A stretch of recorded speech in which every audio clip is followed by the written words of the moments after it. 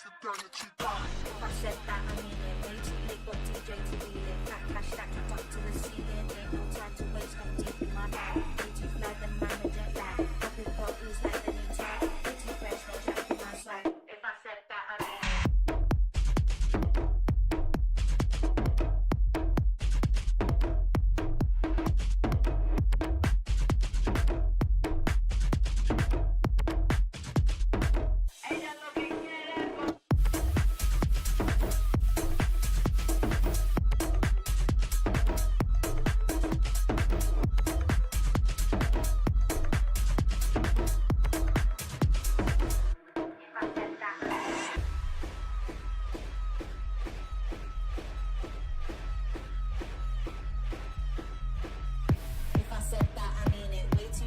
DJ to wheel it, fat cash stacked tracked up to the ceiling. Ain't no time to waste, I'm deep in my bag. Way too fly, the manager lag. Popping bottles like the new tags. Way too fresh, they're jacking my swag.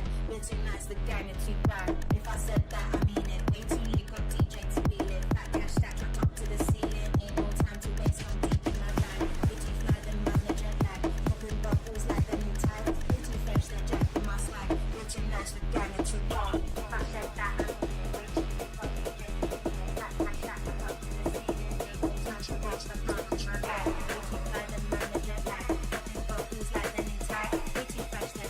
Swag. If I said that, I mean it.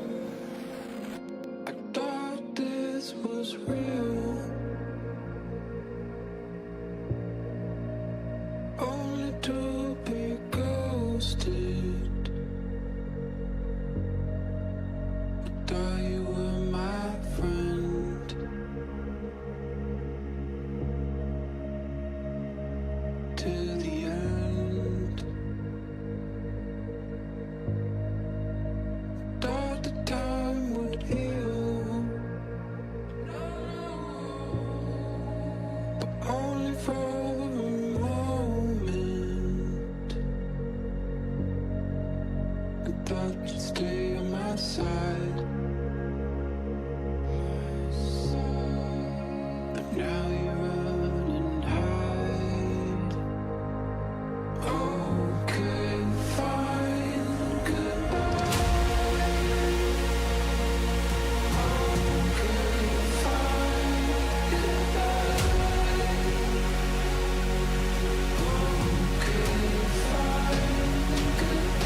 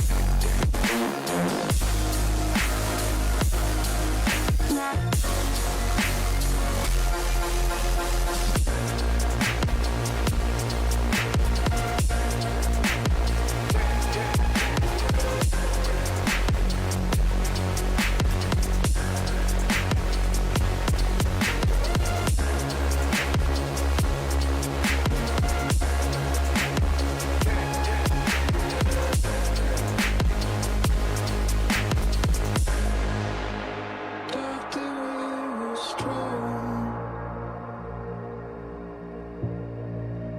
and never could be broken. Well, I guess that I was wrong.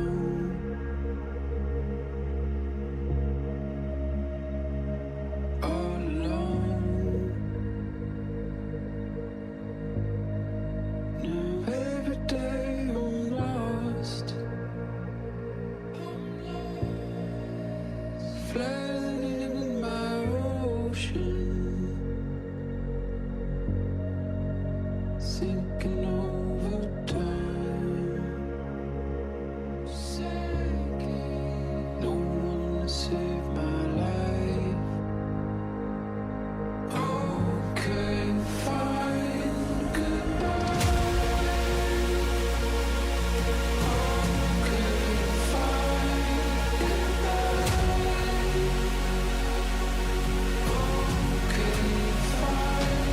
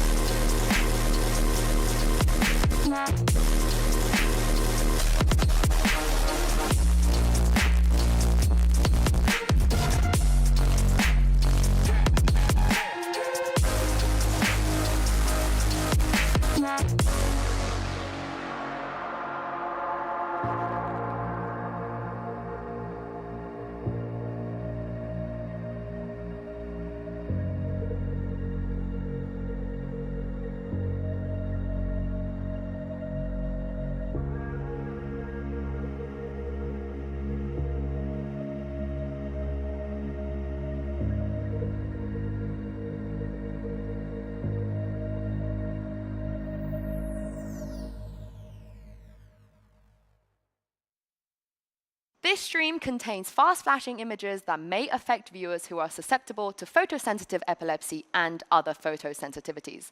Viewer discretion is advised.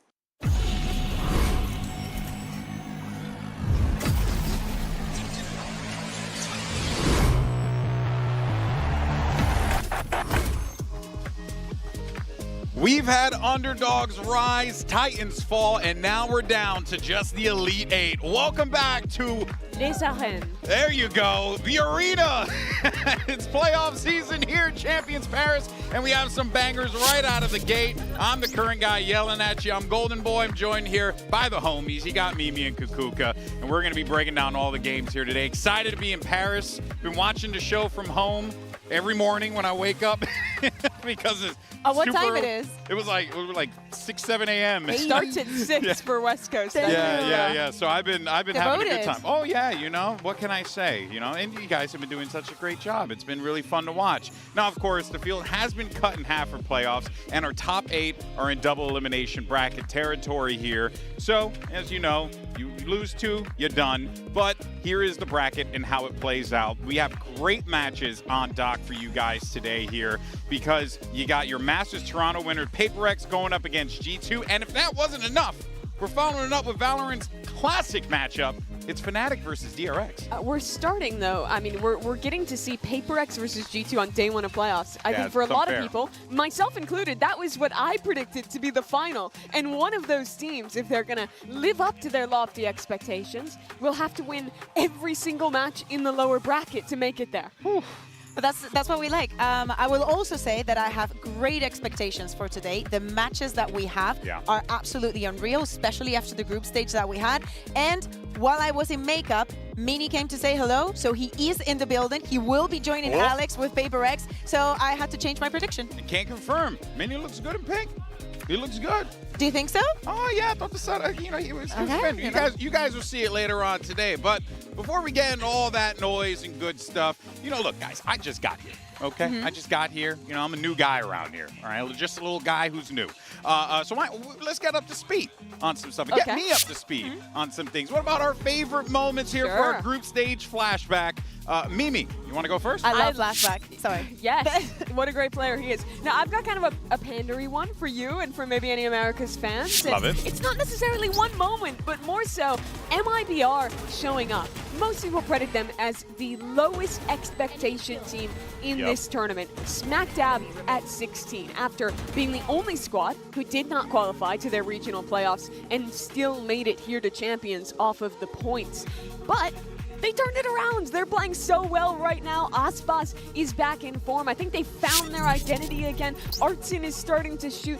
This is a team who is back to that form, that performance they had at the beginning of the year when people were looking at them as a competitor for international events going into Toronto, and not like what happened in Toronto. Yeah, but at the same time, I don't think that you can blame people for having that image and expecting little because of what happened. But at the end of the day, when it comes to champs, it's all about peaking at the right moment. And right now, MIBR are peaking. And we've seen that all throughout the course of Champs history, right? With so many teams having some incredible runs at this very event. And you know what? MIBR could very well be finding that secret sauce. All right, Kukuka, what do we have for us? Favorite for me has to be the fact that we have 2 Spanish orgs here in playoffs, of course. Siempre me lo traigo pa casa. But I am extremely happy because for Giant X, I think they will continue this tournament as the underdogs. But time after time, they're close to winning against Paper X. We also need to think about Heretics. Mimi, we were speaking about how MIBR didn't even make it to playoffs or qualified to be here. Heretics had to be watching from our venue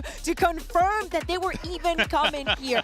2-0 close for them. So it's good to see that there's some answers to the questions that we had. Because after the playoffs, at least in EMEA, we were like, okay, Fnatic bombed out. What in the hell happened to Heretics? What can we expect coming onto Champs? Well, what we can expect is 3 out of the 4. Yeah.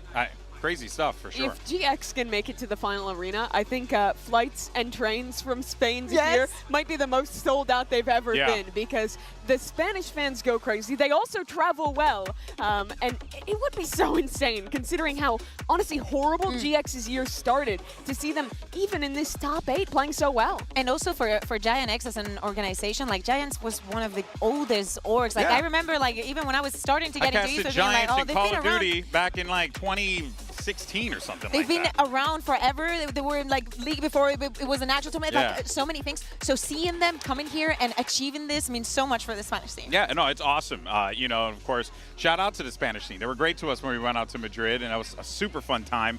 So yeah, we'll see what happens. We'll have to go back. We'll have to go back.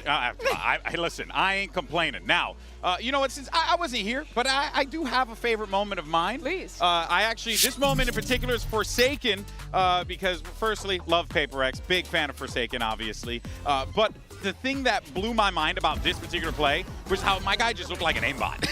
It looks like the game is paused. Yeah. Nobody's moving. And granted, yeah, no one was moving, but it was still just like so fast. You blink and you miss it. And what was notable about this one and why I wanted to make this one my pick was because I saw this at butt crack early morning and I yelled out loud. My wife was sleeping. And let me tell you, she is not a Forsaken fan. Yes, but let me tell you, you need to take a look at this. she's like lying in bed and it's like that meme. The guy's like, you want to know why this was a great play? And she was like, dog, I'm trying to sleep. That's very funny. Yeah, so that was an incredible play, but great moments across the board here. But guys, look, the group stage blew up everyone's pick'ems, okay? But maybe playoffs are your chance for redemption. So don't forget to fill out your bracket in-game. And if you do it well, maybe you might get that mullet that I wore in the video. Now, speaking of which, let's check in on the faction leaders and see which community really knows their VCT. I think, actually, I was reading it there. Did we pass by it just now? I don't know. Yeah, we did, but I don't know. Fly it again. Let's see it again. Hit me with it again. What we got? Sassy I was too busy reading. All right, let's go, Wait, TCK. Brazil is actually going big right now with both TCK and Sassy, but Spain right behind Bea with Mixwell there. We're not doing bad. We're not doing bad. I like that one. Yo, Beas, come on, Beas. I think he just became a father. Congratulations on that one. Oh, wow, that's amazing. Congrats. Tens Even trying if he doesn't win this one, he's already won. That's very true. Right, so close, Tens, being able to pick up on that one. We'll see what happens there. Of course, don't forget, fill out your pick'ems here. But now that we've gotten that out of the way and we're down to our final 8, I think it behooves us to do another playoff power rankings. Okay. It's Mimi's favorite segment. All right, Mimi. You have the keys to the castle. Let's do this. How expected is this going to be? I think it's going to be really hard, actually. No, but what I mean is like especially with what we're saying about the level that we expect from today. In your ranking, are we going to see what we expect? Like, is Paper Rex as our? Okay, this is our ranking, and I'm going to start like this, which I think is super mild. Do you disagree with that? I do not disagree with that. G2, Paper X are top 2. What team do you think has been playing better than them, if you want to dislodge one of those teams? Like, I like it, but this is what I mean. Like, I want to throw at least one curveball, but I am happy with this team. Give me your number 3. Because I think that's where there's room that's open, you know? You could go for a Fnatic, you could go for a Heretic. Yeah, you see what I'm doing here? I don't know if I'm quite as sold on their group stage as Fnatic's, but I know. I do like the team. I think there's a lot of room. But especially with the bracket that they have and like being on that lower part, because let's. Okay, but I want power. I don't care about bracket. Okay. Straight up power. Okay. Okay, I'm gonna put him here for now. Let's go low. Number 8. What do we still think that Giant X, because of meta read and experience from the other teams and I don't think that would be like a bad thing to do. We put them at the bottom. I think that I would say they are probably with some of the lower expectations. Let's put them there. Let's put them there and then keep going, and then we can move it around. They can be the dark horse. MIBR here as well. I think they've been playing amazing. I think Oxbox is a champs player, but I also think they're still kind of just peaking right now. I think I've seen a little more depth in some of the other teams. I'm willing to put them lower here as well. Okay. As a bit of an underdog. Let's talk Fnatic, because my initial thing would be Fnatic 3rd. That would be where I would want to. I really feel like we might be sleeping on Heretics. Okay. I think you could put Heretics 4th, and I don't think that's a bad. Yeah, but have you seen DRX? DRX is so good right now. DRX. Yeah, it's DRX. Here's the thing. But that was also a group stage DRX. Yeah, but no, but we're talking everybody. Power. Like, what form do we see them in going in? And I really think that DRX showed some of the best form. I think our 2 matches today are going to be the most competitive. And I strongly believe the winner of this tournament will come from the top side of that bracket. I would almost argue to just full load the top side. Wait. I think are we? I know that we only got 30 seconds. NRG, like. Okay, where's NRG? I think NRG is a solid 6. Minimum 5th. Well, that's no. I think NRG 6, NRG 6, Heretics 5th. Okay. I might settle for that one. That's where I'm at. I might settle for that one. NRG looks so good. Yeah. But the problem is that 4, 5, and 6 is really a crapshoot. This is so mild. Okay, let me argue it like this. In my opinion, I think this is a clear top 2, Paper X G2. I think that's like, you lock that 1 and 2. I think 3, 4, 5-6, in my opinion, is pretty Yeah, it's the interchangeable. most difficult. I would say Fnatic rises above that, but I do think that's one tier. And then I think MIBR and GX are like the hard dark horse underdogs, but still I look actually like good. it, yeah. I see where we're going. Yeah. I like it. And also like the point that the middle part is where most of our questions are. And maybe just because of experience and longevity, we give it to Fnatic, but Sure. any of the other three could. I think the one weird thing we've done here is DRX. Yeah. Being this Yeah. high. Because while they looked amazing in the group stage, and I love their meta read, they still haven't proven themselves in the playoffs, and they're a young team who have kind of choked before. So I think that is a bit high, maybe a little spicy. We'll see. But of course, you know what? There's still plenty of game left to play, obviously. And you made top 8 of champs. So, I mean, regardless of the fact that these are the top 8 teams in the world, right? Now, speaking of one of the top teams, you got PaperX. Now, they have actually been perfecting their smack talk game lately. Let's check this out. Welcome to the latest edition of Smack Talk Seminar. But we're going to do it in French today, which only seems fitting because we are in France. Now, fellas, I'm not going to lie to you. I took a semester of French in middle school, and I think the only thing I remember is that there's a difference between poison and fish. That's about as much as French as I know. Forsaken, what about you? How's your French? Bonjour. Merci. Great. You're well ahead of us on this. It's going to be great. Alex, I imagine you're pretty comfortable here. Fluent, right? Not at all. I mean, you've taken more classes than me. I've never taken a class in French in my life. Perfect. So this is the blind leading the blind. And It is. we might have a few issues here. All right. So I got a couple of phrases that I want you to teach us how to say. I want us to learn how to do a little French trash talk, if you will. The first one I want you to teach us how to say is sit back down. I mean, assis-toi. There, no shot. Assieds-toi. No, you have to roll the R a little bit. Like, assis-toi. Harsh. You're not rolling your R. Where? Assis-toi. Harsh. Okay, it's not really rolled, but it's like it's a bit nasal. Assieds-toi. I'm like gargling. There's it's a little bit nasal. Like it's at the back of the nose, I think. Assis-toi. Assis-toi. Okay, look. Assieds-toi. No, that was bad. Totally clear. I don't even know if this trash talk is right because I've never trash talked anyone in French before. But do we sound good? I feel like we sound good. Assieds-toi. Perfect. Yes. And maybe if I do the Assis-toi. Yeah? You believe me? Yeah. Nice. All right, I let's do the wanna next fight one. No, I don't want. No, I don't want to do that. Learn to aim. Learn to aim. Apprendre à viser. How do I say this without? I need to know how to say it like aggressively. I don't know. You said it pretty aggressively. Apprendre à viser. Yeah, I feel like that felt like. All right, my bad. I messed up. But he should learn how to say that because we can't shoot. I think. That's true. You guys, he should be telling us that. Not bad. How to say? You guys. Apprendre. Oh, you guys. Who? No, who is you? So like. I can't say it. We can't ask questions other Wrong than what's teacher, on wrong this card. teacher. Yeah, use the wrong one. All right, say that for me one more time. Translating is hard. Okay. Like, in my head, you know. Apprendre à viser. Apprendre à viser. Apprendre à viser. Apprendre à viser. Apprendre à viser. Apprendre à viser. I think we're still missing something back here. Apprendre à viser. Apprendre à viser. I'm like trying to channel my Vansili. He could, and he'd do it back here, and it sounds Canadian really good. French, Yeah. he'll You ever be- heard him he'll be say fine. tour de force? No? Like, and it just sounds incredible. I don't know. It feels like, way better. All right, next one. No skill, which is us This trying one, to speak I don't actually know what this this language. is. No, like this, Alex. I've never seen this word like in my this. Let me see. Okay, you try first. Akune skill. Is that a V? I think it's Okun skill. Akun. I'm gonna go ahead and go with. Okun skill. I'm gonna I think- go with Alex on this one. But I've never seen this word in my life. So Akun? Akun skill. Akun skill. Okun. Okun. Okun, I think. I think it's Okun. Okun skill. Akun skill. Akun skill. This is terrible, man. I don't know what we're doing. We really- Akun We skill. probably should have checked Alex's French French. skills before we did this one. Did But it? you know what? I think le mec is guys, so the guys. Le mec? Le mec. Apprendre à viser le mec. Apprendre à viser le mec. Yeah, I think I'm right. Dude, you're killing this. I'm like genuinely. I'm not even gonna try it. One more time. That's gonna do it for this edition of Smack Talk Seminar. I forgot the name already. I'm not gonna lie to you guys. Thank you so much for tuning in, and apprendre la viser. Apprendre à viser. Look, I know very little about the French language, and I think they nailed it. So that's my takeaway from it. They did amazing, That was my takeaway. All right, guys. Well, look, we got a rematch on our hands here, all right? Because last time that we've seen these two teams face off against one another, PaperX and G2, PaperX sent G2 to the lowers in Toronto. Now, the question is, do we have more faith in G2 this time around, or Is history going to repeat itself? And will we see Paper X reign supreme again?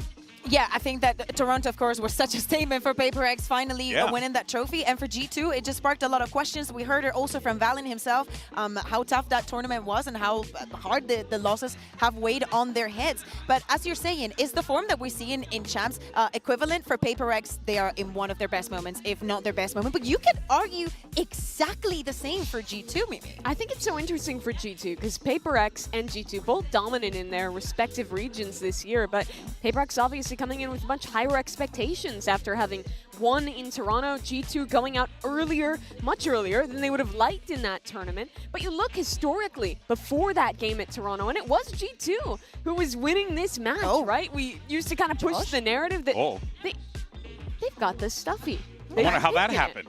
How did he get a hold of it? Oh, it's a sad face now. Oh, no. I understand what he's doing. What is his name again? Is it Bok? Bok, I think. Oh, they have plenty of them. They multiply. Well, I want that. Oh my God, they're so weird to see. It's like a tribble. Next to Alex, what is this timeline? It looks like a tribble. I know, right? That is a little bizarre. It's taking me. I gotta get used to that. It's also a weird team, baby. Coach Josh RT as well. All right, folks. So let's go ahead and hear some wisdom, if you don't mind, because we have our Omen player moment from one other than G2's Leaf. I thought T1 played honestly pretty predictable. I mean, they didn't really change too much. They have, their strengths, which are their individuals. They play their double duelist, which plays to their strengths, but nothing was really curveball-y. It felt like we were in control most of the game, and I mean, the scoreline kind of shows that. But it feels good knowing that, like, individually I played good. That Bangkok was a fluke. Yeah, it just feels good to be in playoffs. A little bit of a heat check here, but that's just dodged into the side, and wow, just bites his time perfectly. It's too laid down, and Valorant will follow up with that 1-2 punch. Hell of a combo. Making it into playoffs is like something kind of expected in a sense from our team. We have very high standards for ourselves, and we expected to make it out of this group. But we were here last year in the same spot, making it top 8 in champs, and we bombed out. So it's more so now just proving to ourselves and getting to that final, stage and making it to the top 4, making it to the top 3, making the grand final, just like one step at a time and just like playing our best. There's technically more bright lights, and it's playoffs now. But we should still just play our own game and play how we know and play, the best Valorant that we know.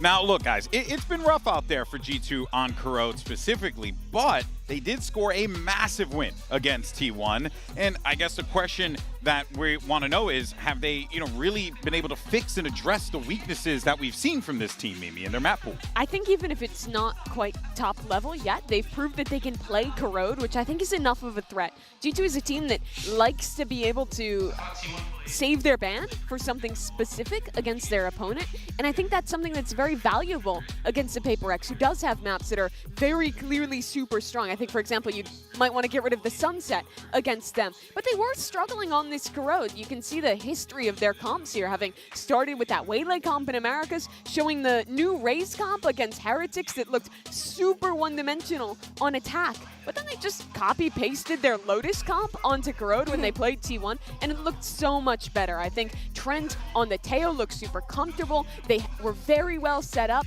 for Jaw to take early space and then reset into later rounds. It lets Leaf actually lurk on that Viper. It was a much, much better look at this map that I think builds confidence for future games.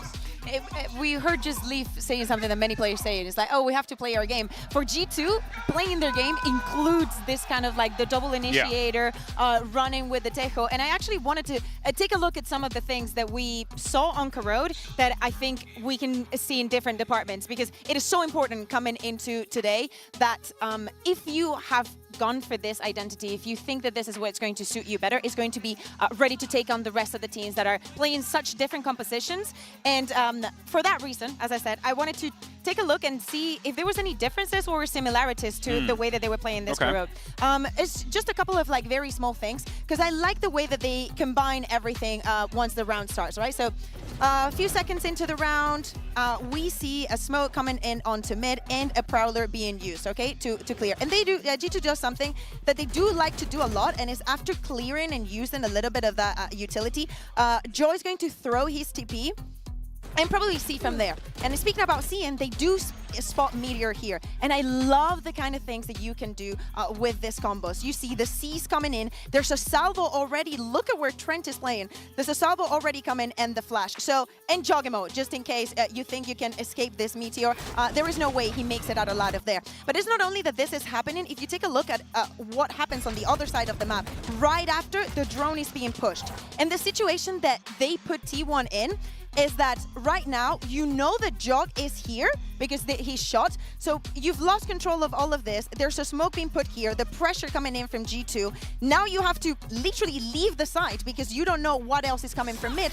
And they force T1 to be aggressive. They managed to get 1 kill and Trent is gonna end up clearing this out. I love putting the enemy in this kind of situations. But I'm like, hold on a second, like I do see this all the time. And I wanted to take a look at another composition that they use, well, the same one, on, well, slightly different, on Abyss, because it's another one of the maps that now are back.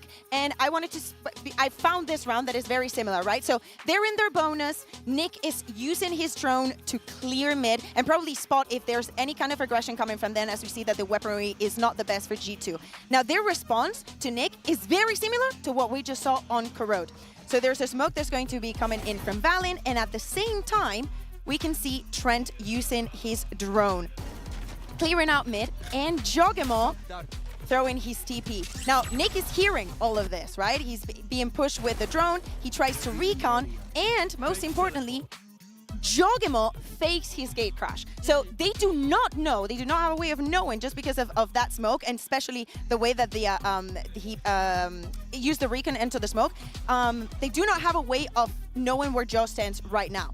So G2 takes this moment and just goes over through main. Look at the way that their opponents, the DRG, are moving. All of this, it's just a massive question mark. And even when G2 go onto the site, look at where they're looking. They still don't know. They cannot know for sure where Jogemo is. Yeah. Clear and execute. These are the kind of reasons why we understand. Not only that, with Jonah P playing on the sofa, they still had the drone to go in. So it's this kind of situations that, to me, make the difference and make us understand why G2 chooses to go for all of this. When Teo was OP, everyone fixated on the missiles because they were super strong. Yeah. But I think what was underrated was that he has the best drone in the game. Yeah, and he gives such clear answers to mid control on a map like Corrode, where that's hard to do when you play this Yoru comp instead the Neon. Yeah, as always, G2 always finding ways to really get the better of their opponents there. The bunny got hit for a minute, so we got to help the bunny. All right, well, look, guys, Jen had an opportunity to catch up with the Captain Valin earlier today. Let's see what he had to say ahead of day one here at Playoffs. Hey guys, Jen here with Valin of G2. Hello, Valin. Clearly, you don't waste your pain, right? We got to see how much you were able to grow from losing that trophy in Masters Bangkok. And now today, it's time to rewrite what happened in Masters Toronto. So if you beat PaperX today, how much of an impact do you think it's going to have on your run here in Champions Paris? As of right now, every game is just one step closer to the trophy. We're not really too big on revenge versus PaperX. You know, they didn't take a trophy from us like the last game, but everything is just confidence booster for us. And winning this game would mean a lot for the boys confidence-wise to go and lift that trophy eventually. But yeah, it's just one step at a time right now. They're a great team, and so if we can prove that we can beat some of the strongest aimers in the world, then we can beat anybody. So it's going to be a great match. Can't wait to see it. Good luck. Couldn't agree more there with Valin. Now, of course, both of these teams are at the top of their game, and they both have very strong leaders that are heading up the charge here. You got Forsaken and Valin on each side, and you know, we know Forsaken as the guy who's like the Swiss Army knife, can do so many things for his teams, but now he's the caller for them. And then we've seen maybe Valin really step up the way that he has in the slaying category, as well as some expert calling. Yeah, Forsaken has had to, you know, step up into a new dimension as an IGL in a lot of ways as a leader in this year, and it's been to great success. But I think we've seen a further evolution from Valin in the latter half of the 25 season, where he's started to talk a lot more trash. He's started to be a much bigger personality on the stage, and I think also he's found some of the incredible form he had towards the end of 2024 again in terms of that fragging department. So I think it's been such a good stage 2 for Valin that he's only continued continued here at Champs.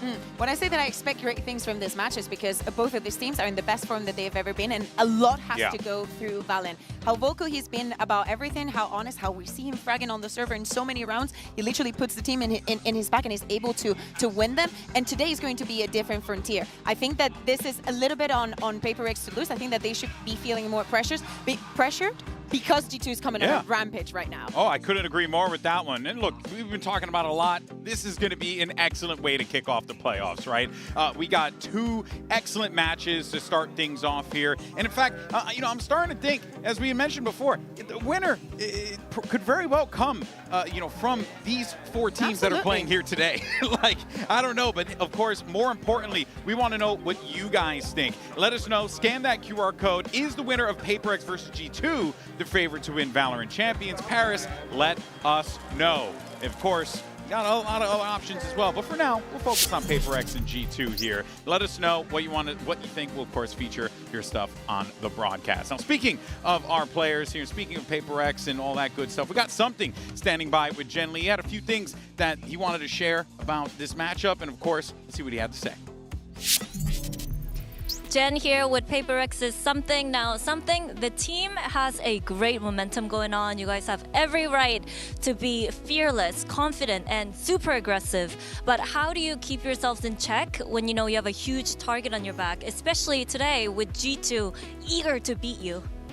I mean, they're a good team. We're also in the greatest form, I will say, as a PaperX. So it's up to Bok how we're going to play today. Okay. Up to Bok. Yeah. Wait, what is that even? Wait, what? But you gave him away. It's okay. Dude, that's how Bok is. Those are here. That's how Bok got there. I want one too. But Bok better not Can be we have any one here? strats. Loose lips sink ships, Bok. Keep those sealed. Oh, man. All right, guys. Well, let's talk about some of these players real fast. On the G2 side, you got Jogamo, who has been absolutely popping off this event. And then on the PaperX side, you have Something, who's also been popping off this event. How do we see this one going down? Because, Mimi, I mean, these 2 players are playing out of their minds right now. Something went into even Toronto and definitely the beginning of this year, looking like another duelist player who was at the peak of his game, who couldn't play the Yoru.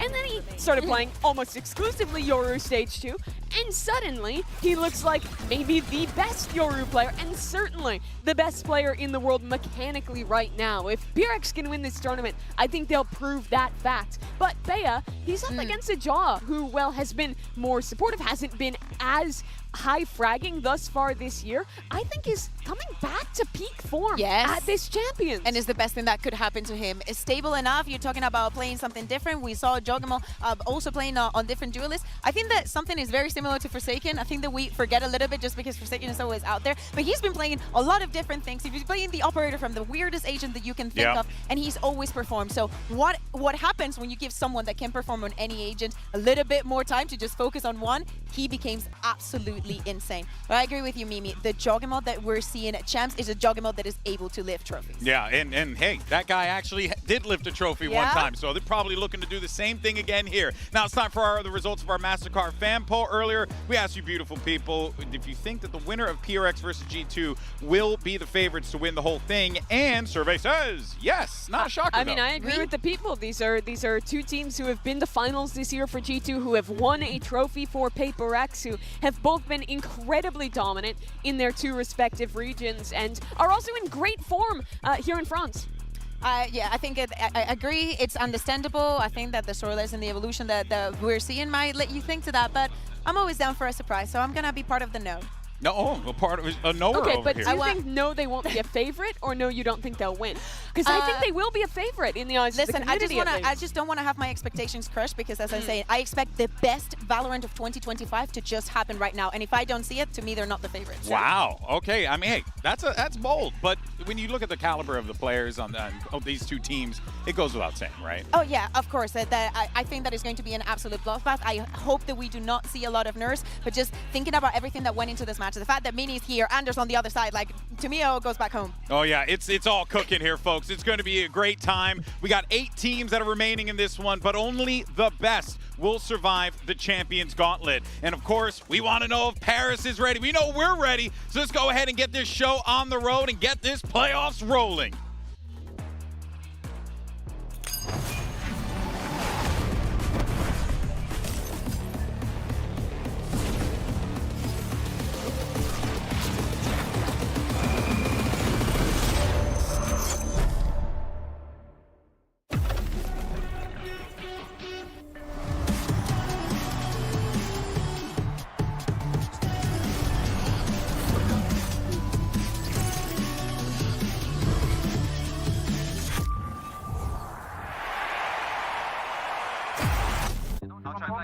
The Sharks are circling here for Fnatic, hungry for that final kill. To get to playoffs at an event, it's not easy, and it shouldn't be easy. There should be big hurdles you have to face, a wall you have to climb over. Fnatic win it to lock in playoffs! For me, I've made it to the playoffs of every Champions.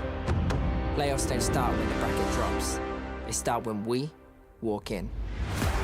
But you cannot deny it, DRX are so damn back! 사실상 이제 저희 다음 상대 팀들이 모두 정말 강력한 팀인데 그래도 그 강력한 팀 중에서도 강력해야 저희가 좀 더 좋은 경기를 만들 수 있을 것 같습니다. 저는 현재 DRX를 상대로 만나고 싶지 않습니다. When we started this tournament, it was 6 wins to lift the trophy. Now it's down to 4.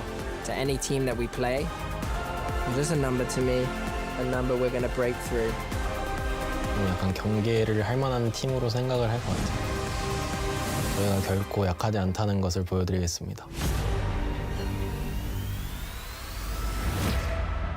When I was in the evil era, people doubted me, people hated me, people didn't believe in me. Another chance for Jing, it's all over!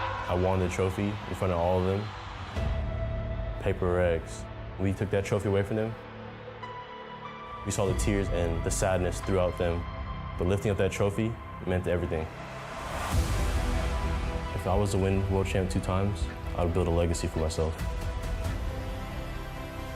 I'll build a storyline around G2. And that's what I'm here for. After all the second place and third place that we had, somehow in Toronto, we did it. Paper X, your Masters Toronto champions! We show the world that we can win, you know. I knew that since the beginning, we still can be even better than the last tournament that we played, and we're still hungry to win. We've been through the worst of the worst in terms of feelings that a competitor can really have. And we've also been through some of the best feelings that a competitor can have. And now the winners of America's Total for 2025. I think it just makes us more resilient. For those who thought we wouldn't be here, keep doubting. Look where it got us. Be ready. I don't think any of you know what we're gonna do next. W train is coming. Choo-choo.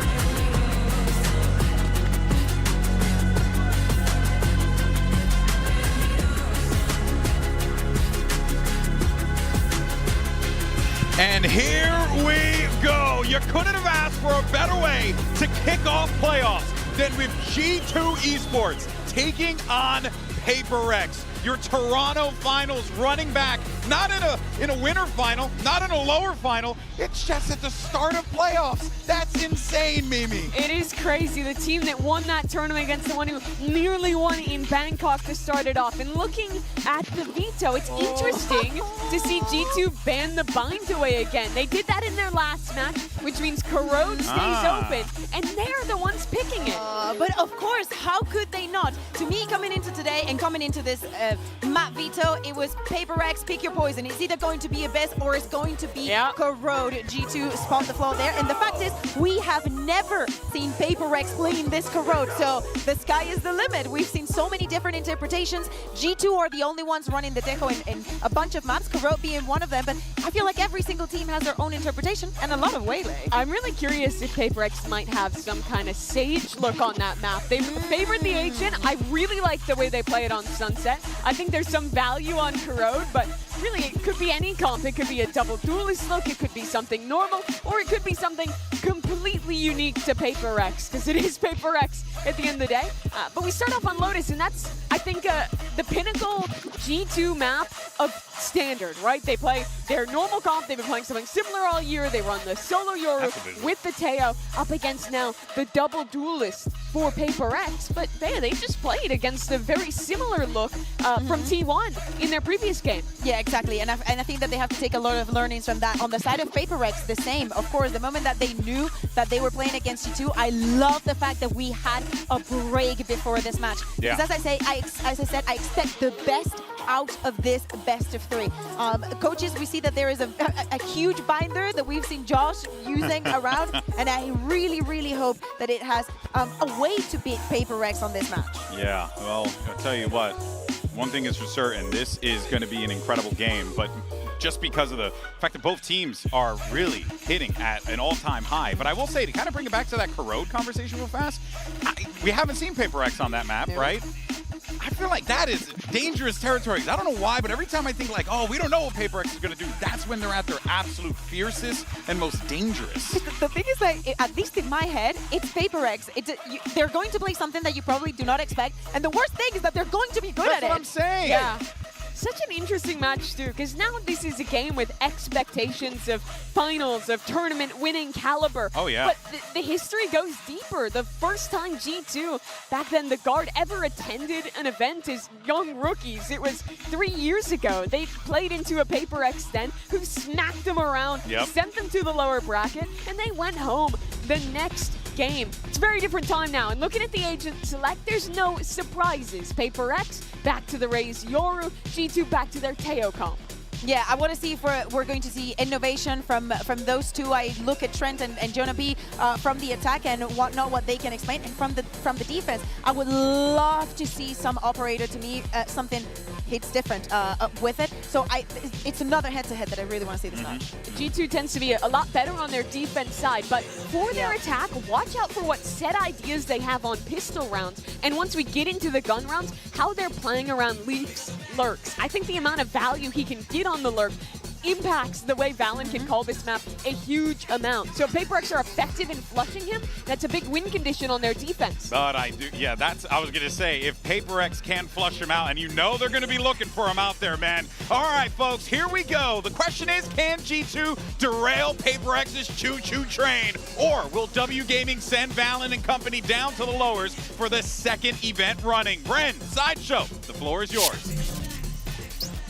And honestly, what a match to open our playoffs here. You have two juggernauts of their respected regions, the best of Pacific versus the best of Americas, clashing here today for our opening. It's bound to be fantastic. It's destined to be fantastic, genuinely. And we are hoping to see the very best brought out of either of these teams. I think it's a great way to begin.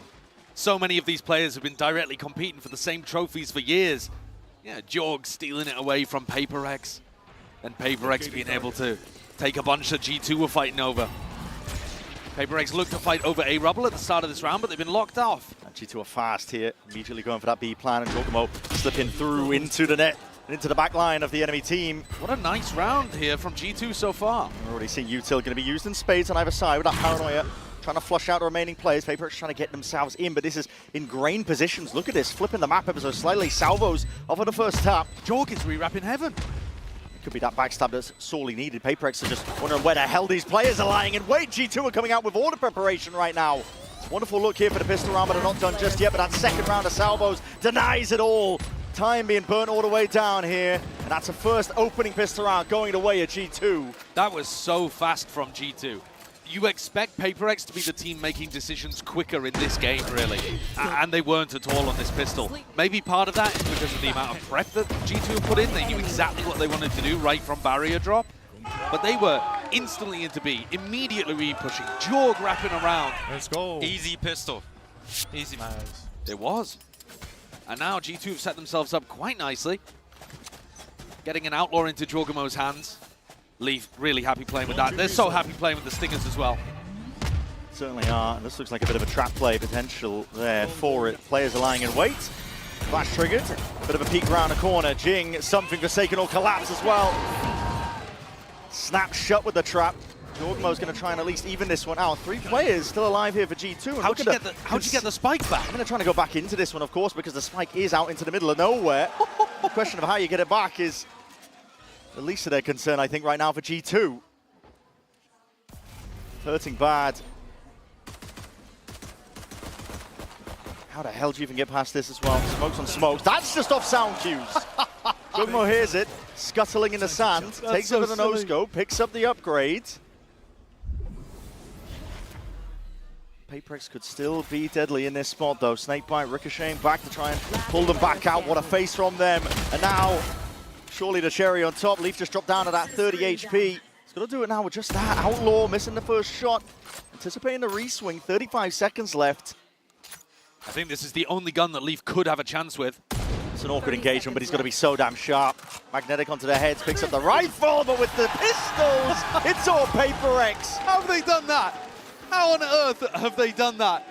MasterCard Thrifty instantly comes out from PaperX with 1 Ghost and 4 Classics. Obviously, the trap play is really nice. You've got the Vice Flash comboed with the Paranoia, but you'd expect G2 to have some people ready for it. They had a few people behind Mount, but all of those players got hit with the Paranoia coming out from Forsaken. That's incredible. As you see a beautiful prep round from G2, and then PaperX force a team fight in an unexpected spot, and as soon as G2 are away from the theory, they collapsed. Yeah.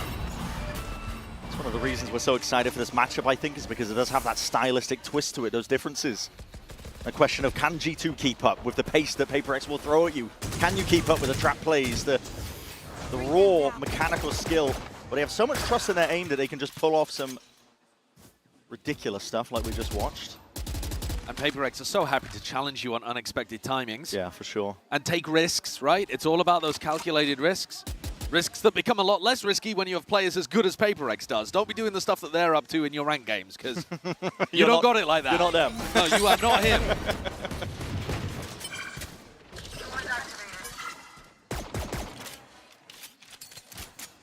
It's quite poetic as well that we open up on Lotus here last 2 times. The last time that these 2 teams faced off, Lotus was the finisher. PaperX got the win against G2 at Toronto. Should be a pretty good cleanup. No problems, but as I say that, hold on. Yeah, rifles are being acquired. The sight is theirs too. Wrapping around from the side is something. That flank has to come to fruition. It's a backstab that must be the insurance policy playing off now for them as well. That Prowler not quite broken in time. Something now finally activating, getting involved towards it. A smoke in the face. Pacman cleaned up. It's up to Leaf now in that 1v2. Knows the rough position. Something's just holding it. Shorty in hand though. Not enough with the shots to buy saves the day. Close one there, because we nearly had a Thrifty back in the other direction. Leaf left in a somewhat similar scenario to the previous round. And Devi cleans it up with the Outlaw. That's the only weapon, though, that PaperX are going to be able to carry through. They've actually upgraded it to a Phantom. So 1 rifle, they're going to carry through into the next. There are going to be a lot of chaotic moments like this, because that's the way that PaperX play. And thriving in the chaos and keeping your guns out a lot of the time as well is one of the best ways to play against them. They're actually not even going for a bonus here. Something. Forsaken, Devi, all forcing up. So they could have played this as like a delayed bonus round in round 4, and instead they're like, nah, let's just get into the rifles. Let's smack heads, crack heads, and see who wins. Bit of presence shown early here by PaperX. Just the boombot. Slow going though for G2. You can expect this from most of their rounds. Especially on the attack, they want to wait out that gate crash timing for something, knowing that he's going to be posted up. Going over the top. Doesn't get broken. That's no TP exit. Jorgen was forward the dimensional drift. An attempt and a chance potentially to punish. Picking out the available util. It's going to be deaded off though, so the Thorn's going to be delaying any sort of backup. Jorg does have side control for now. A nicely executed round. Good theory there to push Forsaken away because he's normally so difficult to deal with. And PaperX, they don't like playing set retakes, but this time forced to. Spike planted. Grouped up. They are looking for a lurker. Something is hanging around for quite a while with this operator, looking towards front B, wondering where Leaf is. Leaf's just watching the flank. Yeah, now forced to play the retake into this one. We've already that paranoia. Satchel forwards. Jing though is going to be near side. Oh, the double TP! It's close, double TP! Into the back lines! It's dealt with instantly at that! Valin is hungry for it. Carnage onto the site. Straight into the thick of things. Something wants nothing to do with it. Really well played post plant there from G2 because I love what Forsaken was cooking in the midst of all of that. We've seen some bonkers TP plays. I'm thinking about Mako. It's very Mako-esque, isn't it? It was. Yeah. But also, of course, Forsaken or even Jing, whoever's playing the Omen for PaperX is going to be pulling out plays like that as well. But not quite getting the value out of it that Forsaken was looking for. He was just hoping that the rest of his team could provide a distraction. Instead, it's G2's smoke player. There's a head-to-head to keep an eye on as well. Valin versus Forsaken. Great collection onto Jing early on. And manages to pick up another couple in the round as well here. Enemy remaining. Yo, Forsaken, you probably think I'm talking shit right now, but I love your skincare routine. Let's go. Yeah, I mean, I think that sums up this series, really. Everyone loves everyone, man. Yeah. There's no real skin in the game. There's no real revenge arc, unlike G2 versus T1. These are just two competitors, two sides that really do respect each other. And why wouldn't you? I mean, they're both incredible teams. Not finished yet, are they? Listen, damage is being done on either side here. Something still with that operator saved into the next. He evens it out, 4v4. That's the only gun that they have available, though. Not that it stopped PaperX from winning in round 2. They were doing that with just classics in hand. Jorgamo. Very aggro position that he's going to be finding himself in. Could be donating a rifle if he's unlucky in the process. Absolutely. On an anti-eco, you don't normally take these kind of risks. Doesn't have a gate crash down. He's got a clone. Be dangerous. Oh, that gamer timing's bloody hell. That's a lot of damage done. Jing barely alive there. Something trying to at least punish from the sides. Davai! Lights him up. Makes the Sheriff sing with shots like that, and these pistols could still do that real damage. Real quick worth. Leads it down to Jorgamo with that 1v2, 1v2! And that riot damage finally pays off. Red Bull clutch for Jorg. High octane action is what you came for, and you're gonna bloody get it.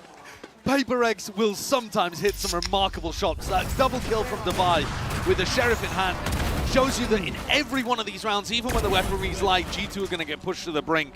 But Jorg is up to it this time. The clone play as well stopped him from getting punished earlier on by something, and then he comes back around. Just catches the timing there to win the 1v2 towards the end. Now Leaf has picked up Something's operator, saved from the previous round, and is the player looking towards this push. Missed a shot on a Jing that was flying past him. That would have been an incredible one to land. It's a tremendous amount of util though over towards A Rubble, so G2, they get the call, they get the read, so they're like, okay, we're going to speed up over towards C. The wall's going to be stopping them, and the drone. Something with a reposition. This could cook. Time to jump. There's also an opportunity here to slow things down a little, and Something's going to look for that information. Sees 3 players out here. Spotting the whole team now. To be honest, I don't think there's much you can do off the back of this. It's just for pure information, which will make some kind of flood retake slightly weaker, but with the Showstopper and the Steel Garden, PaperX are still in a really nice spot to stop any of G2's planting attempts. There's poking and prodding on either side, isn't there, with that util sent flying forward. Still 50 seconds left. Well, and also look how decent this holdover towards A Rubble is for PaperX. They have 2 players posted up over here. One is the Raze with ult, so you are being driven into the B or C sites right now. It's going to be going into C. Door opens up. Sight lines are there, but 30 seconds remaining. Jorgamo might be gearing up for a bit of a fight there. Stun still. It's going to be hitting towards the back, and the shot still distracted for a second. It's traded out evenly by Jing Davai. Still at the back, and heads are turned away from him. He combines the might. Him and Batman really doing the damage. And Forsaken, the IGL, inserts himself into the conversation. Of course he does. The Omen ultimate allowing Forsaken to get there as quickly as possible. He was the guy posted up with Jing, covering over towards Rubble. Jing comes in to reinforce B, and Forsaken apparates over to the other side of the map as well. One of the biggest strengths of this PaperX team on the defense side, how mobile they are. Feels like you've got an idea of where they are on the map, and then suddenly they pop up completely in the other direction. Something's gone for a judge in this round. Holding up towards front B, you'd expect him to tuck behind the box. He's actually getting in front of it a little. Horn catches, you know, there's no way. There's no way you're going for this. He's a nutcase. He's a nutcase. Again, this is an anti-eco round, one where probably you don't want to be taking too many risks. But something pushed up forwards. Yeah. Pat meant to bait. If you're not diligent clearing that, you're going to be surprised.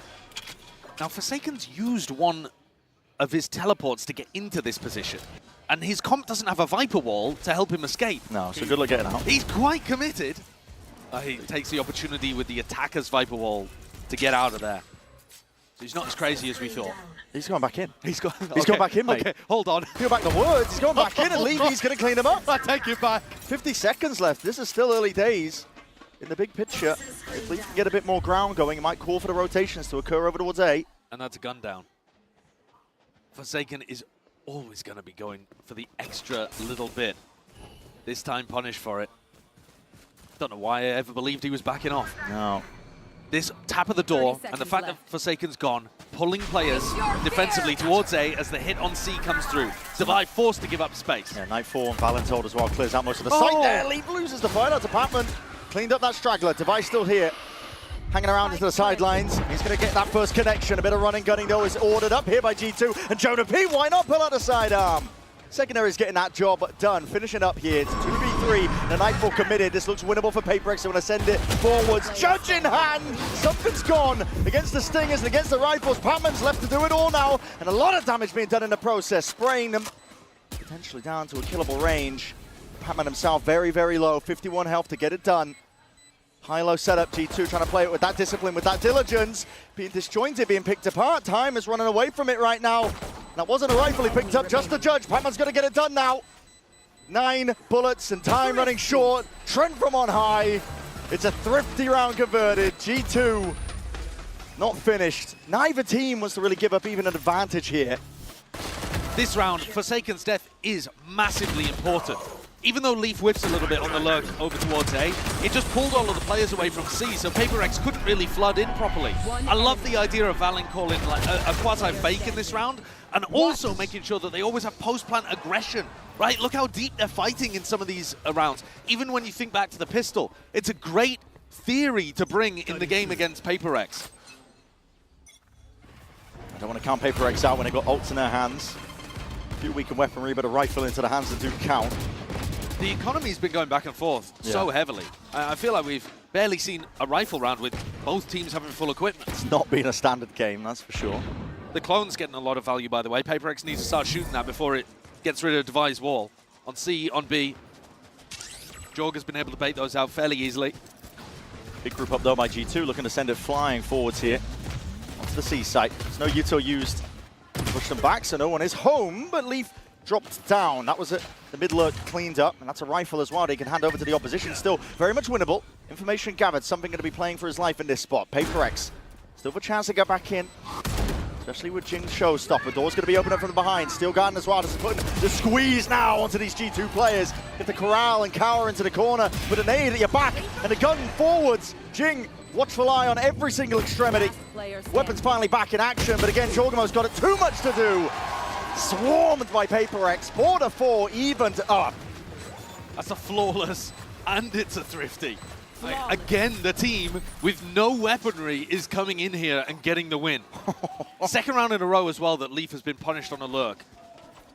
It's fine to take those kind of risks, but man, PaperX, if they're shooting, you need to make sure that you're shooting back. Jing came in here on a warpath, didn't he? He hasn't even used the showstopper. No, he didn't need to use it. I mean, Alex and Minnie are just laughing about this because I think that maybe a bit frustrated. They're losing the rounds they feel like they should have an advantage, but they're winning the ones where they don't. Mate, so at this point, the game's out of their domain. it's topsy-turvy, isn't it? It's in the hands of the players. Well, G2 have got the lower buy this time, so they're going to win. And also, especially if Leaf can actually get in a position to put down his Viper's Pit, they've got a great chance of it. Yeah.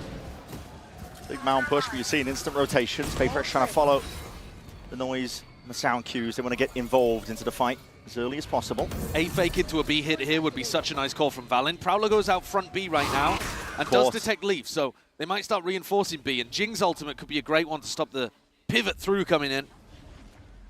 I think for sure the idea there was to end B and try to get the pit up, but now that Leaf's been detected, gonna have to adjust. And G2 just going into a straight up honest A hit. Again, they don't have the guns and just spotting out the various bodies. That flash and a peek, Devi! Oh my, Devi! What a flash! The reactions and sharp shooting is across the board right now for PaperX. Firing on all cylinders. And stabilizing their economy as well. Starting to get up to a really tidy amount of money in the bank. Leaf, final player, executed with a bullet to the back of the head. Devi is so entertaining to watch on Lotus. I know that the whole team is, let's be real. We've got a treat here to open playoffs, but the way that Devi flashes like this and swings out, he contests this stairs space so often on defense. And he's not scared as well of pushing past when he knows they're on an eco. No, could be handing over a gun. If he ends up missing, it's pure confidence in the aim. It's very confident, yeah. And he's very opportunistic. He takes good timings, actually. He's got a real sense for the game of when his opponents are not going to be expecting him. Of course, there's always risk inherent in the way that PaperX plays on the defense. Sure. They're just good enough to be able to, for it not to matter a lot of the time.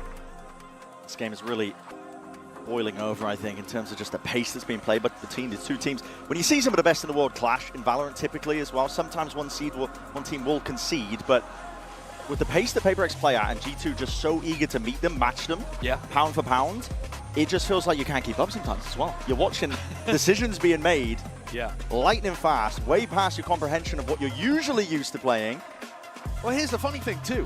When you look at the last time that these two teams met, we talked about it a bit. It was Toronto, and it was PaperX coming out with a 2-0 win. And PaperX's form, amazing. Won the tournament, everything looking great. You dial back the clock a little and look at more historic matchups.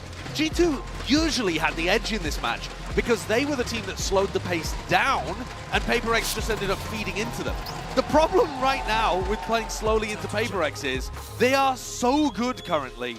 That style doesn't work anymore. They make such intelligent timing decisions, and their players are shooting so heavy. The form is so good. Good luck playing slow against them. It's really, really tough. I mean, you've seen that with Fnatic, for example. And this year's certainly been the evolution of PaperX as a team. TP forward into the one-way. That is spam into that. No, expecting the play. They are really ready for that. It's a flash into a haunt play, but Joe goes down anyway. Opening the door will force them to concede a bit of space up, but PaperX is going to be happy with the early pick. Jorgamo's ultimate would have been the thing to win this round. Probably one of the tools that Josh RT was talking about. Oh, if you go back into Jing here, you're going to be in trouble. Drone needs to be broken. Needs to be broken, and it is. He has that showstopper close quarters. Chooses to activate it now. Plays a scurrying, but against the back wall. That's mincemeat made of Valen. Jonah P, an attempt to answer that back straight away. Stun's going to be ricocheting, but a smoke in your face. It's a blockade that's put up in front of G2. It's really annoying being Jing and thinking about the fact that that drone can take away your ult at any time, but when it's used like that to flush out a corner and it's broken, just opens the door for PaperX's raise. Free game. And this round, I can't imagine it going the way of G2 now. In a 3v4. A lot will have to go right here, but Devi is already making sure that any sort of hurdles and obstacles are dealt with necessarily at that. Still G2 finding their mark. It's brought it into a 2v2. This could be the opening. To Nightfall. Scatters forwards, only the one tag. They don't know where something is there, but it's all being covered as well. Hell of an awareness, and the C's connects. Forsaken's position notified. Armageddon. My God, the slightest of angles to play out of. It's alive for now, but he's got to do it now with just 34 bullets left, and the off angle of Jonah P. It's electric stuff from the Professor. And of course, the round where it looks like G2 might be down and out in a 2v4 scenario, they pull it back through. And there's an example of keeping guns out and punishing PaperX when they choose to take these opportunities. Here's Jing taking things into a 5v3, but it's these two kills here.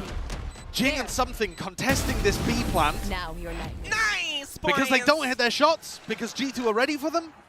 The round flips on its head. And G2 draw things level again. And now they've got a chance of using this Yoru ult. Of a big fight taken. Half of the course so far for PaperX. They'd love to be inserting, taking that rubber control early. G2 though, they speed it up again. Noise heard, picking out a bit of that util, seeing where the thorns are. There's still a wall in your face, but Jorgamo's got all that space for free. Salvas in a one-way deep CT control. Name of the game already called for. What a snap to the head. Straight his way, that door's going to be opening up. This is PaperX trying to apply that pressure, but Jonah P covering the angles. And he cracks some weaknesses, but his back is currently open towards it. Something lurking up and around. The pit, going to let them try and get involved and get back in again, but Jorgamo's still just dominating the extremities.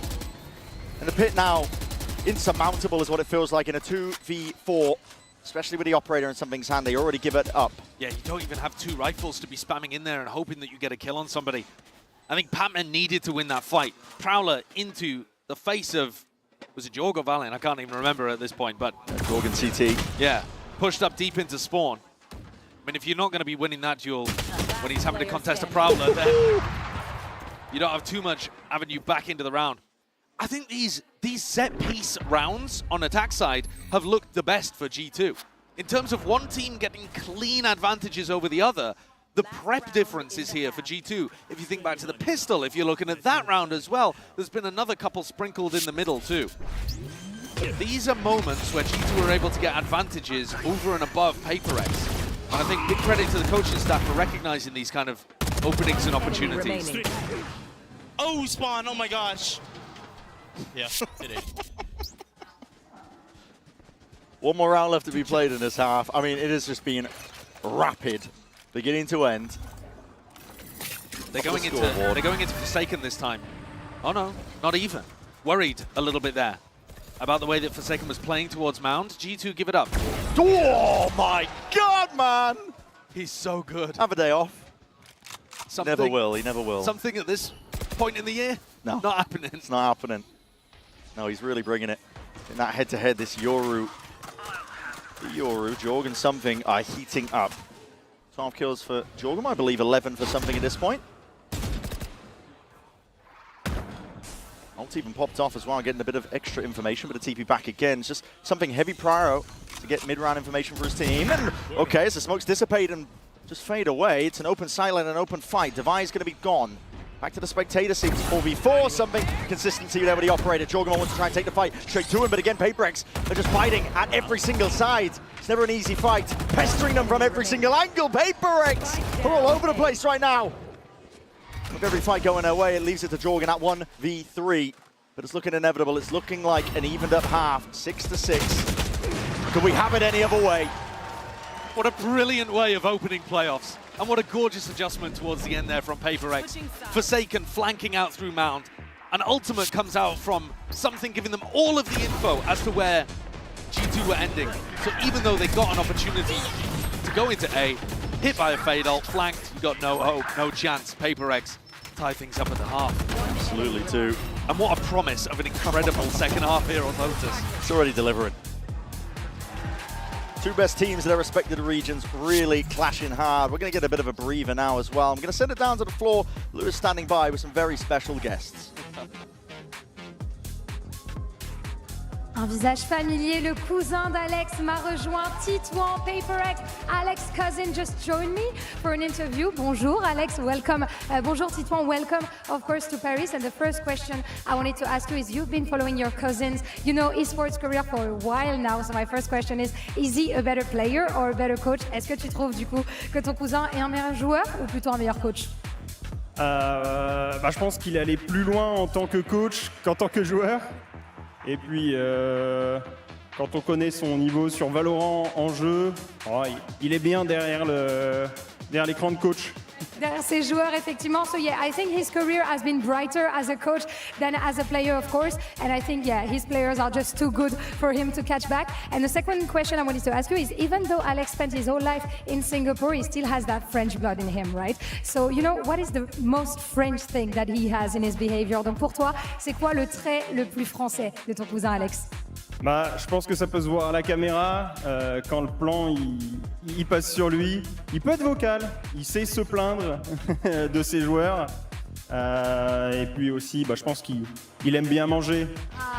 He likes the French food, of course. He likes eating, and of course we can see it on camera. He's pretty nervous sometimes. You know, he gets also very vocal, so I think that's a pretty good presentation of your cousin. And now let's see if that French buff can carry PaperX on this map of Lotus. See you. Listen, any advantage that either of these teams can get, I think they're going to be taken at this point because they are neck and neck. It's a breakneck pace that's really just been occurring on either side here. 6-6 between these two teams. Anyone's game. And let's take a look at the Coinbase Econ report, honestly. A lot to delve into here, but why not? Let's take a look at Devi. He's been a real impactful player, to be honest. A lot of his rounds off the back of him. Individual plays that he was making. Yeah, for sure. And also trying to take out the players who are at the front of the pack, I think, here for G2. You see those are the people he's doing the most damage to. Makes perfect sense. He's usually in an anchor position, but you do see him go for those aggro swings. But now the sides swap. And so you're looking at people towards something. Jing, Forsaken even. The big three who are going to be entering and fighting on the attack side, trying to get into good positions. And a team that was doing quite poorly when it came to pistol rounds across stage 2, but winning anyway. And now at this event, kind of crushing. And it looks like there's going to be an enormous scrap towards B.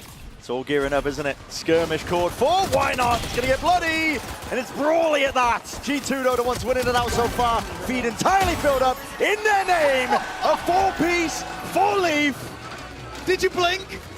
Did you go away to get a snack during the halftime? You missed it. You probably did, yeah. I mean, that is another pistol perfectly predicted. Round 1, G2's coaching staff bring them up a pistol that finds the gap in B perfectly. Round 13, they predict PaperX going for pretty much the same thing and destroy them. If they lose this map now after winning double pistol, I mean, you can't blame Josh. No, but also did the first one count? I mean, PaperX immediately eked the back. So. Well, they might do it again, Brett. They might do it again. They've got the exact same buy, pretty much. 4 classics, and then Jing with a Sheriff instead of a Ghost. It's relentless here. Look at this, already straight through the smokes, and you see Jorgamo taking that first point of contact. Already catching on to something as well. He was trying to TP his way all the way in. Watch him for it with a frenzy from that kind of range. A medium-range frenzy spray transfer. Okay, why not? He's been getting tips from Jorg. I've seen it all now. I mean, they're good with the stingers, but the frenzy's not been in the meta too much recently. This but works different on LAN, apparently. Yeah. Well, a cleaner follow-up there from G2. So now they're the ones with a little bit of opportunity to run away with this one. Jing, on a crucial eco swing round, is going to pick up a judge here. They might be able to read into this because he had a Sheriff in the previous round, but where's he going to take it? Flash forward is going to be broken. Jorgamo, he's not messing around. That's 2 shots to the chest. Something done. Superstar player from PaperX. People looking at him as maybe the best player in the world right now. He's not going to get a chance in this round. PaperX really need a win here.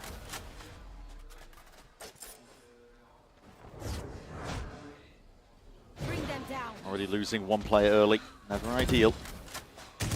Drone comes out and re-clears over towards Rubble. Just looking for a lurker that might be in this kind of spot. VALORANT not receiving reinforcements just yet, but now Jorgamo hits his gate crash, and G2 start to reinforce over towards C and B. Winning that one, Jonah P. No way is he winning that one. Stinger in hand against the rifle. Very fraudulent America's moment. Yeah, and even picks up the upgrade as well while he's at it. PaperX are looking to go back in his direction, I think, to get the gun back for Jing, but there is another one dropped down, courtesy of Devi. So. I think Jonah spotted 2 there out of the 3 players. And Leaf's position on B is so difficult to clear. This corner just gets mega value every time. Tucked up deep here. We're going to see the double satchel play. Jing's forwards. Skip past this one. Silence going to be spotted! And the bodies just line up for him. Jing! It's 2 eviscerated in a blink of an eye, and a forward approach now into that PE site. Heaven angle. It's not really contended, and it's not really smoked off here. I mean, Stun with a ricochet trying to peek this one forward again with the fights to be taken. G2, they win it like that. Taking a page out of PaperX's book. Pressure in the plant there just as it was going down. That stun from Trent is immaculate, isn't it? Lands onto the player defending the planter, and they come in swooping together. No one from PaperX really covering it as well. I mean, listen, I can't fault them. My mouth's barely keeping up with the gameplay itself, so listen. Well, the fact that they're still playing towards it. Yeah, well, that's what I think has been most evident from this match, is that G2 actually look like the faster team. Yeah. If you had to, average out all of the rounds and decisions being made, Normally, PaperX are head and shoulders above everyone. There are almost no teams that play quicker than PaperX does. And that doesn't mean speed to get the plant down or they always run fast rounds, but they just make a lot of decisions per moment of the match. And here, G2 are preempting what they're doing and managing to stay one step ahead. And they've got an opportunity to start snowballing this half. Winning the pistol round and a bonus is pretty major. This is a tactical timeout coming out here from PaperX. I am interested to see how much Mini's talking in these kind of moments. Seems like at the moment he's just staying quiet, letting the big boss Alex give most of the feedback to the team. It is cool seeing Mini there in person. I believe it's the first time he's traveled with the team. He's been doing remote work for them at previous events, but maybe it's going to be a curse bringing him on site. I mean, you won the tournament last time by leaving him at home, so... Yeah, definitely would hope not. 3-round difference, though, between these two teams, but at the pace that is being played at, it could steadily, quite quickly, get away from you, I think. So that's why we're calling for the pause. PaperX tactical intervention. Very early in the half. Yeah. And maybe just addressing the speed, the style that G2 are playing. It's possible that PaperX were expecting G2 to play more set retakes, slightly slower look. Over the top. Quite broken, so that's going to be a big reveal onto at least 2 players. Spotted, jump spot as well. Reveals a Handle Leaf that he's working with that Outlaw. A lot of full armor buys as well on the side of PaperX. Very aware of the way that G2 like to play and now getting a bit of a move on. That herd and pack mentality.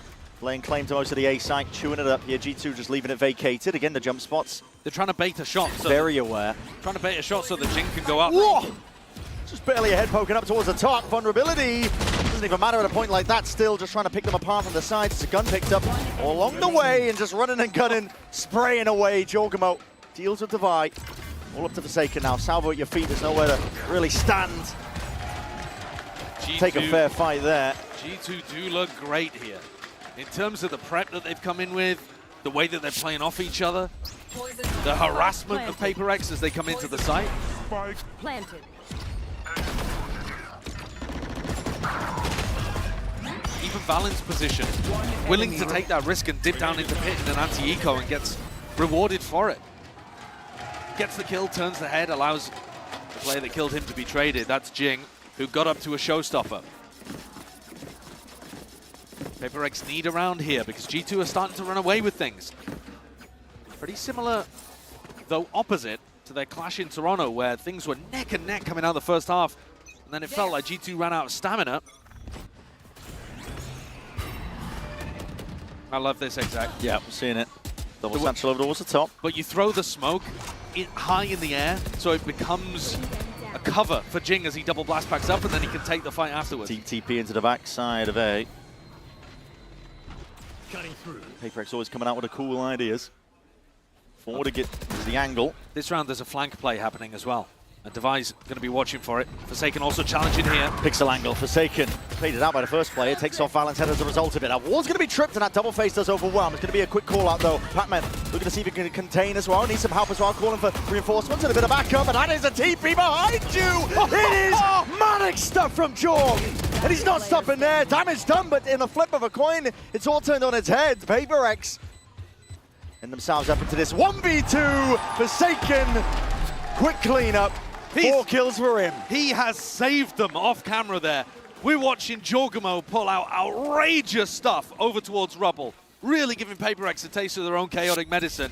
And meanwhile, in the background, Forsaken has just gone to work, soldiering away, taking down player after player. That's a 2v4, I think, technically. Maybe a 3v3, but Forsaken team captain IGL bailing them out when it mattered the most. Desperately needed it, like you said. Needed it most there. PaperX looking to send it flying forwards once more. Salvos, though, an adjustment called for here by G2. Looking to really fight this one forwards with a lot of util in the process, but Trent beamed down through the smokes. Still, bullets are going to be rattling forwards, and with that showstopper, you are no more. Jing paving the way to success, and the rest of his team can follow him straight through. Jorgamo looking to answer back rapidly at that, but still shut down with a bullet to the dome. That's incredible awareness there from PaperX, dodging the flash. Valen would have to go huge. Lying this in would wait. be monstrous. Oh, dissipates though, and the player's just not lined up for him. It's up to Leaf now. 1v3. One of the first rounds where we've seen teams actually clash over towards Rubble. PaperX come out on top with all of their beautiful ideas. Does the Steel Garden get forced out here? Does Leaf get a freebie in Spawn and Forsaken? It's a wild off angle. It's so off angle, isn't it? Oh, he just... Oh, one bullet. Micro flick. Forsaken. Doing backflips into Spawn. Leaves it to 1v2. Like you said, Silverline would be ults being forced out and pulled out of these PaperX players. They've got this one locked down. A lot of damage done. Leaf anticipating a reswing from a different angle and position, but at some point has to expect it. Time's still starting to tick, though. Options very much limited, and now an unwinnable spot to play in. Looking to just do the exits. Bit of damage to the economy while he's at it. I really like the way that PaperX take Rubble control in rounds like this. So, like I said, Forsaken throws this smoke that starts high up in the air, and it actually obscures Jing when he jumps in. And then the smoke lands on the floor and lets Jing take these fights up and over the top. It's really difficult to stop. And because Jing's not been ripping Showstopper as soon as he gets it, it's hard to anticipate which rounds he's going to be playing in. And so Jonah P just gets stuck there inside tree, not anticipating Jing coming in. A huge round from PaperX's Raze, and still with 4 other ults to play with. Pulling this one back, one round at a time. Ults are going to be used on either side, though. Hit to lock off C. They didn't clear! He didn't clear it, Valen! Just tucked into the corner, nice and tight and pretty there. It's going to be able to find it a little bit more, but something with some information. Backs up and will respect it. I mean, a bait and switch play is one thing, but against a Yoru ultimate? That's just a big mistake from something. Just left them at a disadvantage now, PaperX. Now 4v5. Jonah is so committed. Hyper committed. He's got no real backup as well. No help to help him out. That wall's on cooldown. Needs it up ASAP. Nades are flying forwards along with the bullets. Surely he doesn't survive this. He's trying to counter-spam them all the way back. And Jonah P gets out. That's incredible. Good support from the rest of his team to get Jonah out in that position, but it's got to feel disastrous on the side of PaperX. You've somehow been left in the 3v5 at the back of all of this.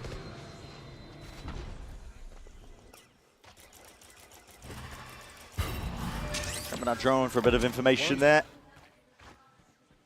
Containment is the name of the game for G2. Not letting anything slip here, even committing ults into their own. Still a 3v5, respect shown. 30 seconds Salvos. Planted. Off the mark, doesn't deny the plant. That's going to be an extension into the round. PaperX still have a way back into this one. Battering against them, that Utah's flying forwards, but killed in their name. Nightfall now, scatters forwards. Jing, he's even collected a few of his own. And just like that, it's a 3v3. Players are noted. Drop down into pit, the C's to try and cut off these angles. Steel Garden even being offloaded here with no weaponry to work with. It all comes down to the sidearms. Valen dismisses Patman, brings it into that 2v2, but time is ticking. It's getting away from them. The Thorns delay it. TP in. Valen's looking to try and get at least a bit of a tap onto it. Damage through the box. Satchel over the top, but it's all Defy in the feed. Fills it up now, and 1 round is all the PaperX are behind by.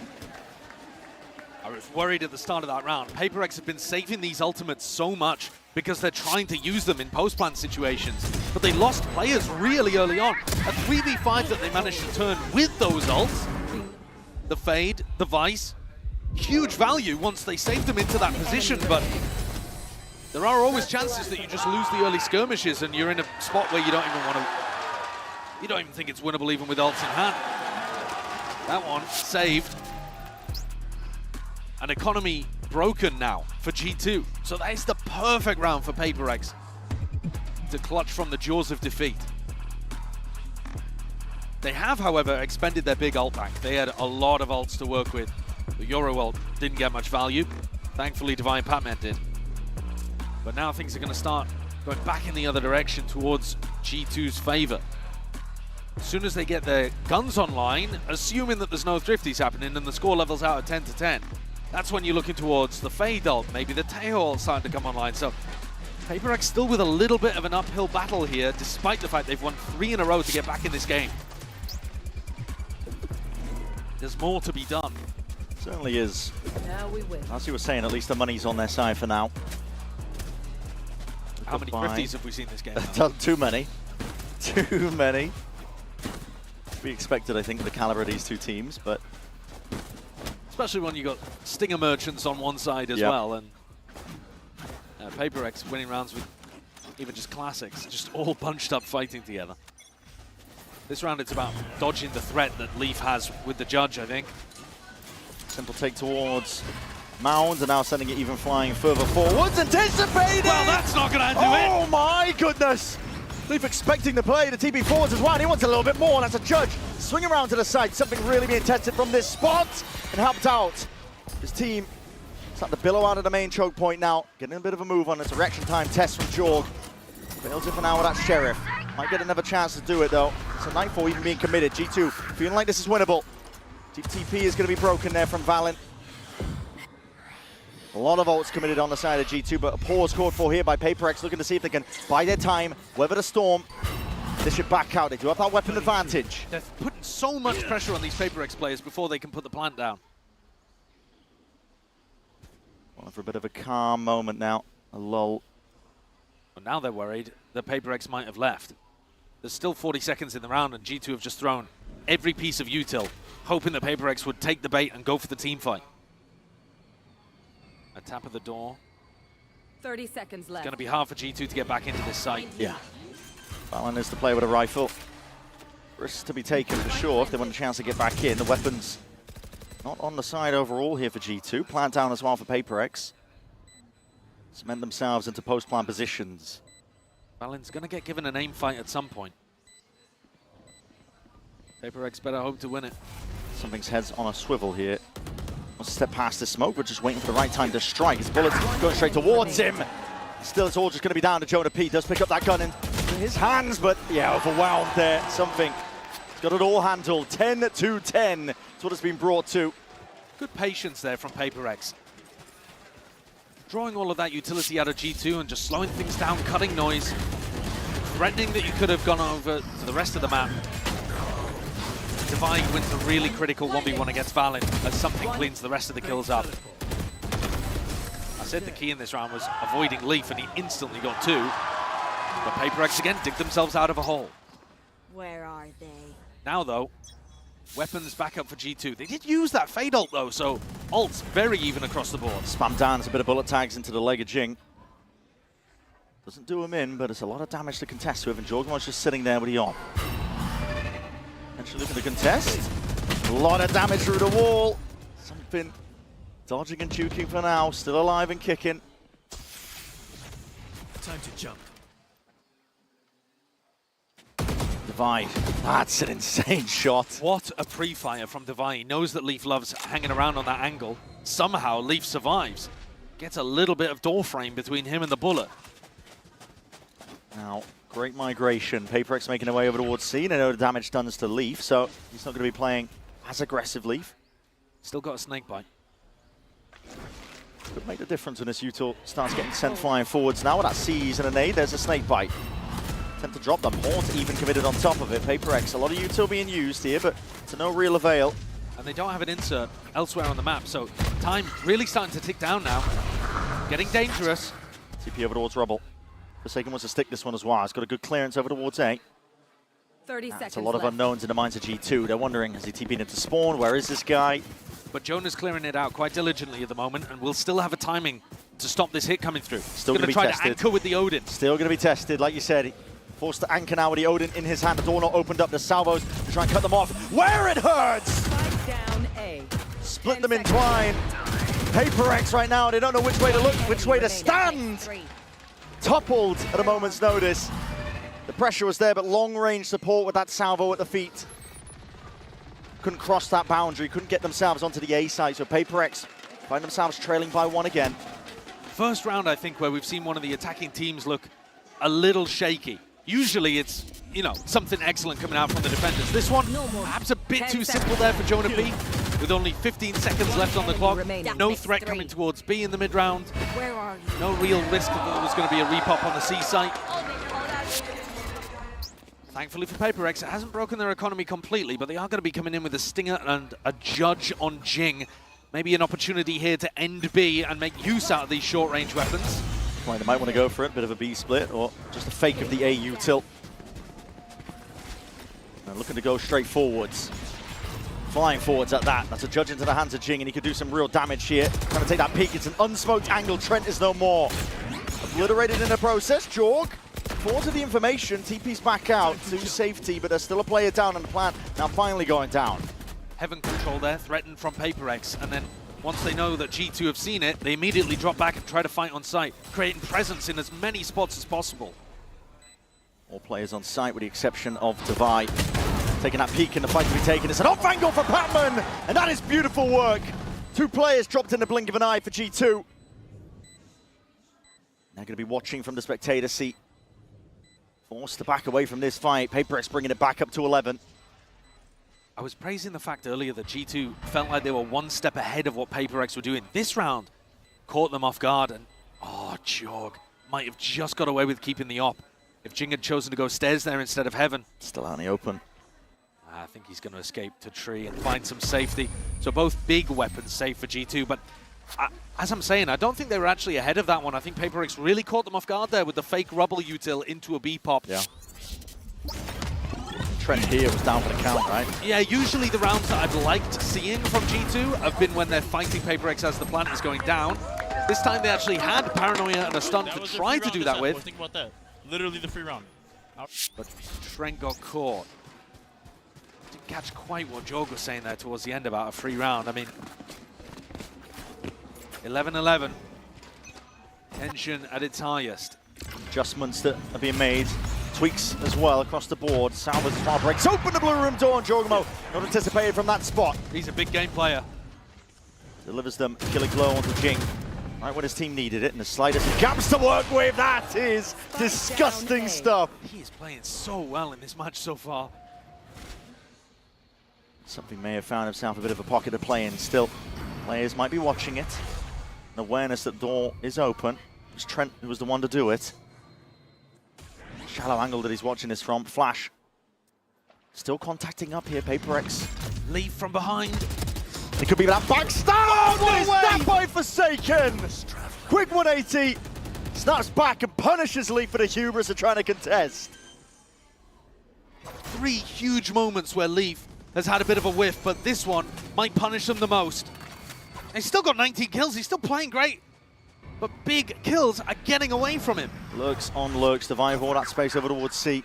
Open ground found, and something now can be the backstab. Oh, what a time. Still with that player disadvantage, but it might not matter with something playing like this. And like you said, the timing is everything. It's all about how fast G2 end up playing it, but he reveals it early with that kill onto Jonah P. No one's turning to look at this right now. No one at all. Communication just going to miss. PaperX. Again from the brink. Again at the player disadvantage. But it's inevitable. It's going to be that 12th round. I think this round is utterly and completely different if Forsaken doesn't somehow land. Okay. Go for the Cologne play. I think this round is so different if Forsaken doesn't somehow spin on a dime and land a 180 kill onto Leaf. The reactions sometimes from the PaperX players, especially Forsaken, seem inhuman. Yeah.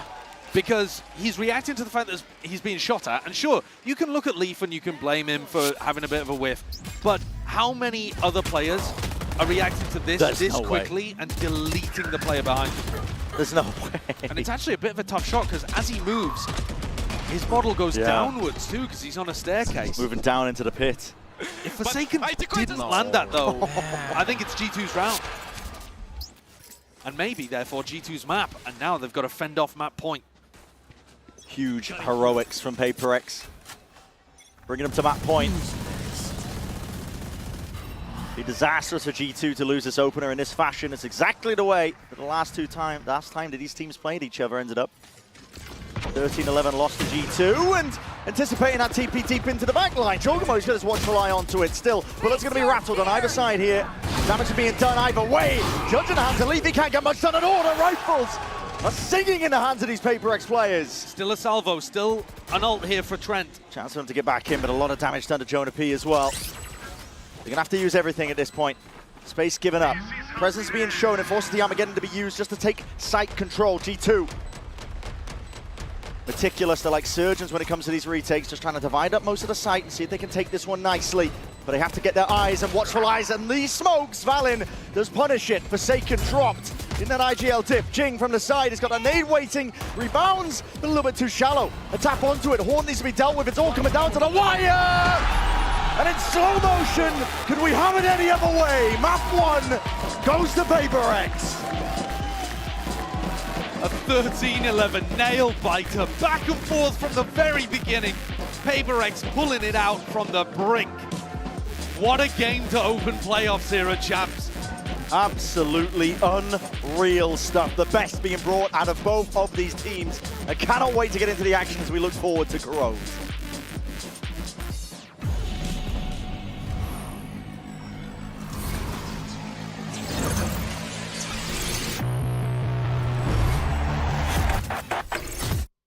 Got the new iPhone 17 Pro and Verizon picked up the tab. No way. Yeah, it's me. Handsome and hilarious. It's a rare combo. New and existing customers can get the new iPhone 17 Pro on us on the best 5G network. I mean, where else would I get it, right? An update is required. Financial system updating.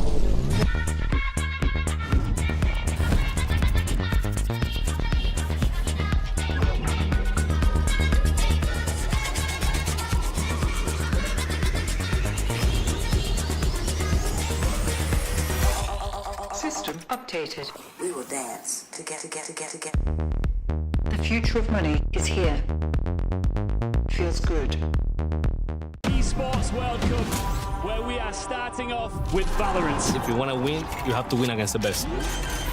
So looking for revenge.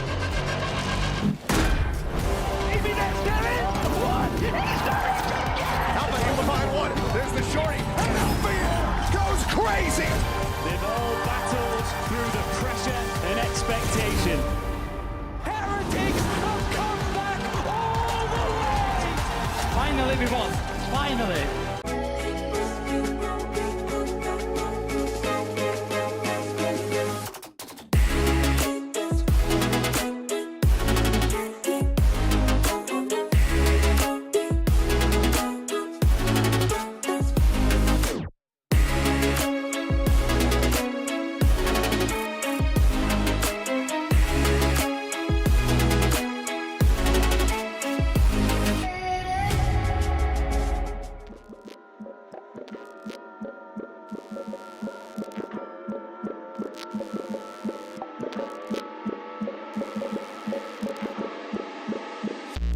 Chemical.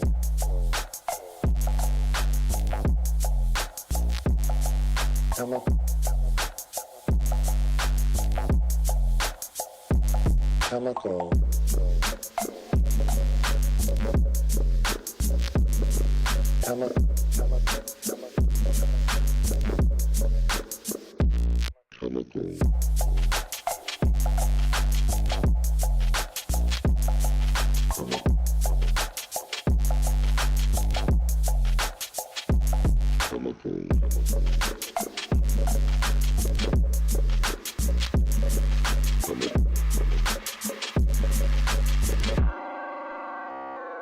Chemical.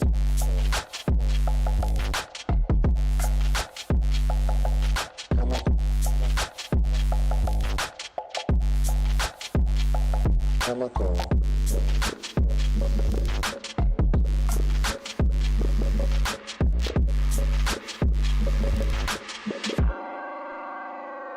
Chemical.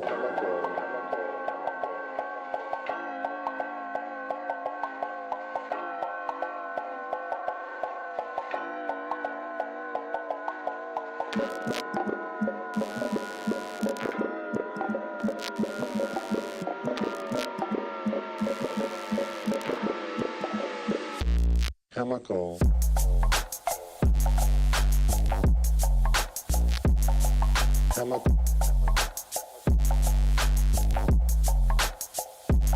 Chemical.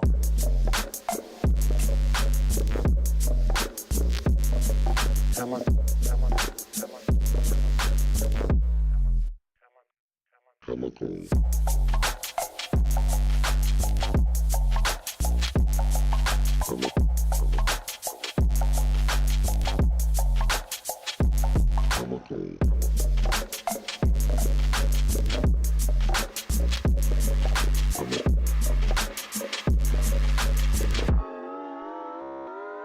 Chemical.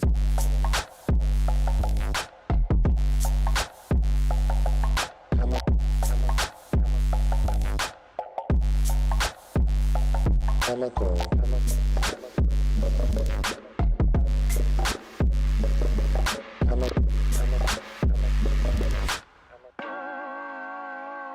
Chemical.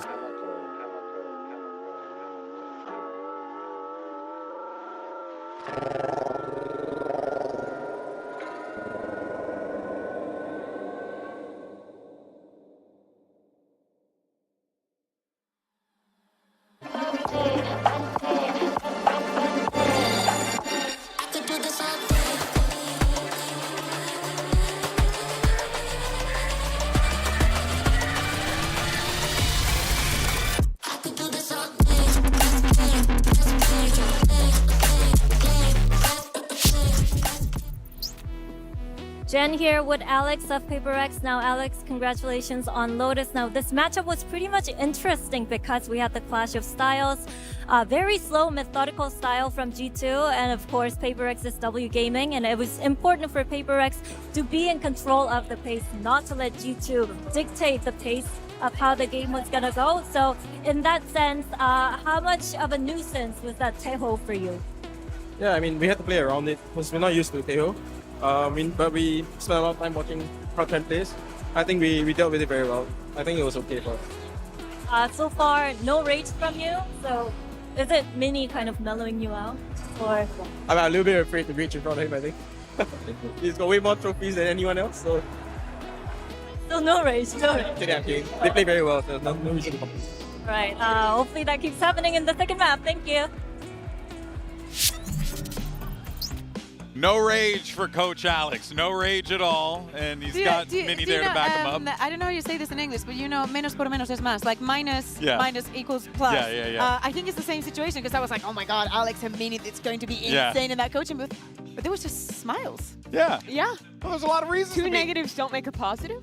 Or wait, but that would be the opposite. No. Two negatives have made a positive. Yeah. But you know what? There were a lot of reasons for Coach Alex, as well as Mini, to smile, because it takes us to our HyperX Reflex moment of the day.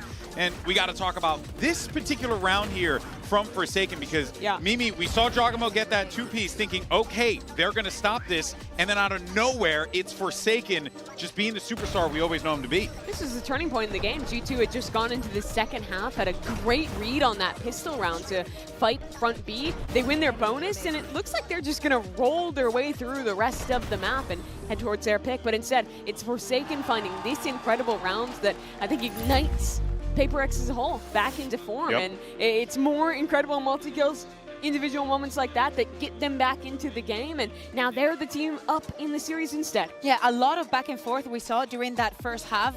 Constant, we were like just looking at what team could manage to get a couple of rounds in a row. You can see at the bottom there, but look at the amount of first kills that the G2 had. This I wanted to bring out two things out of here. Look at the post-bans. Mimi, you were speaking about, and you're very right, G2 and how good they have been on the retakes, where they only managed to win 2. What they did manage to do is lose an incredible amount of 5v3s. That has to do with the resilience that PaperX has shown. The round is still not being over, and them trusting the plan.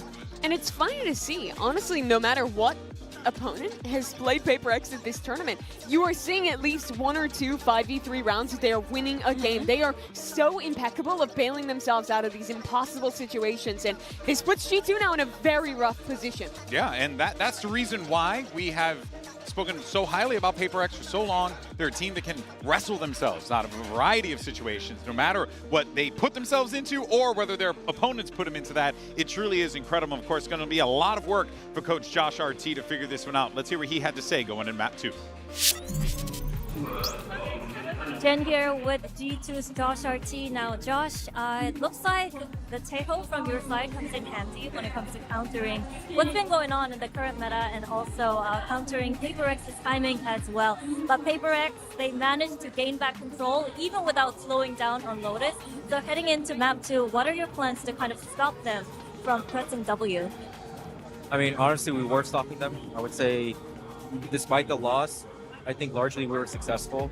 It just came down to 5v3s, playing some 180 go poorly, just like the heavy man advantages. We just need to make a small adjustment here and just realize like, hey, they're still Paper X. They will take space on you. They will be in our face, and not to give them, don't give them the respect. So we'll take the fight to them, I think, and I think it'll be a better map too for us. It's respect. That's the key. Thank you, and good luck. And you heard Coach Josh RT there talk about the same thing. Those 5v3s really biting them in the butt. No shot. This is happening. So Paper X has not played this map. No. Yes. And they've already lost the race. They're baiting us. No. Is it bait? It's not. It's not going to happen. They're not going to do triple duelists. Like, it's just not. It's just not happening. They're going to do a normal double. They're doing a normie comp, bro. Chewy, this ain't Lotus, guys. Okay, double duelist, kind of expected for this side of Paper X. We just saw the something versus Job, literally the same composition that they run in Lotus, right? Yeah, watch on the attack sides how G2 will give, but then retake mid-control. I think this is what you were highlighting in your telly. It's very good with that Teo drone to get info, and then Missile C's to retake. But Paper X, they're coming out of the blue with a new comp here and a chance to 2-0 this series. I want to see how many shenanigans we're going to see here for the side of Paper X, how much this map was actually prepared coming into this tournament. That's an excellent question there, Bay. I'm sure we're going to find out in just a second. Send it back over to your casters. Here's Brendan Sideshow for map 2. What a bitter back and forth that first map was, and now we head into Corona. And, you know, like the Dester's already been talking about, discussing this one, we're going to be full, I mean, React Andy, I think, really, with the composition, seeing how Paper X play this one. It is a mirror their Lotus comp. Yeah, it's mad that this is the second time ever that we've seen G2 play this comp, and the first time ever that we've seen Paper X play this comp. And this was also G2's worst map, and yet they've picked it here after just getting that one win. Apparently just copying over their Lotus comp and not even cracking on it. They just sent it, it worked, and now they're playing it again here. This is going to be mad. A lot of it is going to come down to what Kakuka was saying. How practiced does it look? How much time and attention have Paper X put into this map? Behind the scenes in scrims. Jing has a Sheriff. Big group up of players. It's a 4-player stack. Smoke in the face with the Viper wall up. Looking there's an angle there. Horn deep as well, making sure that all nooks and crannies are cleared out here. And everyone moving away from this one. There's no presence in mid here from Paper X. Not at all. All this space given up for free, but eventually spotted out now. Something. A couple of strays, swings and shots that he's going to be popping off. Prowler in his face. At some point, maybe forced to respect this one. Oh my god, that's damage done. Traded out though. G2 still get themselves in. Elbow control. Spike planted. Maintained by Devi, making sure to hold on to control of that area. Yeah, Devi's position here is really nice to help Paper X on the retake. Just spotting the head poking up. Really waiting this one out, but hearing a lot of presence forwards. Salvo used early. Paranoia has to be dodged to the one side. Stun used as a response of that. Prowler alongside it. Time starting to be a bit of a difference maker. Damage done on the side of Paper X. They are absolutely dishing it out now. They're not giving it any easy fight. Any easy fight whatsoever. Calm and collected is the way that pistol round goes for Paper X in the retake. Devi's position ended up being the pivotal key. It was everything. Yeah. Trent used all of his utility keeping back those players from the link position, and then it almost felt like Jorg and Valid forgot about Devi over there. I'd like to see G2 more proactively try to fight for positioning in the post plan. Forsaken also threw a smoke towards the end there that wasn't even on the spike, so, you know, we might see some wobbly stuff happening in this map. We don't know really where Corrode lands in either of these teams' map pools anymore. Was towards the bottom of G2's, but they're clearly feeling decent about it, having picked it here. That's purely off the smoke timing. Jing takes a peek and takes the shots, and same can be said for Patman. Spectre in hand. Forsaken so damn eager to get involved. Should be walking straight into the sidelines here, but it's all managed. Everybody's going to be expecting those fights to be taken here on the side of Paper X as well, ensuring that the guns go into the next for round 3. So a bonus opportunity for Paper X. The composition that they're running, I mean, it's allowing them at the moment to stack really heavier towards sites. You saw them on the pistol, put 4 players on A to begin, and just leaving Devi with his Vice util, the whole B alone. I wouldn't be surprised if they do some aggressive stuff here. Get something pushed deep. Looks like B might be where he's looking to try to contest. He's got a judge, man. Yeah, that's a bit wild. Tucking into Try this and get corner. into the corner. They were flash haunting this every time. Uh-oh, this could get deadly. This could get dangerous. There's no way. Just the one before he gets out. How's he found the timing quicker than the haunt landed? Jonah P didn't even wait for the haunt, or rather, sorry, Jorg didn't wait for Jonah P's haunt. Just expecting that they would respect it, I think. Once they're ready, waiting with the C's. Looking at different angles here. I mean, he's worried about mid. Still lands the shot! Jinx there following up on top of it. He gets another. Following with the TP. Cheeky enough, but it's all being watched for. And this is a bonus conversion. Waiting in the wings now. I mean, PaperX could not have got off to a better start here on Corrode, a map that they've been banning, showing no signs of. It's a crazy decision for something to tuck himself into a corner that 100% of the time G2 flash haunt clear that. But he finds a moment to just catch onto Jorgamo. And then also I'm fine with Jonah P going for that switch, because he catches Patman with Util in his hand, but Patman is so fast to react and respond. Big dagger? No. That's devastating. First map, it was all going well for G2. The pistol rounds looked excellent from them. They also got huge amounts of first kills. In terms of the theory, I can understand why Josh is saying we only need to make some small adjustments and we would have won that. Jorg and Leaf on their own together were 12-3 in first kill to first death. Which is ridiculous. That's absurd. That is utterly monstrous from Jorgamo and Leaf. Now, of those rounds though, PaperX won a third of the rounds where they were down in a 4v5. That's even more ridiculous. That's ludicrous. I mean, that's looking like Team Liquid out here. And I mean, you watched it happen, didn't you? There were multiple 3v5s, 2v4s. Yeah. Big clutch rounds where they were able to really peel away with it. And what it led to was that PaperX won a large majority, actually, of the gun rounds. 2/3 of the gun rounds went over towards PaperX. So they were able to come through despite losing double pistol. Now here, G2 have put themselves in a hole really early on. So this is going to be a very difficult one for them to get themselves out of. Yeah, how do you dig yourself out? I guess you would be expecting this map to still go defense-sided. But a lot of my expectations about Corrode are being challenged here at Champs as we get the different regions' ideas matching up against each other. The double duelist, for example, that Pacific are running a lot of, does seem to do pretty damn well on the attack side. Tremendous amounts of success across the board. Gotta say too, in general, I don't think I'm that much of a fan of PaperX's comp. I think the Raze is worse than the Waylay or the Neon, but I've no doubt that it's comfortable territory for Jing, and he's going to make it look good at some point. Sometimes that's all that matters, really, is ensuring that the comp is comfortable. Trying to force the meta fit. Doesn't bode well for a lot of teams. If you're PaperX, play some wacky stuff. It's, but usually, I mean, the wacky stuff is leaning into their wheelhouse, right? It's roles that they want to play that they're comfortable with. Did you play the Yoru Waylay on Haven?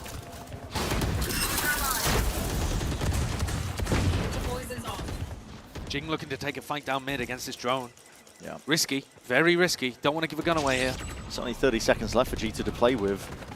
A lot of Util's been pulled out of them early. Oh, he's heard that. Yeah, TP. Actually, he might not have done. He's not calling for the full rotate. At this point, it should be very obvious. Defy!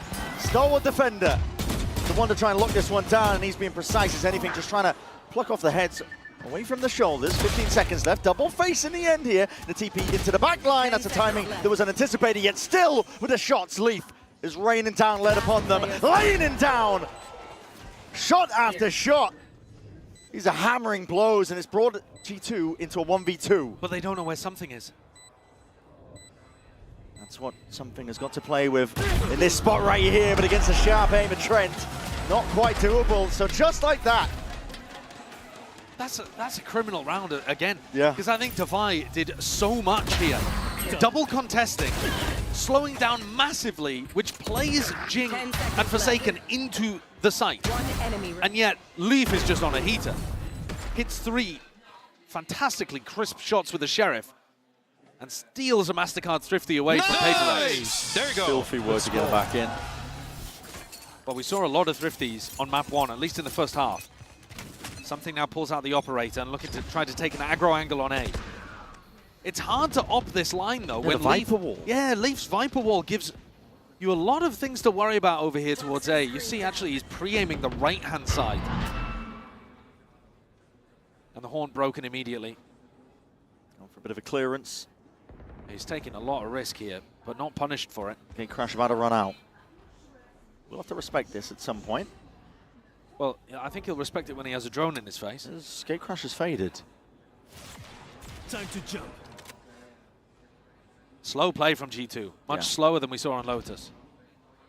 Every single second counts. In these two teams, drones going to be popping out into your face, which is broken. Hello, something. You're still there. Yeah, Prowler in your face and a couple of stray bullets as well. Still alive, though. Salvo forcing him back and away alongside that Seize, and there needs to be that collection. The Crossfire setup in tight formation. G2 still trying to find their way forwards with this one. Ults are being earned up. A lot of avenues uncontested, though, and Jing looking to see if he can take that fight. There's that punishment we were talking about prior. Against PaperX, got to keep guns out because they will be willing to take those duels and take those fights indeed. It does go both ways. Trent. That's a big kill. Massive one. Frees up the flank away from it, now has the armor gun. He's going to be using this preemptively. He's been doing that a lot. Hasn't really been saving his utility for post-plant. Just trying to buy a bit of time, and that nade rebounding. That's going to be a perfect position. Leaf surely goes down, has half HP, drifting away, and it's a half clearance. Jing anticipating that it was cleared out. Leaf, the savior once more. Oh, he's had a monstrous couple of rounds there, hasn't he, Leaf? Jing was convinced that corner was clear. I mean, I don't blame him. It was very close, wasn't it? Trent also hits a really important shot there onto Patman because it gives him safety in yard. They know that then both of the retakers are coming from this spawn area. This kill, had it gone the other way, had Patman been able to clean out. Oh my God, Nate! Don't think he was getting that.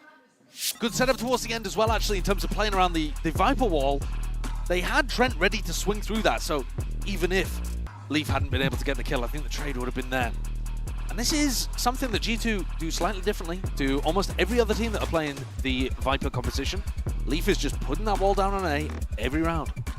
I thought it was maybe because it was their first time playing this version of the composition. Yeah.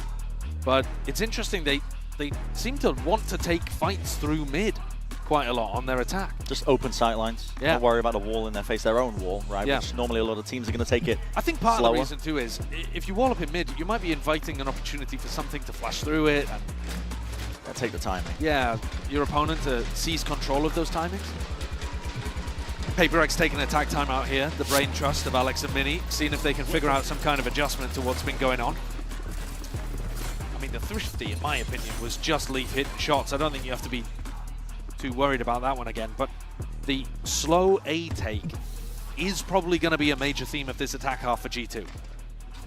So round 5, one to pay attention to, because it could well be replicated. Seconds are dwindling down here as we get into round 6. Big presence from PaperX over towards B as well. They're going to be claiming a lot of that side of the map. Who's next? Central Drift now going to be used by George to try and set them forwards. The drone Forsaken is going to have to vacate. Evac Cord 4 needs some help and reinforcement potentially from his team. Something. Waiting into the sidelines, but now he's out into the open, squaring up for that fight. It's an instant response. Valen straight there. Wants to try and take the fight to him, but the IGL diffs him. In the process, pit down.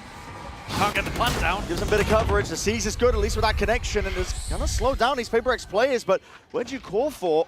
Rotations abound. They're looking to go back into mid, but there's a flank on flank occurring. This is a weird one. Leaf's going to have to drop his pit. Jonah P. Oh, The timing. Just missed it. Wasn't on the sightlines. Device spotted out. The pit's going to be falling as well. Quick scurry away. They know that B's open now for the taking. Might be a timing here for Devi at mid. Just like that, Forsaken as well wants to fill in the gaps. He's got that ult earned for that occasion. Horn. Taking up residency. Horn push back Devi. Forsaken, it's all on him. 38 seconds. Comes down to these kills. What is that? He's so good. Disgusting stuff. 30 seconds left.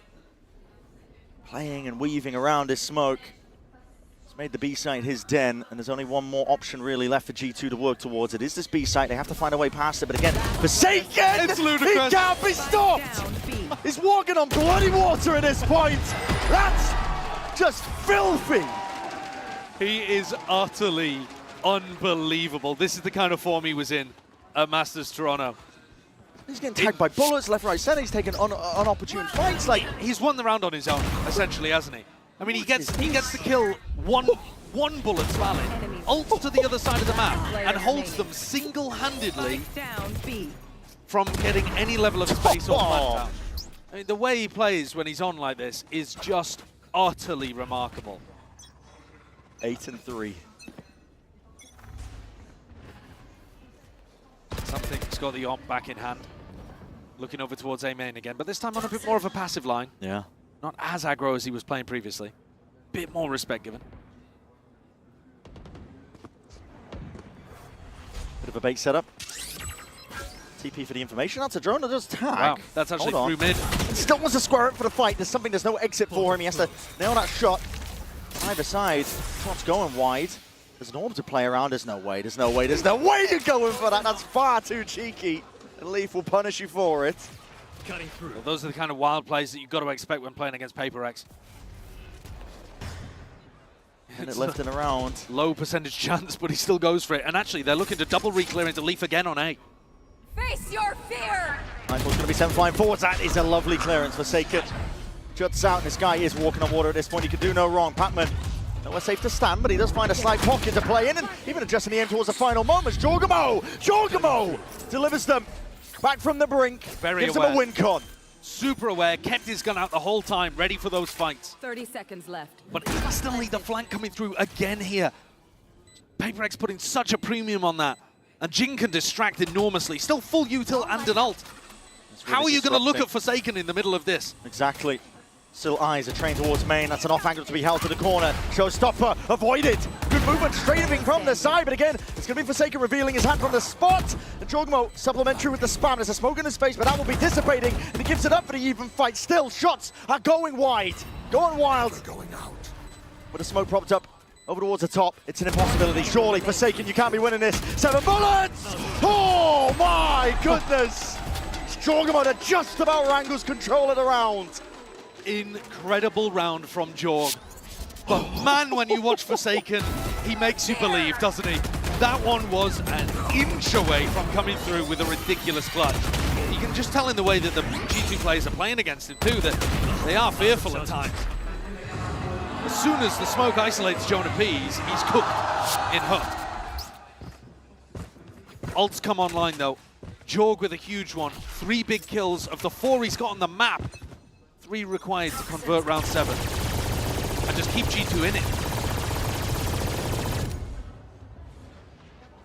Sorry to the headphone users for that one. This has got something on a deep line. Again, you look at the VOD of what G2 were doing, and they were doing Flash Horn to clear B. Pretty much every round they were going in that direction.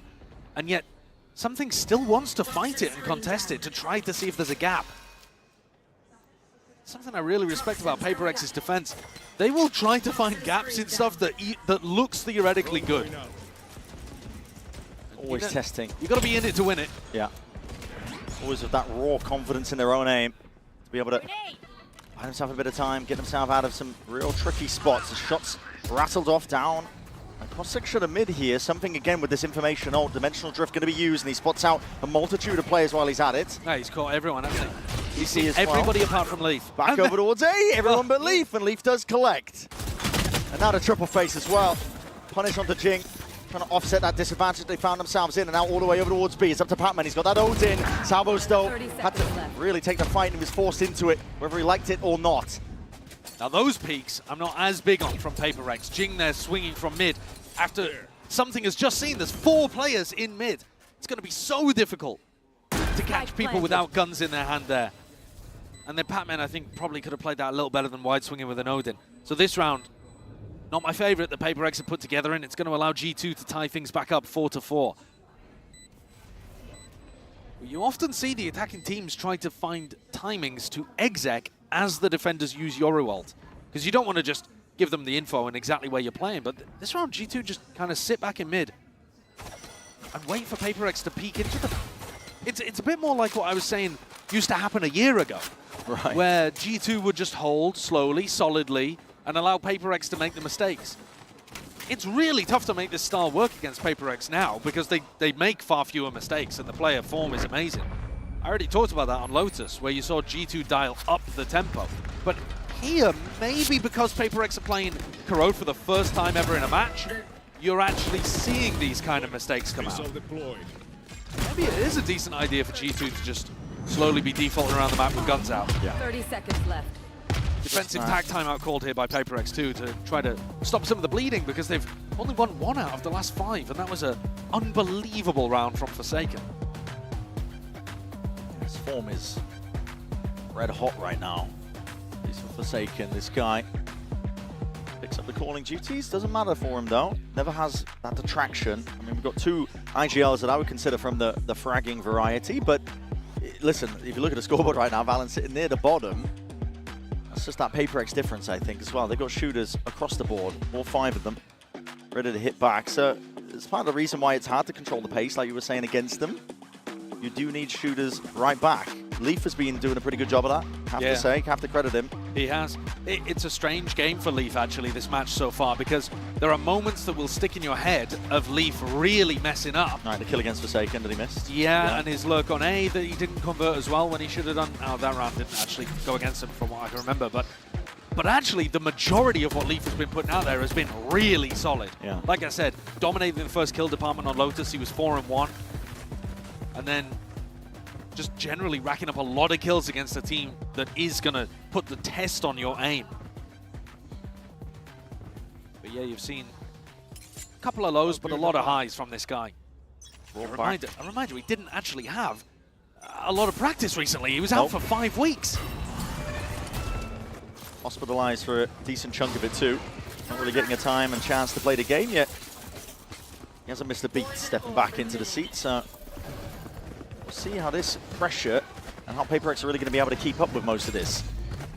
3 players stacked up towards it. They have the entirety of the pack all grouped up here. Jonah B, shots in the dark through that smoke. Something has been head ripped off. Steel Garden, near sighted. There is coverage swinging right round to the corner. The timing has to be perfect and the clearance is just not there. Jonah B is still delivering, but it goes both ways. PaperX are still in this fight. It's evened up to that 2v2.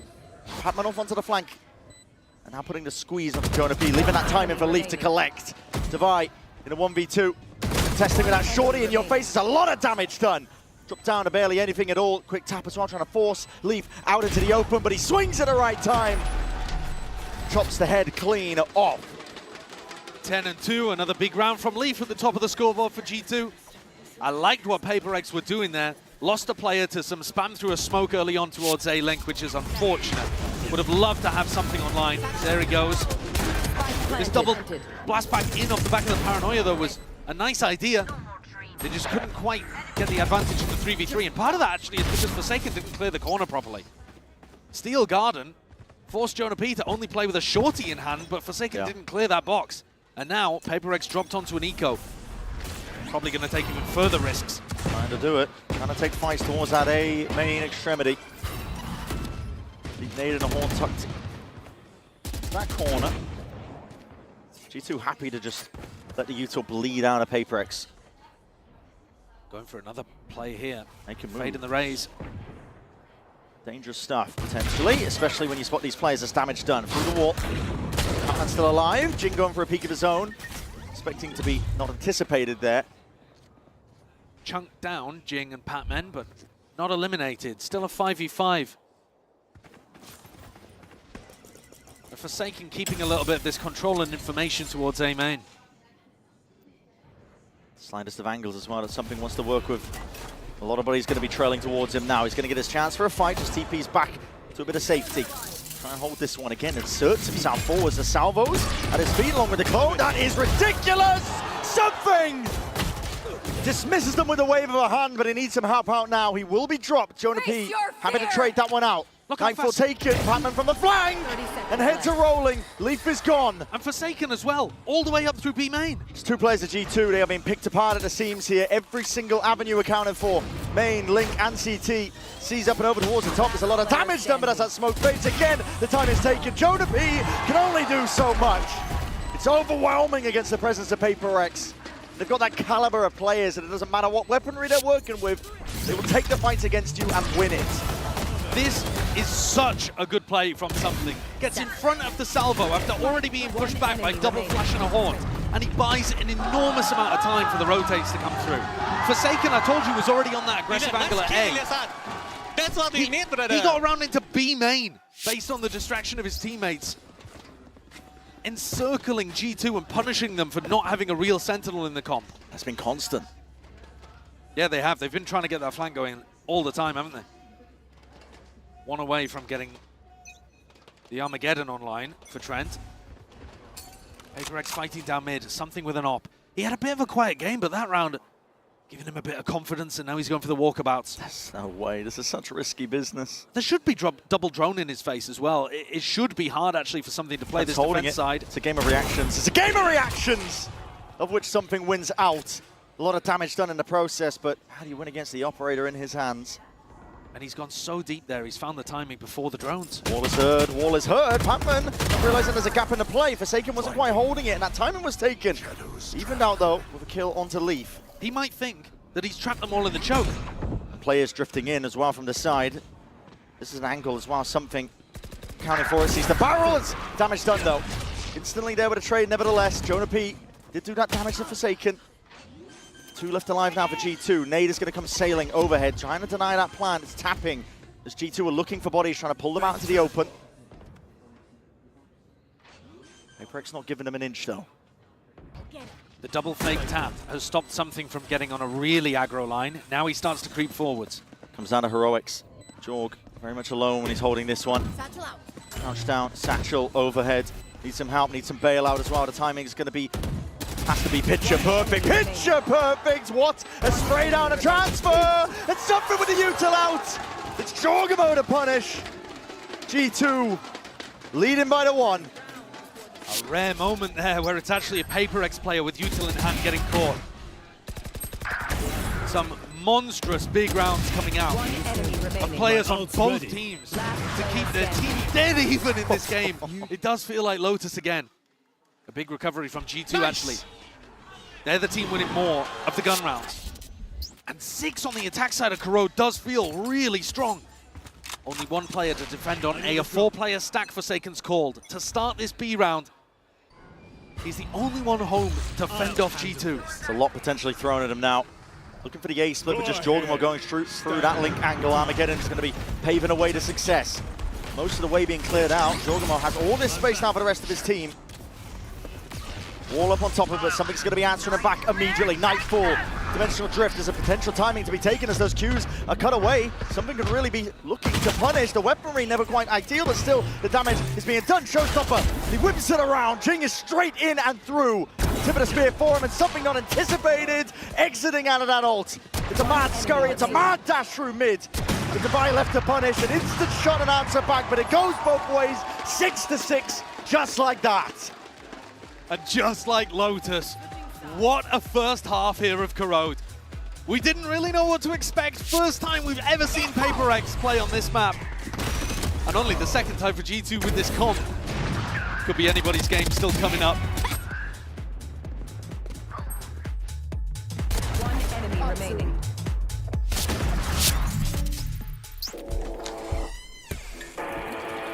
Yeah, let's go.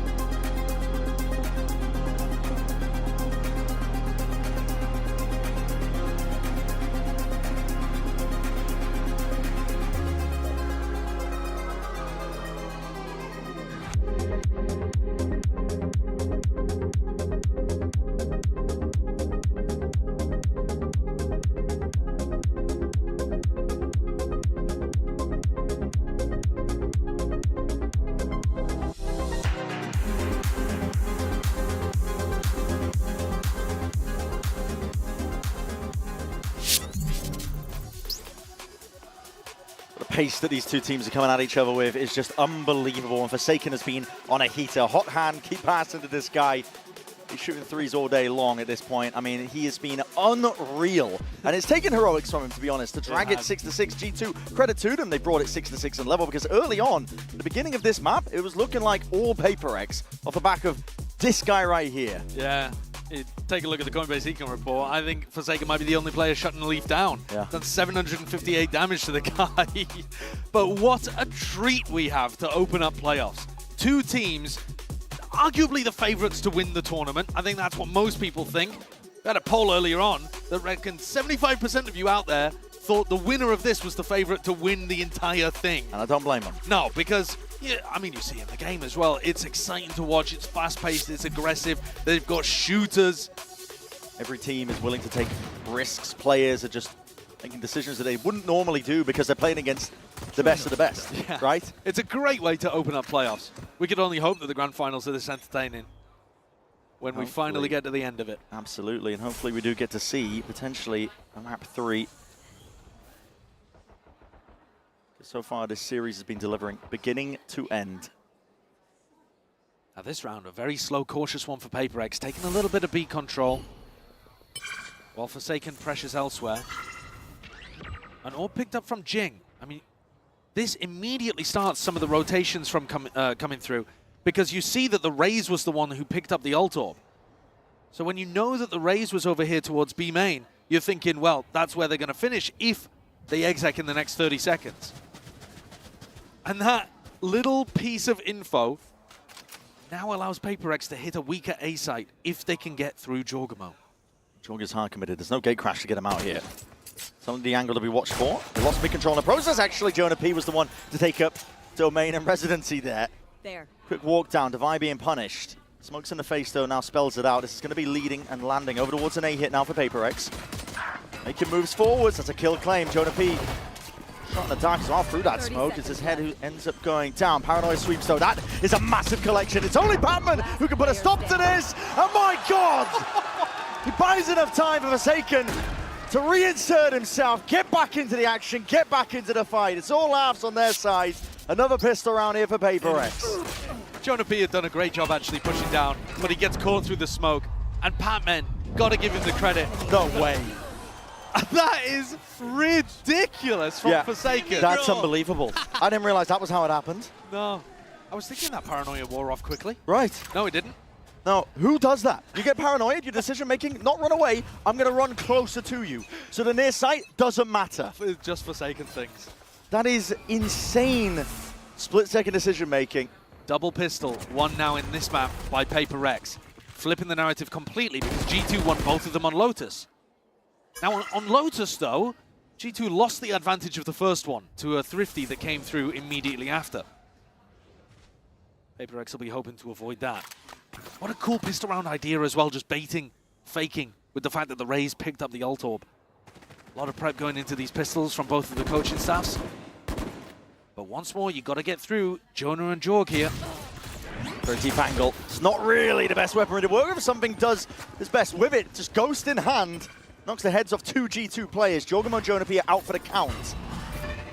Really nice dodge of the flash. A lot of util forwards here. Ingrained position, not really cleared out with the classics. Might be able to make the most of this one. This is elbow control given up. The plant is down though. 3v3, you got to think the weapons in the hands of these PaperX players surely going to be enough. And nade's still primed, ready and waiting. The timing is taken just right on that. The damage is still being done though. They can't really deal with these players. And it comes down to a 1v1. It's Trent versus Forsaken. No easy pickup in terms of the weapon, but a stinger is found, salvaged from the midst of all of it, and the body just peeking out! Forsaken loses out! No way! How the hell is it always happening like this, man? Listen, pistol rounds be damned. These teams are going back and forth. Thrifty wins after the fact. It doesn't even matter. I cannot believe at the end there that Trent was ready for the re-swing. I mean, that just shows you how much they've adjusted their brain to deal with PaperX. Valen in the same spot as well. That re-swing, there are so few players in the world that would do what Forsaken just did there on that timing, and somehow Trent snaps back to it and hits it mid-range with a stinger. Jing is going for a force by Judge, which implies that he's going to pick up the judge again in the next round. Yeah. So, double of the same B-exec maybe here? And we get to see some of the attacking theory from PaperX, because if you're going to run a raise on your attack side and it's Jing, you're going to have some weird double blast pack pathing. Otherwise, he might as well be playing, you know, like a Waylay or a Neon or something. Not that he particularly does very often. Oh, here he comes. Yeah, double satchel, straight into the smoke. That was layered down. It's almost like an anchor smoke that he wants to play around, weaving in and out. Gives him some cover to play in as well. Puts some uncertainty into the back of the minds of G2. Forces the drone out.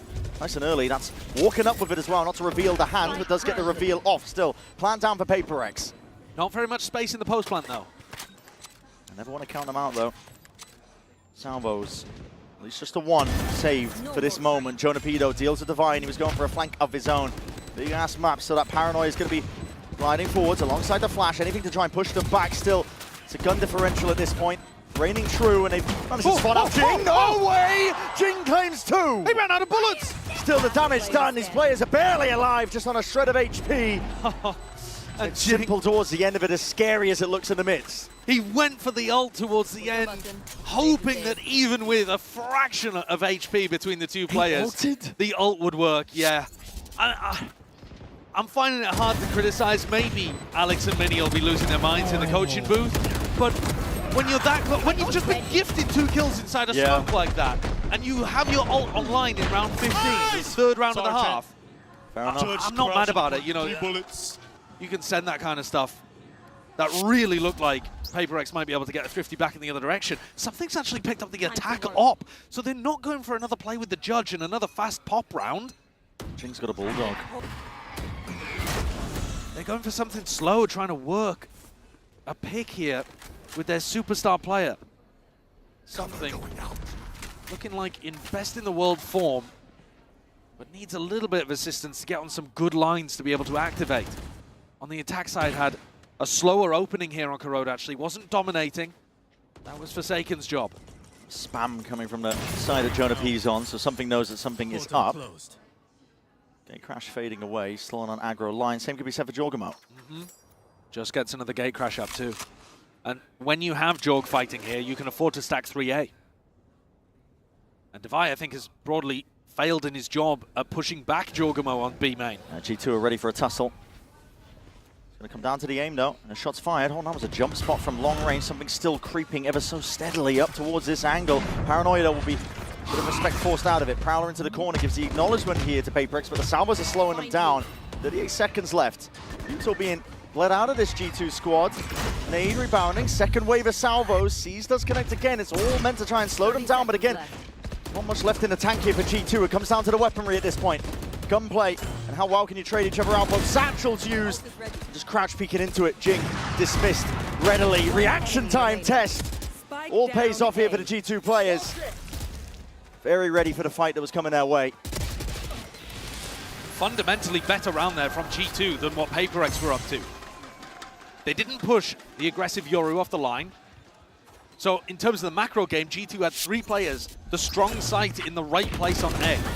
And then one of the things I think that G2 have been amazing at on Corrode, even when the map wasn't working for them, is their hold over towards the A side. I think they do a great job of playing these nice corners, crossfires, and using Valent smokes to make it really tough for the attacking team to actually get onto the site.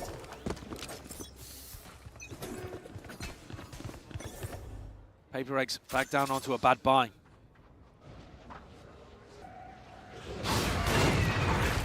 Prowler does clear out Jorg from that spot. Again, not so ready to count out PaperX, even when they are on the worst buy. Same idea as when Jing had that judge the first time.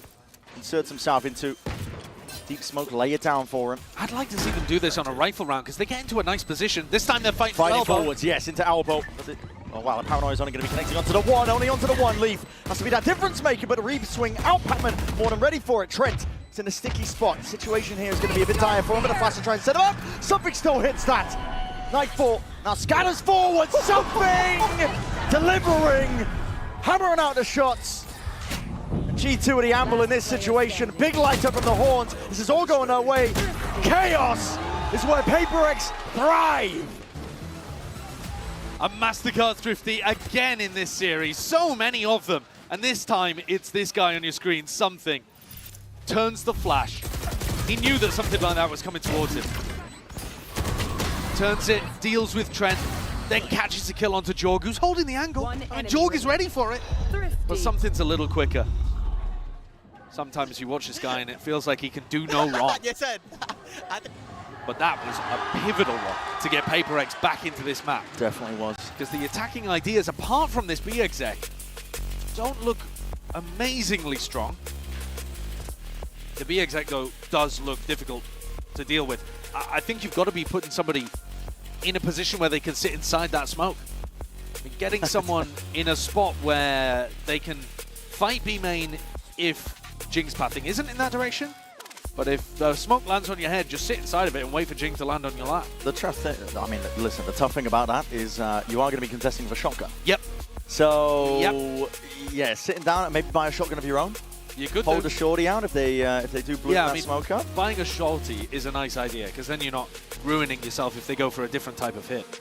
But these are, you know, we're talking about this. We've got full information. Sure. We've got time to sit here and not have to think about our own game and our own role to spitball ideas. These guys on both sides are having to live react to new things that they're seeing being thrown at them here on Corrode. Because PaperX, you've never seen tape on what they've been playing. You've never seen these kind of site execs come through before because no one else does stuff like that. And for G2, no one else plays their comp either. So PaperX have got one VOD of the way that G2 play this. And a couple of days of practice during those off days between groups and playoffs. Critical bit of rest. Both teams happy for it. Bit of spam on either side here, straight down mid. Dorgamo gets a bit of info as well just before the gate crash expires, so it goes both ways. I think he's noted 3 players in mid there. But it doesn't really tell you what side they're going to end on, so a 2-1-2 defense for G2. What the... There's no way. What is that by Forsaken? Well, he definitely didn't think that Trent was there. I'll tell you that one for free. Punish for it. Well, that's your solo smokes player going down. With a minute still on the clock. Something now committing an ult. They're going to have to dig themselves out of this one. 2 players spotted. Gate crash and spawn as well, but he's going to be let loose for the ult, forcing the reclearance here and respect by G2. All of A is open as a result of this. The pressure coming his way, making it feel like it could have been that B split. Literally 5 players all reacting to that ult, and now G2 realize what a mistake they've made. PaperX not only have the site, but can now get into really deep positions. You're going to have to clear so many angles and corners, maybe even a mid-lurk. Long rotation times as Thorns in through CT. Flash as well. This could be how PaperX win a 4v5, another 4v5. Big ults on the side of G2 though to potentially clear this one out. See if they choose to use it. Thorns activated. Smoke off onto Elbow. Thorns going to be deaded off. Sees, connects. They see that. The trail points it out. Jing rebounds with a salvo as well. He's out into the open. Patman trying to help out as well through mid. Looking down this avenue. He knows where most of the ire is coming from. Devi shuts him down. 1, 2, 3 shots. He's looking for that 4th. His team helps him out for it. Sublime stuff from Devi. Looking incredible there with the aim and the reaction times. Nothing that G2 could do about that. So focused on dealing with Jing on the other corner. A wider swing from Jorgamo. When you watch this, because the reactions are so fast from Devi, it just looks like G2 are not even attempted to trade each other. But that's one of the best teams in the world at trading right there. In fact, by the numbers, the best team in the world at trading each other. And Devi's just made them look like noobs. 9-9. Big ult expended as well. Jonah P. snapping to the side. Still wants to really gear herself up and try and take that fight, but his own head that gets ripped off in exchange for it. Traded. PaperX now speeding up towards A. Making this feel like a full-on hit, which it seems like it is. The spike is making its way over into that direction. Slowed down, though, by the salvos. G2 trying to buy themselves time to get back in. Paranoia. It's the one wave of things. Tap of the plant. Another wave of util. Salvo's doing a lot of damage, and a flash on top of it. Cheaper weaponry in the hands of G2. Still, they might be able to make the most of it. And Leaf is going to get his chance now to really show up. It's a reaction time test that he just does not pass. PaperX now. They have that open avenue, and they're going to be jumping on it. Jorg and Trent trying to head them off. But I don't think they're going to be fast enough here. That angle is just filthy from Forsaken, man. You don't expect him to be up here. He's Perched so up like a bird. He really is. And I think they've dealt with the danger now. Finding that kill onto Leaf was like opening a release valve. All of the pressure dissipating. And PaperX now taking the lead on this map. A couple of really important rounds here that they've put together. And PaperX have such a nice idea on their eco rounds. You see G2 forced down onto a Thrifty and can't quite find it. Still some big ults as well for PaperX, especially Device. Pokemon looking to go down to the spike here, but Pac-Man going to clean them up instead. And you're right, I mean, the idea is still being put together on either side here, but it's PaperX now with the lead by 1, 10-9. Good trade onto Jonah. Yep. Just making sure that he's not able to get a second in that kind of spot. That's crazy. Yeah, you just don't expect. You don't expect him to be up there. It's amazing that PaperX can be so late to Corrode in terms of ideas that they're showing, and yet still very innovative. I think they patch it over with just their game sense. Being able to find the right moments as well to take those peaks, and the aim on top helps out. That is an operator in the hands of Jorg, though. Forsaken gone, your smokes player down and out for the count. Big adjustment here from G2, using a paranoia early. Getting the op onto a deep line as well. So now PaperX are going to have to slowly try to re-clear over towards A with their Fade utility. Meanwhile, G2 can start adjusting and spread back out into a normal defensive setup. And actually, these players over towards A haven't heard anything going on towards A main. So the drone comes out, confirms presence towards B. And it's on Trent and Leaf to try to hold. Still guarded. It's not going to be overlapping most of this one here still. Players trying to hold this one down. And Leaf intentionally maybe even just getting caught into this one, but he does shut down Jing nevertheless. He was vulnerable up. The Classic makes short work of him. Holding onto that elbow control. It's a critical element. G2, it went wrong for them in the past with these B hits. A 3v5 again. PaperX have been winning these. Position as something going to be filthy stuff. Still, Dimensional Drift should clear him. He's spotted out here. 2 players now noted, making comms noted to the team. And in through that smoke as well, just pings as they exit onto the ult. It's all coming out from that link angle. It's up to something. And Pac-Man, can they punch a hole through this one? Flipped on its head. Spike being diffused, stuck all the way. The coverage is inside for G2. They got bodies on bodies here. Ready to fight to the bitter end. And they bring it level now, 10-10. Those are the kind of rounds that Josh will have been talking to them about at the end of Lotus. How losing those player advantage spots was letting the map slip away from them. This, very disciplined. A utilization of an ult as well, by the way. Jorg choosing to use this one and got tons of information and a kill there, as you pointed out, onto Divide. And then so many bodies to stop Pac-Man. And something doing anything towards the end there. 10-10. Leaf with an ult and a judge to play inside of, but might get run down on B. There's a lot of presence coming towards him. Has to take a timing past that corner. They know exactly where he is. There's spam coming through. Decay down, seized up into a spot. How's he lived? The nade and the seize looked so good. He's got 2 HP. Barely alive. It's long range as well. Supplementary utils. 1 salvo used by Trent to try and help him out, so nobody could really cross past the boundary. If you look at that back in the VOD and you're one of the PaperX coaches, you're thinking, man, that is so unfortunate. We played that pretty perfectly at the start of the round. There's going walkabouts here. There's so many angles to contest and account for. This is ridiculous stuff. He's right past it. I mean, Divide. And not even punished. Yeah, not expecting it. No trade in sight because Jing's got the judge. Jing 1 away from being able to get his showstopper online. Would have loved to play for A main. Making moves now over towards A. That's a shot to the head, though. The wall just saving Val in a spot like that, and still, Jonah P squares up. TP up to mid, Forsaken. Yeah, this is mad. They're pinging out towards it. Jorg is looking for it with an op in spawn. Yeah. But Trent is actually really important here. I'm trying to hold this one back. He's feeling the heat now. It's turned up all the way. What is that? Shots are fired and elbow control still maintained. These players starting to flood in their way through. Jing has an ult to work with. But in a 2v4, hoping for another kill, I think, to really set the pace and maybe given that allowance to use it. It's not going to be quite the case, is it? Trent is on top form. Holds back the onslaught that was from PaperX.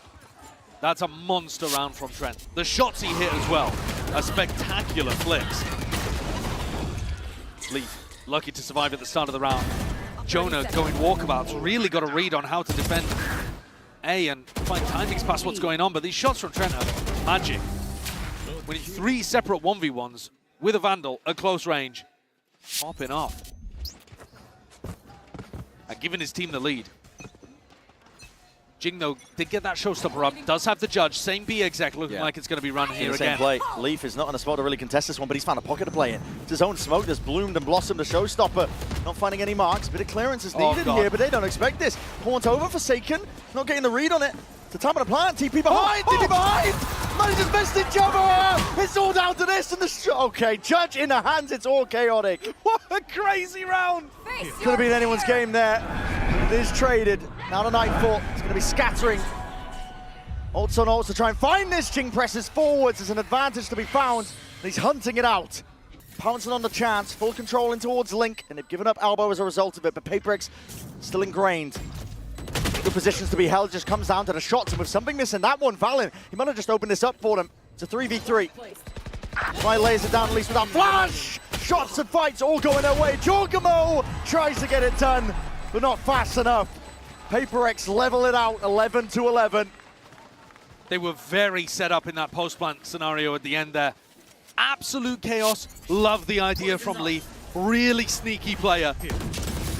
But that teleport bent his brain, and he couldn't quite find the trade there. Or rather, the second kill. Jing did get the trade. It's this final play towards the end, actually, though, in the 3v3 that wins it out for PaperX. I believe it was Device setting up his post-plant flash. Allowed him to get the kill onto Valen and grab the others too. 11-11, again, exactly like Lotus. A 6-6 half into round 23, dead even again. These teams could not be more even. Taking chunks out of each other in the process. Heroics are needed on either side. Incredible that we get a match of this caliber to open up playoffs. I know. The bracket is stacked. What a teaser. The execs have been working. So why switch it up? Why change it? PaperX send it flying forwards here with dimensional drift from something to try and at least pave the way. Clears out most of the site. Gives him that info. The rest of his team can just walk into the fight now. G2 looking to play that retake. Spike down, gearing up. Refine into elbow. A lot of util flown forwards here. Jorgmo's going to be caught though, near-sighted. Worrying predicament that he could be placed in. Drone needs to be dealt with onto the side here, but the fight brute force. No way! Forsaken! Caught out into the open there, tried to take the TV behind him to be that dagger in the back, but punished as a result. The pick could be exactly what G2 needed. The flood, the avalanche, now it's all falling to pieces, and it's going to come down to the individuals again. Divine something, they have to do it all, and it leaves it down to just something. Jorgamo with the defuse, stuck all the way. He knows there's safety now. Surrounded by his comrades. It's G2 up to 12. And the script from Lotus flipped on its head. G2 get up to map point. That stick into spawn. Jonah P, I think, is so aware to be able to catch what kind of play, what kind of absolute insanity Forsaken is up to next. And this time the flash from Devi, watch for, and they weren't caught in the same way by those. Devi's actually coming into this round with no armor, deciding to force up into it while Leaf picks up a judge, holding really close. It's the B exec again, maybe, or just fighting for the space early on. This time, though, G2 are ready for it. Will it be OT? Or will it be map 3? A bait and switch over here looks like a really nice adjustment. When the boombot's broken that early on, though. Warning signs, alarm bells should start to ring in the heads of PaperX. Yeah, there's never been that much pushback early on before. Absolutely. Now, they have played around where Jorg just got posted on B and it let them triple stack on A, but this time, of course, because Leaf is tucked in this corner, you can't get 3 players stacked on the A side. Something's found the timing in through Link. They think mid's clear, I think, from the drone.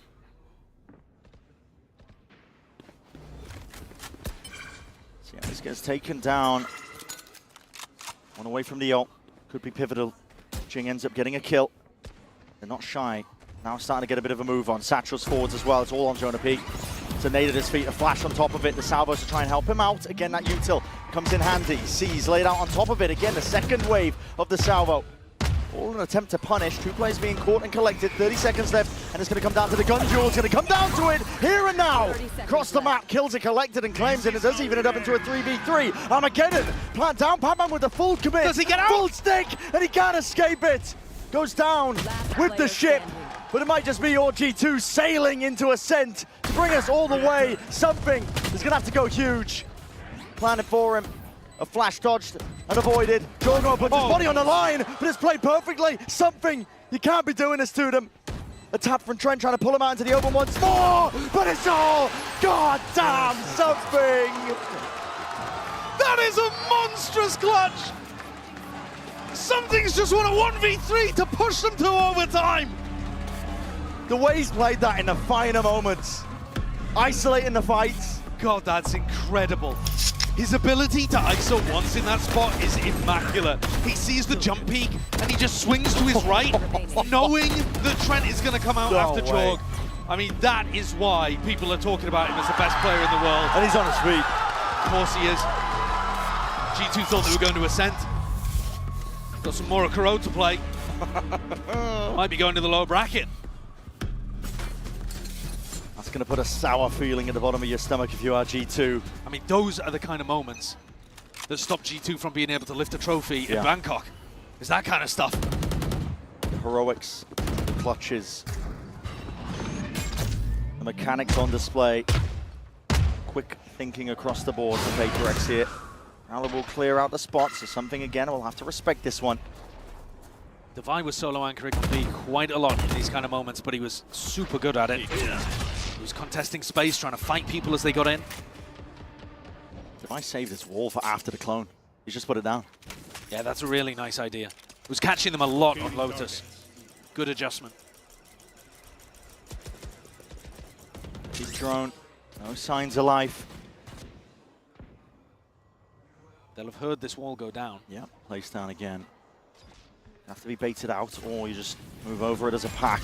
3-2-1 TP up towards the top. It's a full exec that's scored for, but that flash is everything. Divine finds it in through the side. The trades on top.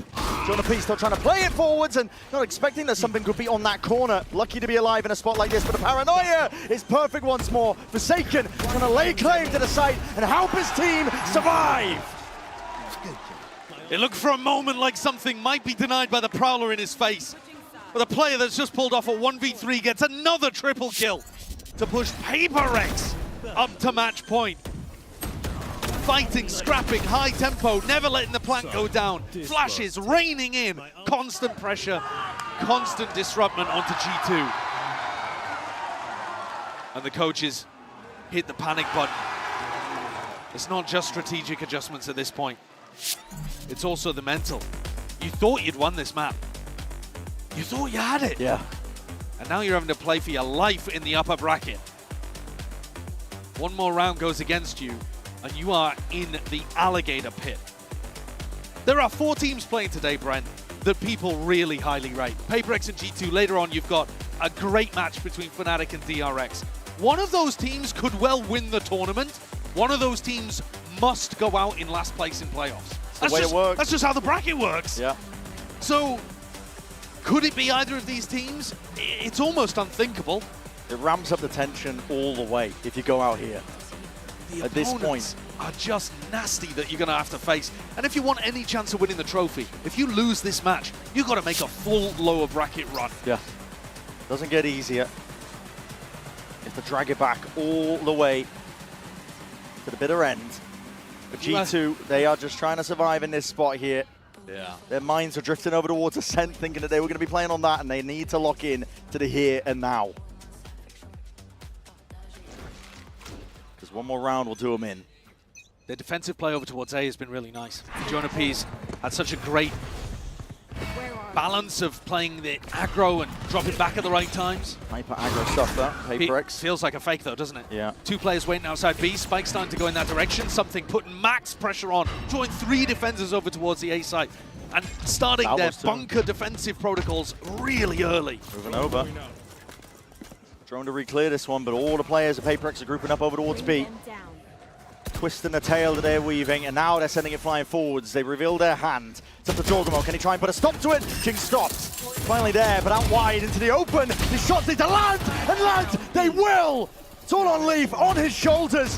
He's given that open avenue for just a split second, but the damage has already been done. A 2v5. PaperX have been amazing at winning when they've been down players, but not this heavy. No, a spot like this when a spike is in enemy territory. G2 have persevered. Unless absolutely everything goes wrong. But from the way it's looking, very unlikely. Constant smokes being refreshed in their faces. Leaf has contact. As soon as he takes it, the players are going to swing out. Still a lot of util available as well. Salvo, sorry, not salvo, the stun, double flash. Trying to skip past this. Just leaves it to Divido, and it is inevitable at this point. Time trickling down. 10 seconds left. Bodies reinforcing it. G2 are not finished yet. They want to survive. That was such a nice idea from PaperX as well, actually. I love what they called there. Putting early A pressure forced G2 to triple stack A, drop into really passive defensive positions, and it opened up this massive gap on the B side where it looked like it was only Leaf home. And yet Jorgamo teleports just in the nick of time. Nice round, Nate. You're insane, bro. You're insane. Did you catch actually what Alex said there? He said we could have just walked in. The whole game plan is to open up the B site, and so he wanted his team to contact maybe even into that spot. Look at this clash. Here it is. A brawl to gain the advantage. The edge onto Kuro between two of these teams have been so damn evenly matched. Paranoia sweeps. Salvo on top of it. Damage being done, but it's just tickling their feet, and a salvo. And the soul is on Leaf. How's he got 3? Where has he found that? The timing to be taken up mid. And he thrives underneath it. Another huge numbers advantage for G2. Devi looking like the only player that could put a stop to it. They're going to go back into his kind of position. No, they take the safer rotate. Back fully through spawn and not even making any noise. Trying to give as few sound cues, informational cues as possible to PaperX. Relying on the fact that they're playing as a pack. Got to see that Leaf triple kill in a replay. Yeah. He's just taking a fight over towards A-Link, but he got there so fast. Had to have been knife out. Just taking the timing from all that presence of PaperX trying to push back. And PaperX are playing mid pretty softly on the defense side. Yeah. In fact, you could argue both teams are. Both teams allowing the attackers to take a lot of mid control. And in the late round, in the post plan, PaperX have actually been pushing like this. Not to G2 think about it, because otherwise things could get sticky here. Onto the flank. Jonah P is inserted. He will be that first line of defense. Grouped up here. Patman and Devi trying to make the most of this situation now, but Keen's a good... Oh, it's going to be clean, and unfortunately, first one not going their way. Patman even just revealing his position, and immediately you can see the G2 players scurrying forwards. Jonah P trying to buy time and try and take that fight, but no one really ready to trade off that. As an ult turns up, Nightfall now scatters, gives a confirmation. One player spotted. He doesn't know where Valen is. Horn even broken. Time ticking away, trying to really ISO those fights out. G2 though had it completely under their control. And once more, they find themselves on the cusp of map point, on the cusp of potentially bringing this one to Ascent. There's those kills. What a triple kill from Lee. What is that? Something was just going back to pick that up. In the back of Something's mind, he's thinking there's a little timing through mid here, but he's a tad late to it, and Leaf strikes. 22 kills. 3 players absolutely cooking for G2, keeping their team in things. Forsaken's pulled out an attack Odin against Jonah P's defensive Odin here. Potential for a bit of counter spam. He's doing it most of the time here. Paranoia sweeps on either side. A handshake at a Utah, but as soon as Jonah P reveals a fire, it could be going straight back at him. It's a dry fight that's being taken. Jing thought he was set up for success there with a fight potentially, but now it's all gone a little bit wrong here for PaperX. It's such a nice ante because Jonah's been tanking the Haunt on the site, but Jing just went too early. Drone clearance through, Valen off to the side as well, holding it down at an avenue of his own. Any attempt at a trade is just not in sight here. And we should be going to Ascend. This is just a bloodbath and a blender that these players are being pulled into. Forsaken does at least collect the 1 kill. Spike in his hands. The players rapidly approaching. If anyone could pull the magic out, it would be him. 1v3. He's got to try and find his players and see if he can collect the kills. It's all Valen though. Puts him in the grave and sends us all the way to a map 3. Could we have it any other way between these two teams? They have brought the very best out of each other. It's looking amazing out here, really, isn't it? PaperX and G2 firing back and forth. So many different map points, even match points for PaperX. Center waits.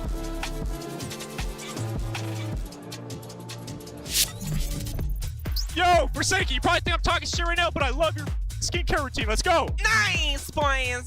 I'm sorry, Nate. I took the ace, Nate. I'm sorry. I'm sorry, Nate. I took all the bullets for you. Nice. Let's go. Hey, Trey, you don't get the freebies, but you get the impact. I get the random ass fucking hard ass kills. Trey would have died and then been like, bro, I don't get any freebies.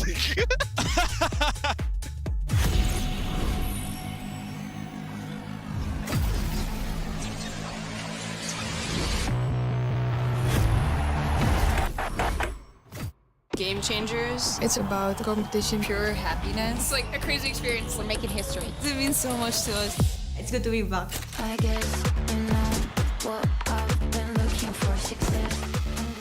The beauty of gaming is it doesn't matter who you are. And as long as I'm good enough, Everybody's getting a 4K. I can go as far as I want. That's what I like to see, baby. 全世界都会知道我们的厉害。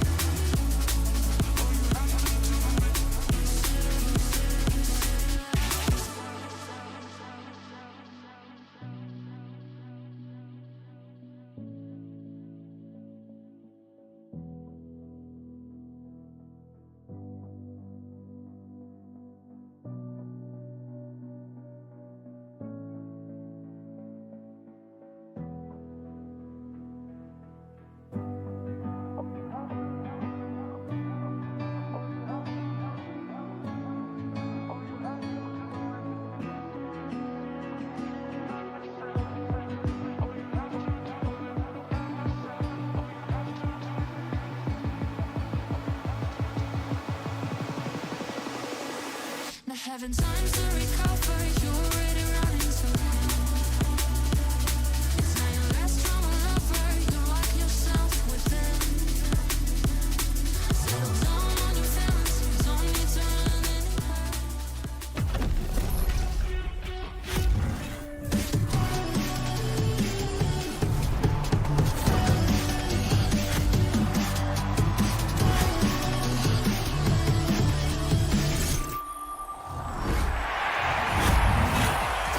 All right, everyone, welcome back. And look at that. We got G2 picking up the win, but goodness gracious, it took everything for them to be able to get that one. I mean, it was kind of the story in map 1, and we just had that story continue here in map 2. What were your major takeaways from this event? Kind of what we expected for today, but those last rounds, Leaf completely came alive in the overtime, granting it to a certain extent the victory for G2. On the other side, PaperX, even something getting to overtime. But I think that to me, the turning point started right at the beginning of this second half. We have that 6-6, right, like on the previous map. Yeah.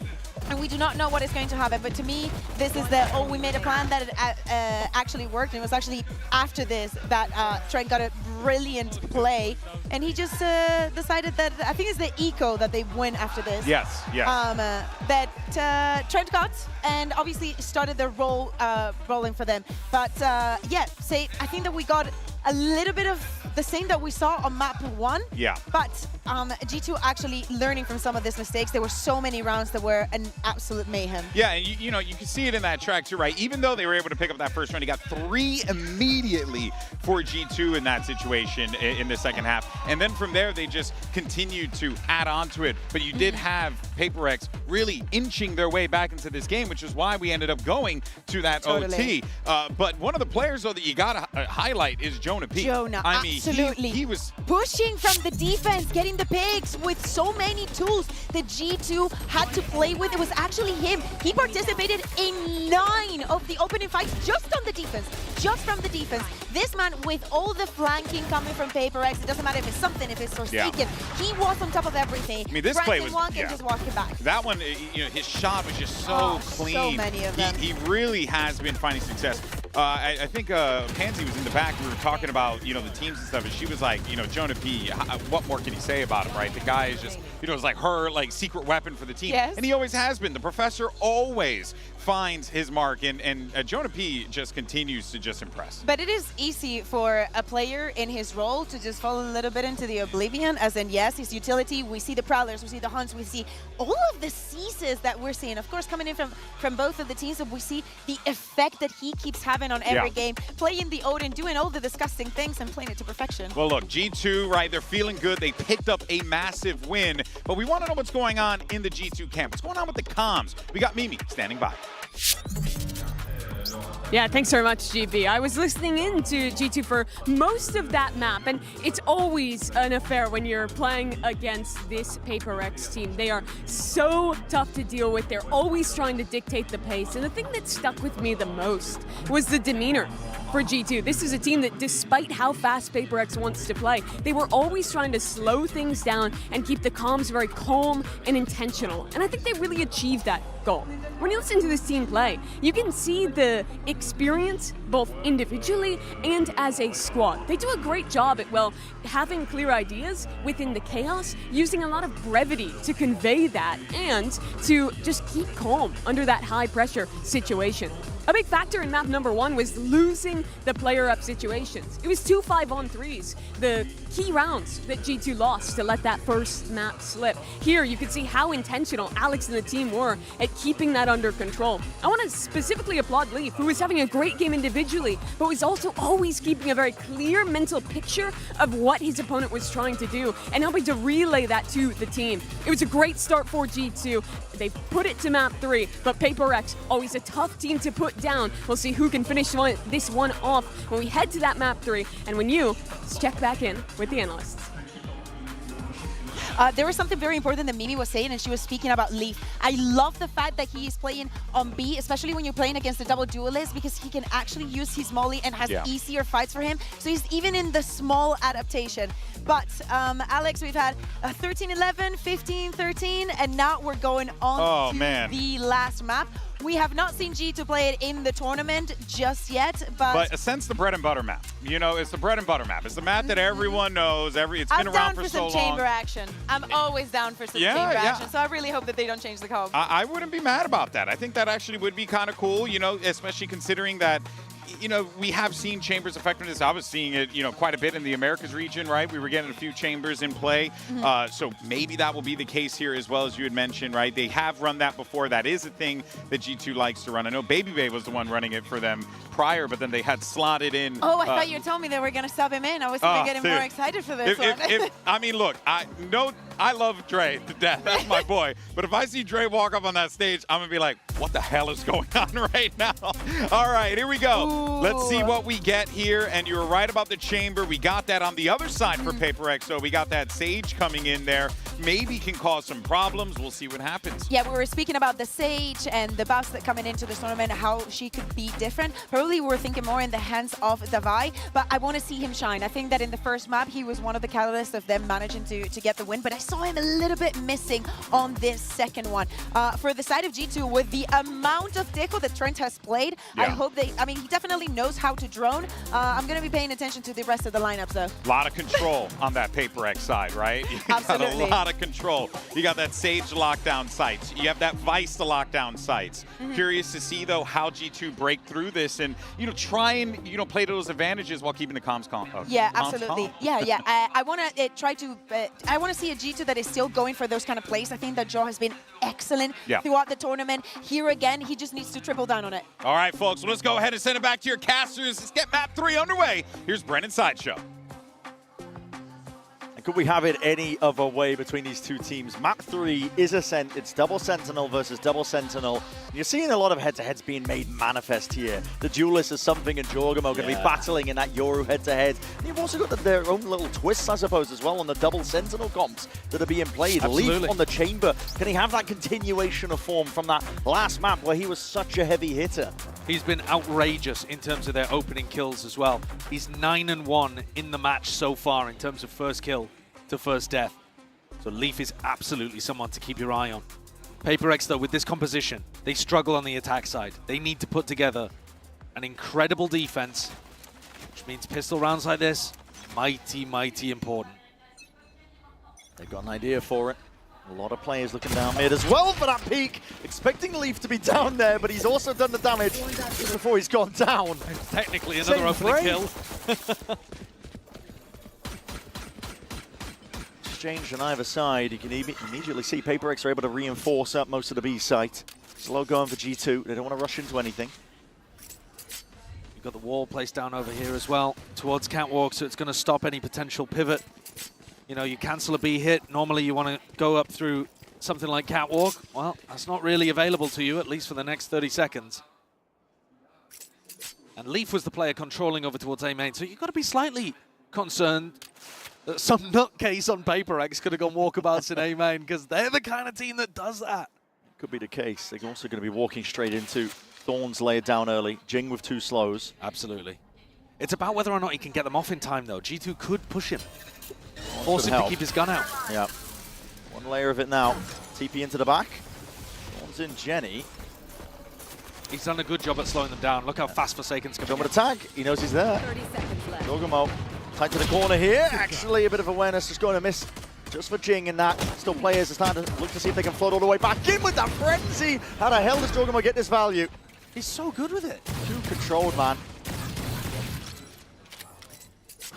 Something of Forsaken now having to get it done. Sheriff in the mid. Something already going to be picking off. Jorgamo. He's gone in a 2v2.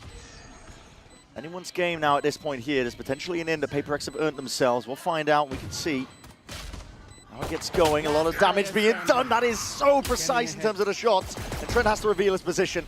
The dart drifting overhead here. Something still delivering these shots. My God, what a monster he is. Untouchable on pistol rounds, it feels like recently. The Ghost in hand delivers 4, and that's another 4v5 round to add. Now this one, maybe a bit fraudulent in terms of the 4v5s, because they were only 4v5 for about a fraction of a second. Vice Yoru. Leaf immediately comps that out, but it's something's incredible. Aim with the Ghost. To be able to carry them through. And they've been averaging like 30% of their 4v5 wins across this match so far. It didn't really slow down that much on Corrode.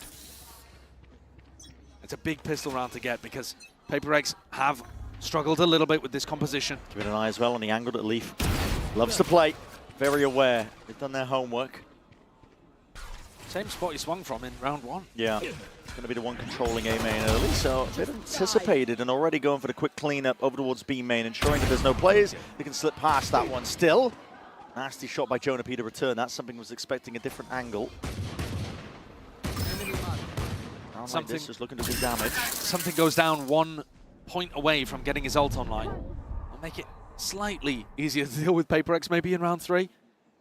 But the net is tightening here onto Jonah P. And Trent.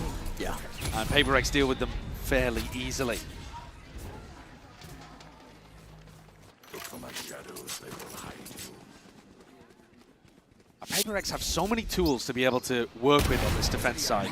But for whatever reason, they haven't looked perfect with it in the times that we've seen them running this comp.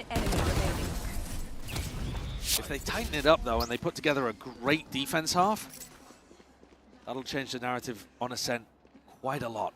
Normally, the way that G2 like to play, though, is that they get Leaf onto deep angles over towards, you know, fighting B main or fighting Catwalk, fighting Market. These 3 areas of the map are crucial. They also like attack opping with Leaf and Baby Bay quite a lot.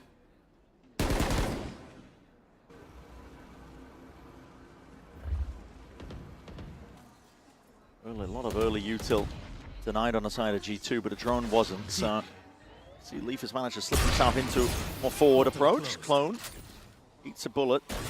Good protocol for taking a bit of cat control there without a smoke, actually getting deep onto this line.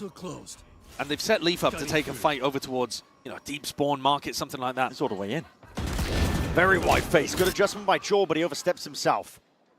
Jingo's going to be putting him in his place still. Awareness there from Patman, still watching that angle, but Jonah P has found it. Targets are toppling, and now Devi is going to be the one under that pressure. He's going to try and hold them back now, just with that stinger. Seen out, but as he's placing the util, that's a pretty poor timing to be taking. Leaf running a mockery over them right now. They seems to be aware of the fact Jing does return that fire, but he's got the rifle and he's looking to get out while he can. They don't need to save this rifle. Jing looking like he doesn't want to take the 1v3. Just playing his life in this kind of spot. So a round expected for G2 to be able to take this one. One of the easier ones that they'll have in this attack side when the economy is slightly weaker for Paper Rex. Wasn't massively weaker though, and G2 did exploit a lot of gaps here. You know, the pathing when you look for Leaf, he takes a drone down mid and then he's walking all the way around into spawn and then through into the B site. That's potentially something that Patman will look to plug up. Patman actually went forwards into B main, looking to try to take the fight into Jonah P instead of covering that mid gap.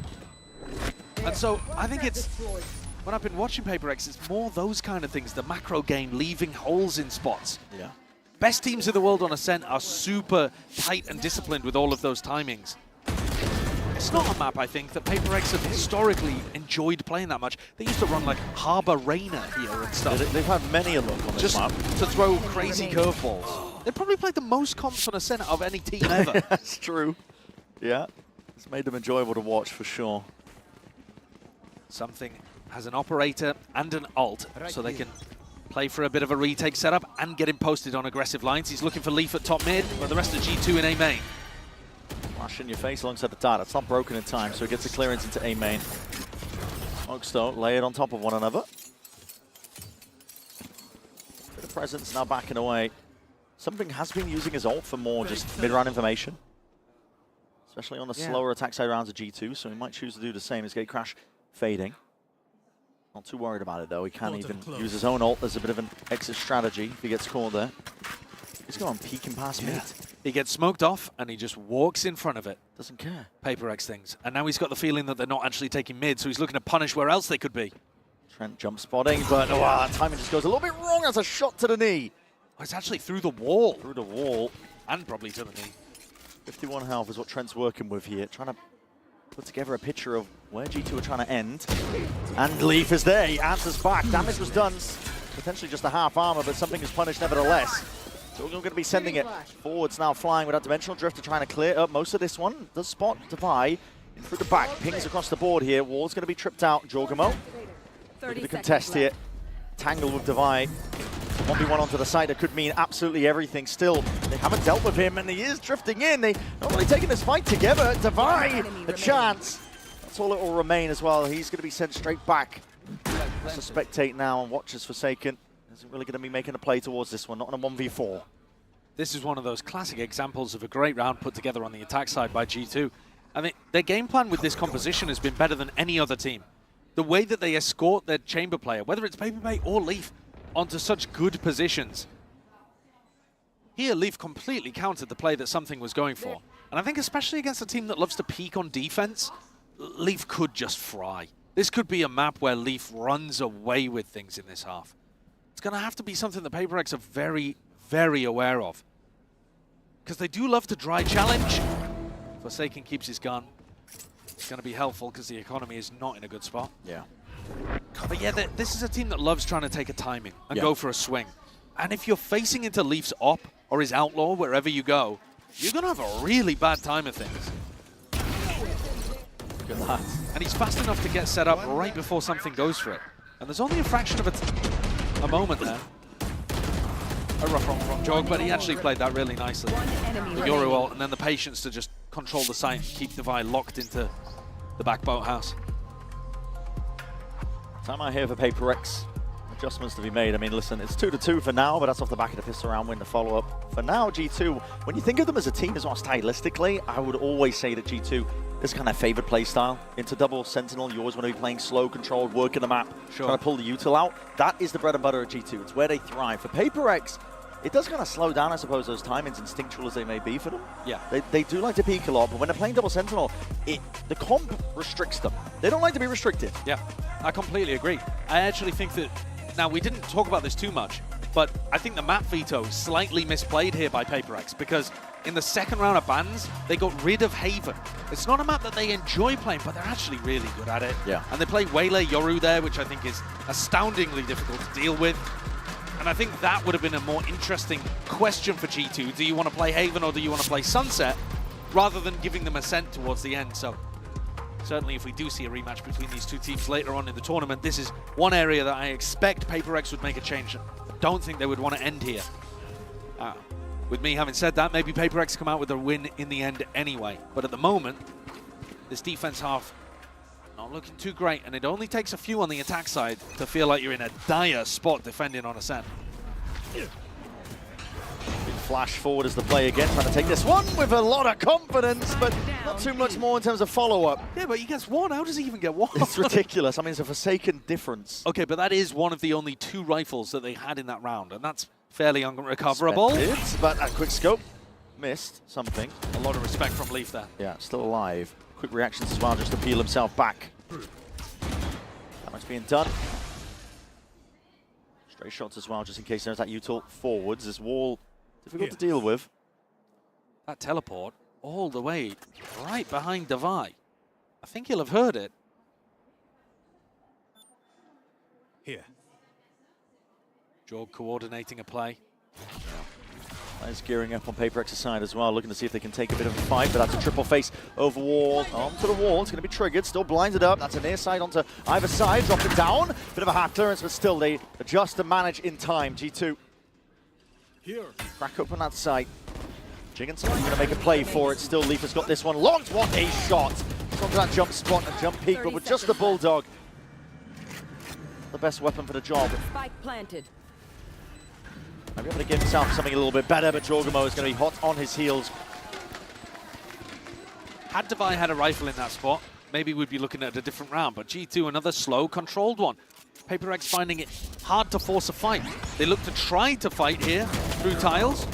G2 punish. They try to force a fight over towards A main, Gelato area. Leaf TPs away. And that just leaves them with their passive bunker set up on B. Currently, that is the spot that G2 are looking to punish. I'm coming in, I'm gonna get in there. All right, op v op now. Not necessarily looking at each other. Leaf instead getting posted in A main. Wine to clear. TP into Wine. And a double face, that's a quick TP straight out. Jorgamo even with the punish onto the main player. 1-2 combo. That should be the round. G2 are going to slow it down because they know that PaperX love to flood in, but the drone is going to give them info that the site is theirs to take. And a 5v3. They had cleaned up quite a lot of those, even though I was saying they were losing advantage spots. G2 were great when they had this level of advantage on Corrode. PaperX immediately going for the save as well. They don't want to play towards it. Already 2 players down. They've got an operator in the hands of something. It's not the right weapon for the job. So it is another round, just one off the back of the barriers dropping. Kill going their way.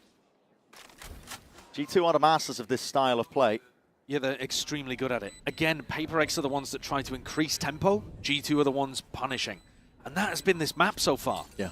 I think you could model the whole match by how much G2 are able to punish. At the start on Lotus, G2 had to increase tempo. They had to play as fast as PaperX in order to just keep up.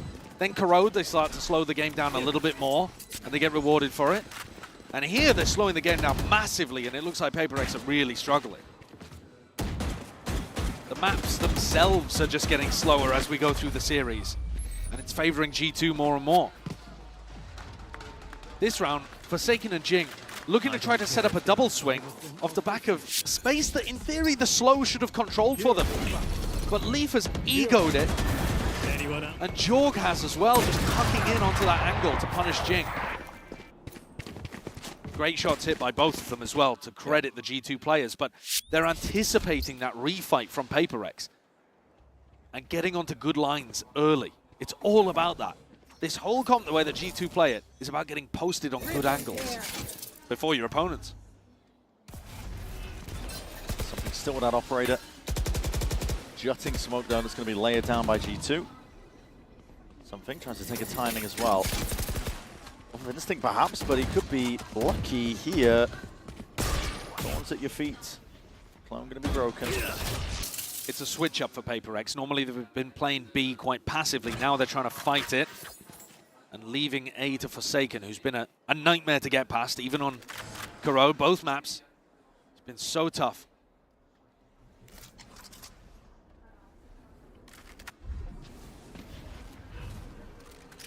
Due diligence is there from G2 always. Unbroken nice and early. Forsaken with a deeper smoke. He's not got another one for 15 seconds. But he knows that G2 are not going to be scaling quickly. His comp does not take space super fast. Hunter's Fury potentially there. You see with a Steel Garden at least to set the pace of this one. Is there any clearance into Wine? They're not thinking about it. Forsaken, he's here. Drifted into the spot. His gun's going to be coming back any moment now, and that's the time to strike. It's Nye. He's going to jump on the chance to pounce. Potentially do some damage to help his team out. The flood attempt in from PaperX, all off the back of the IGL. Valor's going to try and do all he can to survive in a spot like that. But what a play to make. Just that slightest gap in discipline. And what an adjustment as well from PaperX to play B aggro and then have Forsaken. Probably your best player on the defense side. Just leave him all the responsibility in terms of creating a tangled web on A to deal with. G2 want to take that time in for the exec. They really did have no awareness that he might reposition into Wine, but that's exactly the kind of thing that Forsaken's going to do. Yeah. They've actually been very good at staying aware of those kind of plays over the course of this match, but this time not quite feeling it. Same defensive setup again here for PaperX. It worked once, why not try it again? Yeah, total of force in the hands of Leaf as well, so he's going to be quick to punish as well. Passive on both edges of the map, but taking space in middle, G2.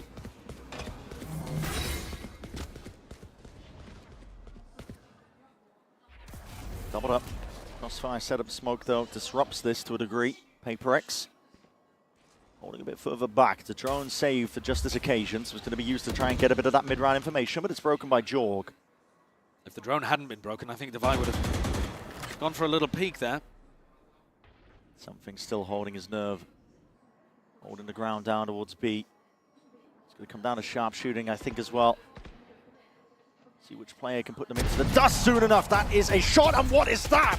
Through the wall, lucky to be alive. The coverage from Devi, it's not quite there. Jogamo had that one entirely covered on that one angle, and something now feeling the heat and that pressure. Res up in through mid. It's pace that's been turned up to a degree. PaperX looking to control this one back down again. And that's a huge ultimate that they just brought back into play.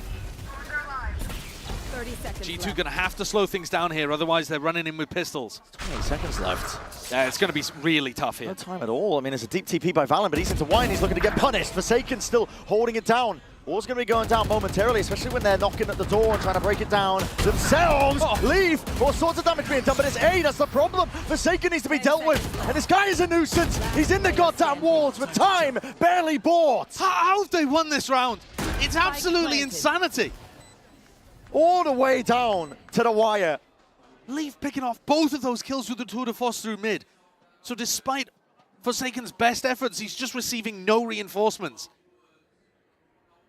They cut off that supply line so well. And operating within the chaos, because that B split had no hope of success. And to be honest, I thought the scramble over towards A had minimal chances too. Forsaken definitely could have been playing spoiler towards it. Forsaken instantly caught Valen, and then knows that the others have to be coming through a Sage wall. He's set up for one of his incredible solo rounds again. Yeah. But this time just not quite able to make it work. And making Leaf go hunt. He's the one with just the stinger. Because anything picks up a rifle anyway. I did say that Leaf might just dominate this game on the attack side. It It took feels over like in mid. Yeah, he's taking over the game. I feel like he is controlling everything right now. He's on every angle. 5. And they can't get past it. No, you can't trade as well. When a slow kill gets dropped down Cutting through. after the second kill, good luck trying to take a fight against him. I do think that macro-wise, PaperX had, again, a nice read there. But they just couldn't get it done, couldn't get past Leaf in the final moments to go and help Forsaken. They're still going to have a bye, but this, their last one, if they lose this down to an eco, and G2 with already 5 on the attack, it's starting to look really bad for PaperX. The winners of Masters Toronto might be cast to the lower bracket. That's a hell of a pit to be dropped down into, but something's going to be trying to pull his own weight. Quick kill there onto Trent. Operator revealed as well, but G2, they don't care about it. They're going to be taking the fight straight to them anyway. Creeping all the way up to the line. Divide trying to really see if he can put the hurt onto them again, but that is an instant trade once more. G2, you're playing into their wheelhouse, but this is a round that PaperX, they don't want to give up. So Dimensional Drift is going to be used again to set it forwards. The trademark, oh my god, man! He's everywhere! He can do no wrong. And he's dominating so far, round after round. PaperX on the shoulders of Something and Jing. Creeping their way past here. Looking for any sort of sightlines, and they got the wall off into CT. Attempt to try and break it. Leaf still wins that out. It's a 4K for him. It's criminal. And Something is scurrying away to try and deny that ace. They tried to trap him in hell. Tried to deal with the others. He broke his way out. Slammed a bullet into his captor. Something is going to escape on this one. We're going to be denied the ace here, but Leaf has essentially done it again. It's round after round. It's utterly ridiculous. But I think, again, a lot of credit to G2 too, because they are finding these little gaps around the place. PaperX left A main completely open. This time Forsaken decided to focus on Cap. But in a 4v5, Forsaken starts to be worried about A main, throws a smoke, and G2 find a timing. Leaf leaves a trip, and a player gets slowed down, so he gets a kill off the back of it. Yeah. 14 kills across 9 rounds. And now the anger's starting to come out. Now the frustration starts to build. Yeah, I mean, he is. 14-5 for Leaf right now. 14-5. We've only played 10 rounds of Ascent so far. He's on the attack side as Chamber. Yeah. Yeah, 9 rounds, I should say. We're on the 10th now. That's ridiculous. He's averaging 1.5 kills every single round. It's like, I mean, not quite a Thanos, but, you know. No, he's up there, though. Pretty close. He's getting there. No, in terms of individual performances, he's been lighting the world on fire today. And I think you could say he's slowly even been getting better from map to map to map. Yeah. I mean, this map, he looks instinctual. Like, he knows where the players are through the walls. He's expecting fights on certain timings. And I think, snapping to them. I think it's going to put a lot of pressure on these PaperX players to make more bold, aggressive plays. And that invites more opportunity for mistakes. Yeah. It's what's got it done in the past, especially those first 2 maps. Big heroics from PaperX. They need a step up now. Bit of a weaker buy here for PaperX, so willing to take more risks with it. And hello, I've seen this one before. Missed one way, playing inside with the Bucky. Yeah, they normally have a flash and a recon through it, though, as well. Yeah. They do like to run that one aggro. Something's holding really close to this with an operator on the other side. This angle not ideal as well, especially when players are lying in where you can't hit the adjustment, and the punish is there. For the first time for it, they're just trying to beam these players down with the bullets. They're doing the job anyway. Blind as anything, and it's just a game of just hunting down the minimap. Dissecting the map, it's what G2 do best. Especially with this double sentinel comp, you are right in the wheelhouse. It's going to take timings like this, little plays to be made. But individuality can only do so much against this war machine that is G2. They are completely in control right now. They're contacting all the way up to the danger areas. They're recognizing exactly where the danger is. And then that protocol to tuck Leaf behind the box so that you double swing catwalk as soon as the smoke drops is really nice. Great control. But They literally just walk down mid there. Yeah. And in some rounds, something's going to be fighting it. I need one! I need one! Yeah, Trent is currently 1-4. Yeah. Not that it matters when you're winning, but yeah. Like you were saying earlier, I just don't get the freebies. Full leaf. Yeah, it's tough to get kills when one guy's hoovering them all up on the other side of the map. Yeah, in his own words, playing with Thanos, so. Yeah, yeah. Tricky spot. PaperX here with a buy, though. They've invested fully into this one. They have ults on top of it. One away from Patman's ult of the Hunter's Fury. They need heroics to stop themselves from going down into the lower bracket. We're only in round 11, and I'm already thinking that they're in desperate territory. Yeah. Flash. Recon. Yeah, Dart on top of it. That's going to be a big reveal onto multiple players looking to try and take the fight forwards. But again, the comp doesn't really suit it. You can't jump on the chance. Fades away. And now you've been baited into forward positions. Double bait and switch here. That's good damage done, though. Forsaken is going to be spamming. Roar into it. A Dimensional Drift to try and clear most of that corner out. Jing is forward again, trying to take that fight. You can hear the sound cues. Jonah P is just waiting in thick water. Forsaken's still going to be the one to put the bullet to the dome. And finally, a player advantage. And something fast on the flank. You can play retake in this spot, but Trent's already the playmaker. Trent trying to slip the net back. There's one! Oh my god! Straying out with the bullets on either side. Forsaken finds it. Oh, cancelled out. Goes out here. Forsaken trying to sow chaos again once more, but something onto the flank again could just be the nail in the coffin they needed for a round like this. Juggernaut not anticipating it whatsoever. And it's all down to Valen. It's a 1v3. Positions here is playing way out into the open, but the bait and switch is perfect from PaperX. Exactly what they needed. Yeah, fast push on the opposite side of the map. Even losing the Steel Garden in the midst of all of that didn't end up being a massive difference maker. Crazy scenario over there. Trent trying his best to try to make the play. PaperX need every round they can, though. Got to clean up this one as well. Get it to a 7-5 half and you might have a hope. Alex is looking anxious, stressed. Yeah. Both of these teams know the win cons as well. This double Sentinel comp, when you're losing this many rounds on defense, doesn't bode well. PaperX still cannot afford to be disheartened. Op v op battle over here towards B main.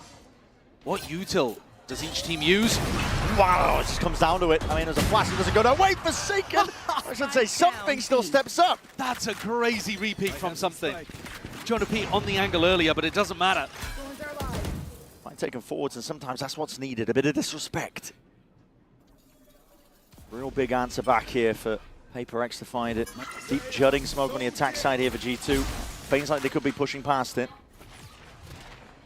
Disrupts the crossfire setup that they had going on. PaperX might find themselves in a bit of a tricky spot here. Hunter's Fury trying to pave a way forwards again. That TP is going to be cut into the corner. Dodging, juking, maybe even in the midst of all of that. Yes, damage is being done, and with those kills claimed, it goes on either side. Patman finally lets loose with one of his own.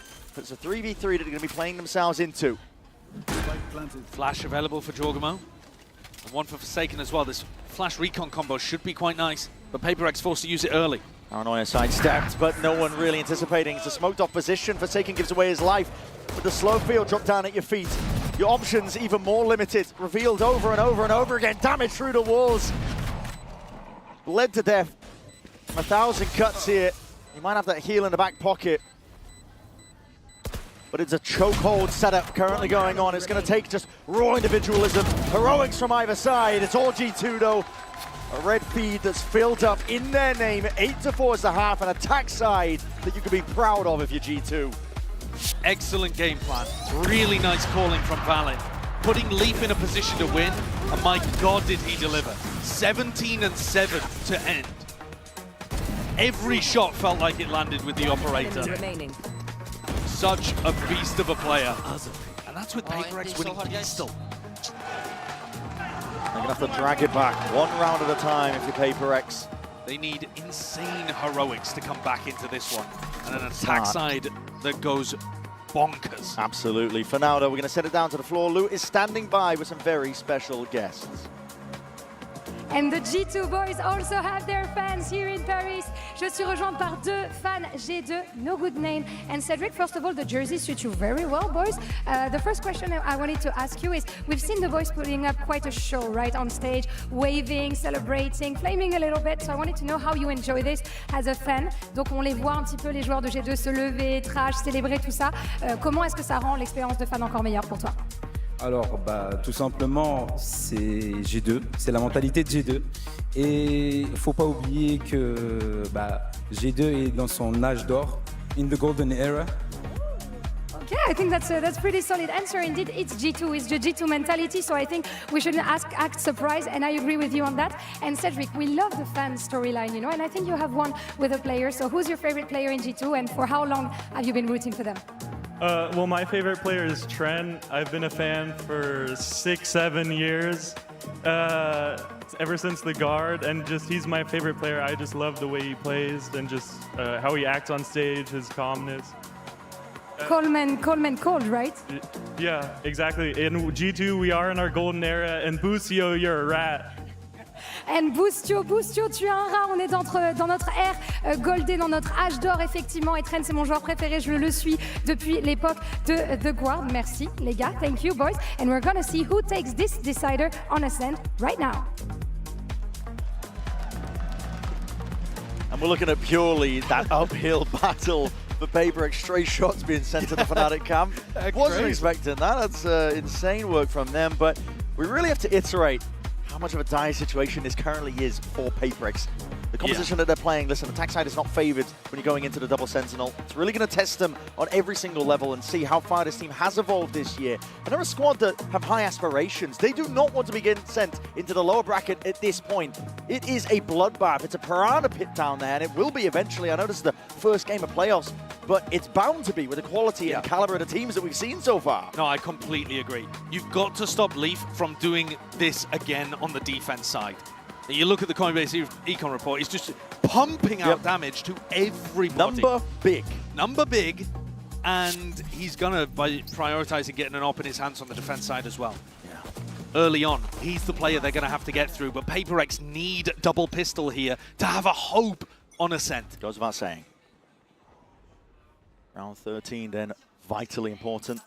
Hasn't been the case all series long, really. We've seen a lot of Thrifties and Ecos straight back at you.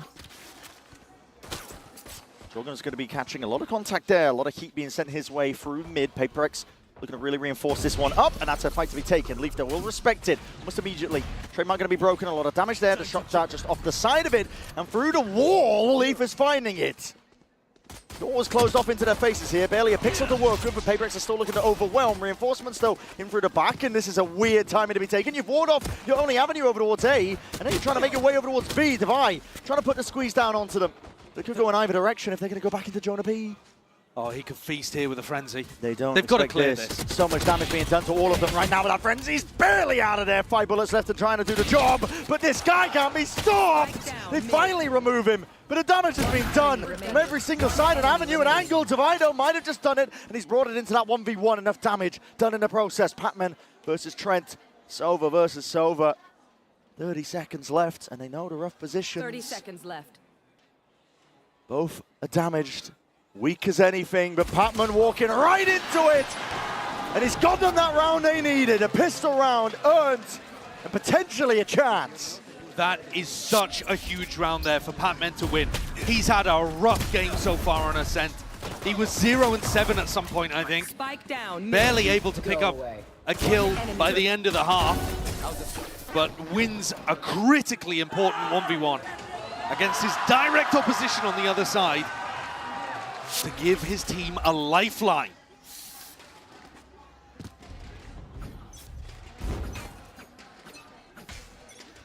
G2 look to try to take a fight again over towards B main, wondering if PaperX are going to be fighting over that. Vice Flash tells them that someone's in that location, but it's Devi and he's already left. So a bit of a gap to be exploited down through mid. The worst thing in the world would be another one of these Thrifties that we've seen so many of if PaperX want to come back into this.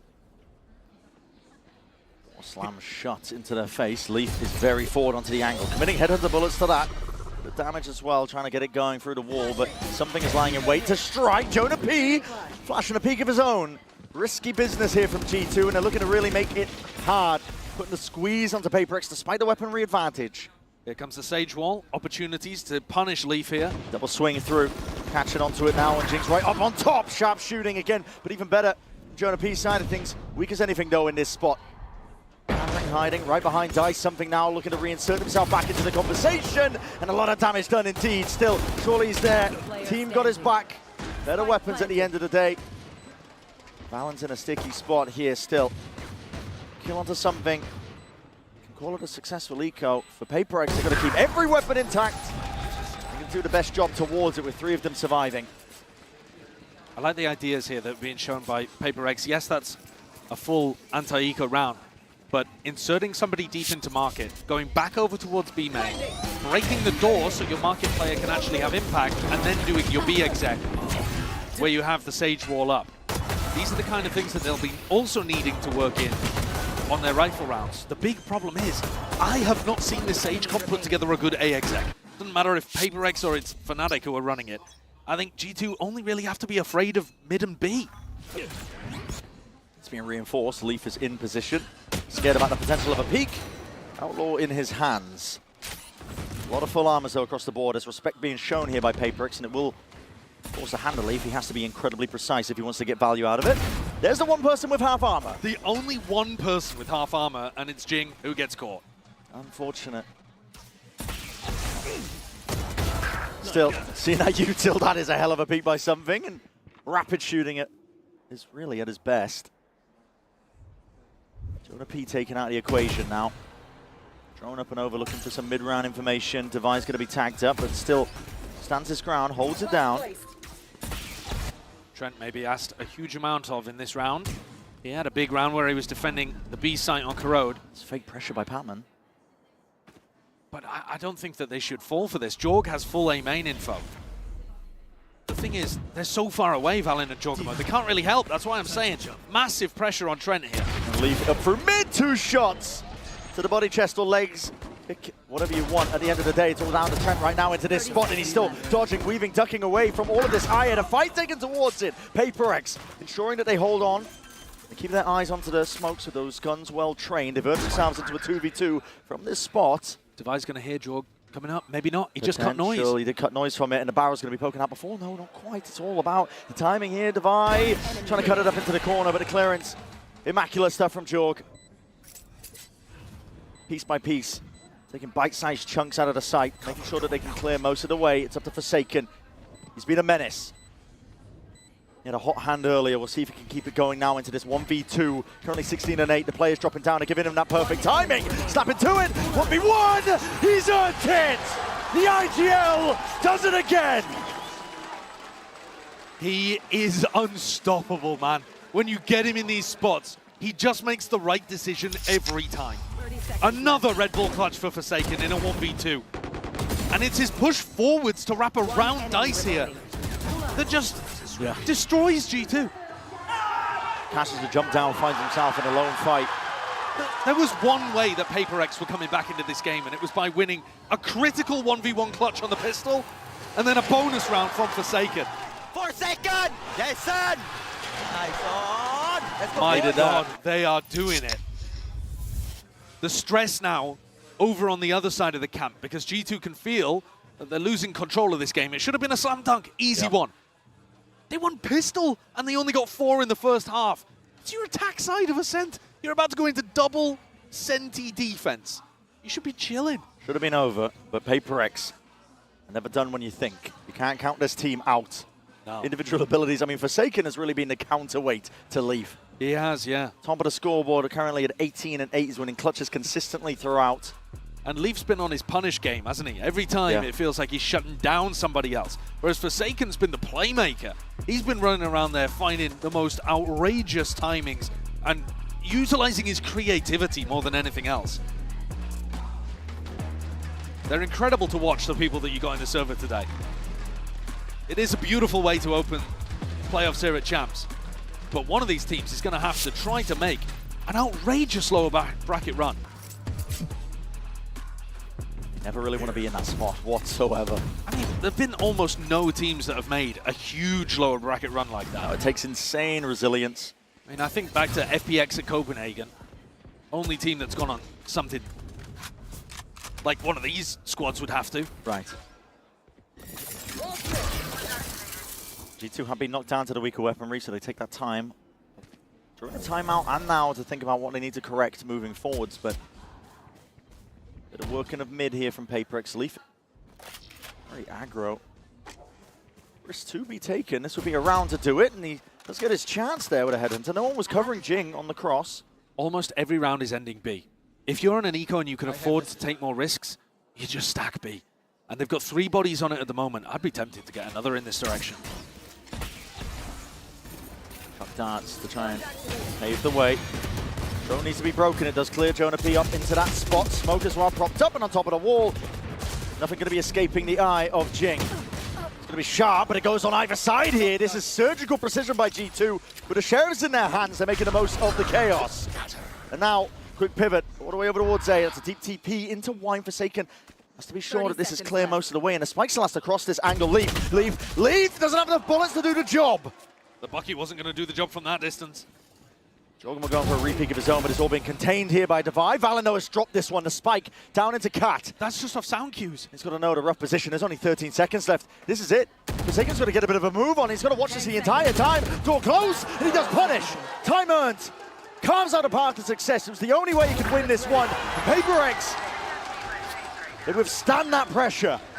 I feel like every time PaperX are pushed to the brink in this match, Forsaken comes through for them. I think the lone exception was something winning that ridiculous round to get them into OT on Corrode, but every other moment, it's their captain steering the ship through stormy waters. Wow. Oh, he did just catch a glimpse of Patman there.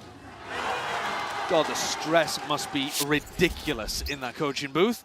Time to jump. Both teams have Steel Garden to try to work with. 4 in a row now for PaperX, but G2 are on the favored side, remember. Flash an early take towards A main. Deep wall as well from Divide. Look at the control at B. The spike is not going A. I mean, it only went A in the previous round because there was literally every defender stacking the B site on an eco. PaperX still looking like they want to pressure B over and over and over again. Now they've got the res here, so Jing shouldn't be as aggressive as he was in previous rounds. Let other people lead and take those early duels. That one with a drone. Backing out. Leaf doesn't take his TP, so he's still got the rendezvous for a rainy day, which is Steel Garden's coming through anyway. Weaponry now going to have to be fully reliant on a headhunter, but I don't think Leaf's got any bullets to really to his name. Just trying to tuck tight, ensure that he's not cleared out from this spot here while something looks to try and get the clearance down. Leaf, he's answered straight back. The weapon's into his hands and he's rendezvous TP'd into the side, man. Eventually cleared up. That's Steel Garden both ways. Weapons taken away. The res in sight. Shorty does the job. Close quarters. That's where the action lies. Weapons to swing back out here. PaperX have found themselves a way back in. But Jorgamo looking to see if he can answer. Knocking at the door, him and Jonah P. But Jonah P no more. There it is. Quick cleanup in the end. 3-piece by Jing. And a lead taken by PaperX. I really like this B exec where Jing doesn't wall up on the box, but instead goes and walls off market or something like that to stop the defenders coming through. Down B.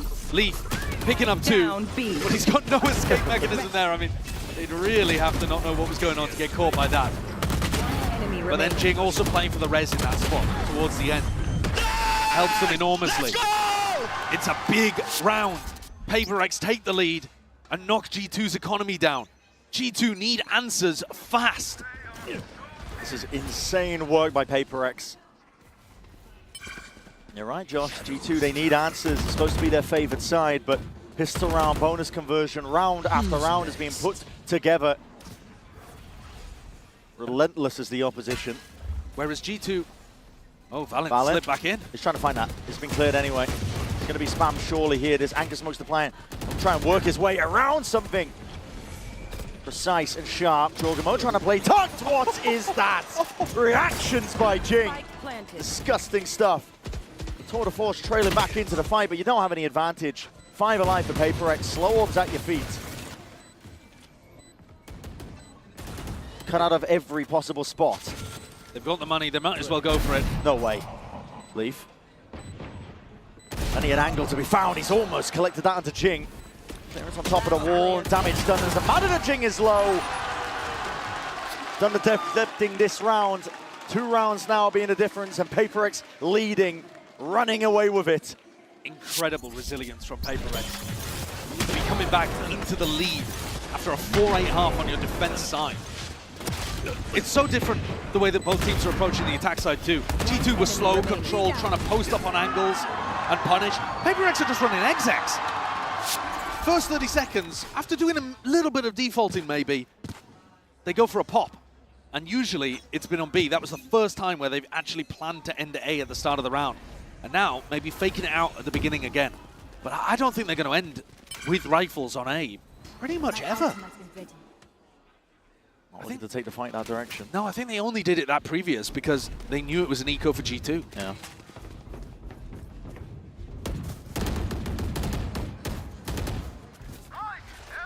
Hold on, what is this based off of? The Hunter's Fury? Ripping it.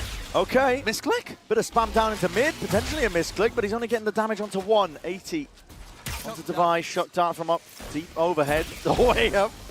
The heal in the back pocket though, he's going to be back up to 100. They could have comboed it with the Euro World. They could have used it as the PaperX were pushing. It's got to be a fat finger here. Jorgamo, he's not leaving. Terrible gate crash as well. Trying to stay into the fight. Terrible gate crash. Way out into the open in that spot. Not in a position to try and withstand that pressure. PaperX are really applying it now. Evenly across the board, and this is moving over towards B. Starwood is the defense again. They've got those thorns to try and delay and slow this one down. A tag with the drone potential there for a fight to be taken, especially as that smoke dissipates. Thorns at your feet, spam into the corner. I think they know that Jing's in that spot and that position, and Leaf, time to strike is there. The backstab that they needed as a spike drop down in the middle of nowhere. He doesn't overstay his welcome. Thorns activated. Let the spike be retrieved, let it be picked back up. There's 15 seconds left and you haven't cleared these side players. Jonah P, the anchor, and a thorn in their side. The flash and a peek, he's been denied. Deleted here. The plant is going down fast and loose from G2. Trying to take the fight now, trying to take it together. And eventually they get the job done. But my God, did it take everything. Leaf again with a really important double kill. Takes the opportunity to push that wall, take a risk in mid. At the same time, as Valen and Trent are throwing util at people. But there are some real wobbles going on here. There's never a world where your gate crash should be there. Mistakes earlier on in the round even as well. I was worried they're about to give Patman a lineup towards the end. Maybe some mental issues creeping in here for G2, but they win the round anyway. Both teams with an operator. Devi might be taking a look at trying to post this one up towards B main. And Jog's got a judge. Yeah, well, their economy's shot. Bulldog as well coming out from Valen. Yeah, not out of the danger zone just yet. He up here, Forsaken. The angle he wanted. Devi's actually holding his operator in B main, expecting Jorg to go for a push. Maybe Jorg would if he had a rifle, but he's got a judge, so I mean, he's never peeking this. He's just holding. And if you go back into B, which PaperX 90% of the time are going to go back into B, Jorg will be there. The question is just how he uses his gate crashes, and this second one is actually used quite early on. I was wondering if he might be a bit more conservative with them. Deep in the mid, that's a footstep heard. Trent is aware that something trying to take a timing against him. Fake teleport. Slow and steady is the game plan. Retrieving flash. They're leaving B. A rare A finish here perhaps from PaperX. And Forsaken's got good control over towards A main. One trip and pressure on Leaf with the off. They're going into him now. See what he can get done here. Potential damage to be dished out to Paranoid to try and slow them once more. Fire in your face there, as blind as anything, and he just spots it. Jump spot of something was a little bit too out into the open. There's enough of an angle that they can jump on it, but a res immediately to try and undo the damage. Something back into the fight. 5 players trying to look and make their mark into him with just a judge in the hand. Jorgamo, he can only do so much. Players are drifting into this fight, but it is slapdash, not put together whatsoever here from G2. Door needs to be broken. An avenue and a sight line, and Leaf does deliver. Death blow after death blow, but Patman looking to answer straight back, and damage done to Valen. Weak as anything. Handed it back, but Forsaken with a deeper TP. Jonah P will clean them up. These players, weak as anything. It's going to come down to the tiniest of details. Who can hit the first shot? And that is a risky one. Jump spawning around, jumping down into the fight. Patman left into the 1v1. Down in his face. He's going to try and break this one down, but with the damage done in the right click, Trent delivers it. And he's got the time on the defuse. He gets revenge for that pistol round clutch. Patman did everything he could. Oh my God. But Trent delivers to tie things up at 10-10. That round was madness. Absolute madness. Leaf gets 2 huge ones. Jonah P also, by the way, picking up Forsaken in spawn like he did on Corrode. Forsaken constantly trying to inject chaos into rounds like that. I was worried because G2 didn't have a follow-up for Drogomo's ult. He just ended up at Jenny with a judge. Very bizarre. Economy actually in a horrible spot for both teams. Odds and ends as we head into round 21. No. There's no scrim that can prepare you for this. Adjustments on adjustments. Scanning ahead. What an incredible pleasure that every map has been on a knife's edge as well. Yeah, it's rare that you see that in VALORANT these days. It is. Often ends up being more one-sided, but these two teams, even. Leaf is opping here without a smoke in his face. Might be getting a lot of pressure now, though. That drone will be clearing him. Breaks it, will commit to it. As soon as he sees the bodies and the signs of life, just backing himself out and away. Smoked off now as PaperX look like they're going for an A split. Choking them out here. There's a Hunter's Fury to see if they can set this one up, but the Thorns as well. It's going to be delaying. No one can really push forwards and past that. It's a wasted ult at the end. Only a bit of damage onto Jorg. And bodies are reinforcing. G2 have the entirety of the team. The army has arrived to try and put a stop to most of this. But a dart late in being delivered. Leaf, though, still getting active. He's forwards again into his approach, trying to bait those shots, and he can't be stopped. This is ridiculous from him. One-man army himself. Big reveal, but coverage in sight.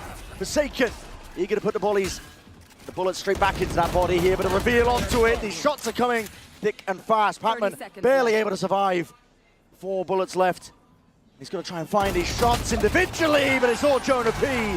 Too sharp, adjusting in time. G2, the ones up to 11, the ones leading by 1 round. And Leaf again is the monster player, the superstar for G2. He's got 29 kills here across 21 rounds. For a 30 bomb. Yeah, and this year, there's a decent argument that he's been the best player of 2025. He was competing early on in the year with players like Trent, competing late in the year with people like Forsaken, Something. He's directly going toe-to-toe with 2 of his competitors right now for best player in the world. And he's the most impactful player on the server. And Leaf still has the op. That round was a big eco swing. And PaperX are taking a half buy. Yeah. Almost allowing G2 to get up to match point. Hoping that they can draw things into OT or pull out a thrifty from nowhere. These A finishes have not been working. Struggling. But they keep doing them in the last few rounds. Subvert the expectations, perhaps, but... Decoy. Seeing how to gear up towards this one. A few Sheriffs, Bulldog and a Vandal. It's the only thing they're working with. Double up with the smokes as well, denying that heaven angle, just in case the operator was there, but Leaf to reposition. Misses his shot. Rarity at that, and it doesn't take the time to TP away. It's Forsaken with the punish. He was to play with a rifle. Needed to be the case, and the Sheriffs, wow! PaperX, you know how to make them work. 2 players down here for G2, and an open site now and an open plan. PaperX, a lot of damage being taken into the process, but you got to try and win this one with overwhelming firepower. Sightlines are being cut away. Spam into the floorboards. Trent removed Patman. Now he's looking for a little bit more. Big flash though, and an even better swing. Forsaken is putting matters into his own hands as the IGL. Straight shots and straight bullets. He's barely alive, but he's still getting it done.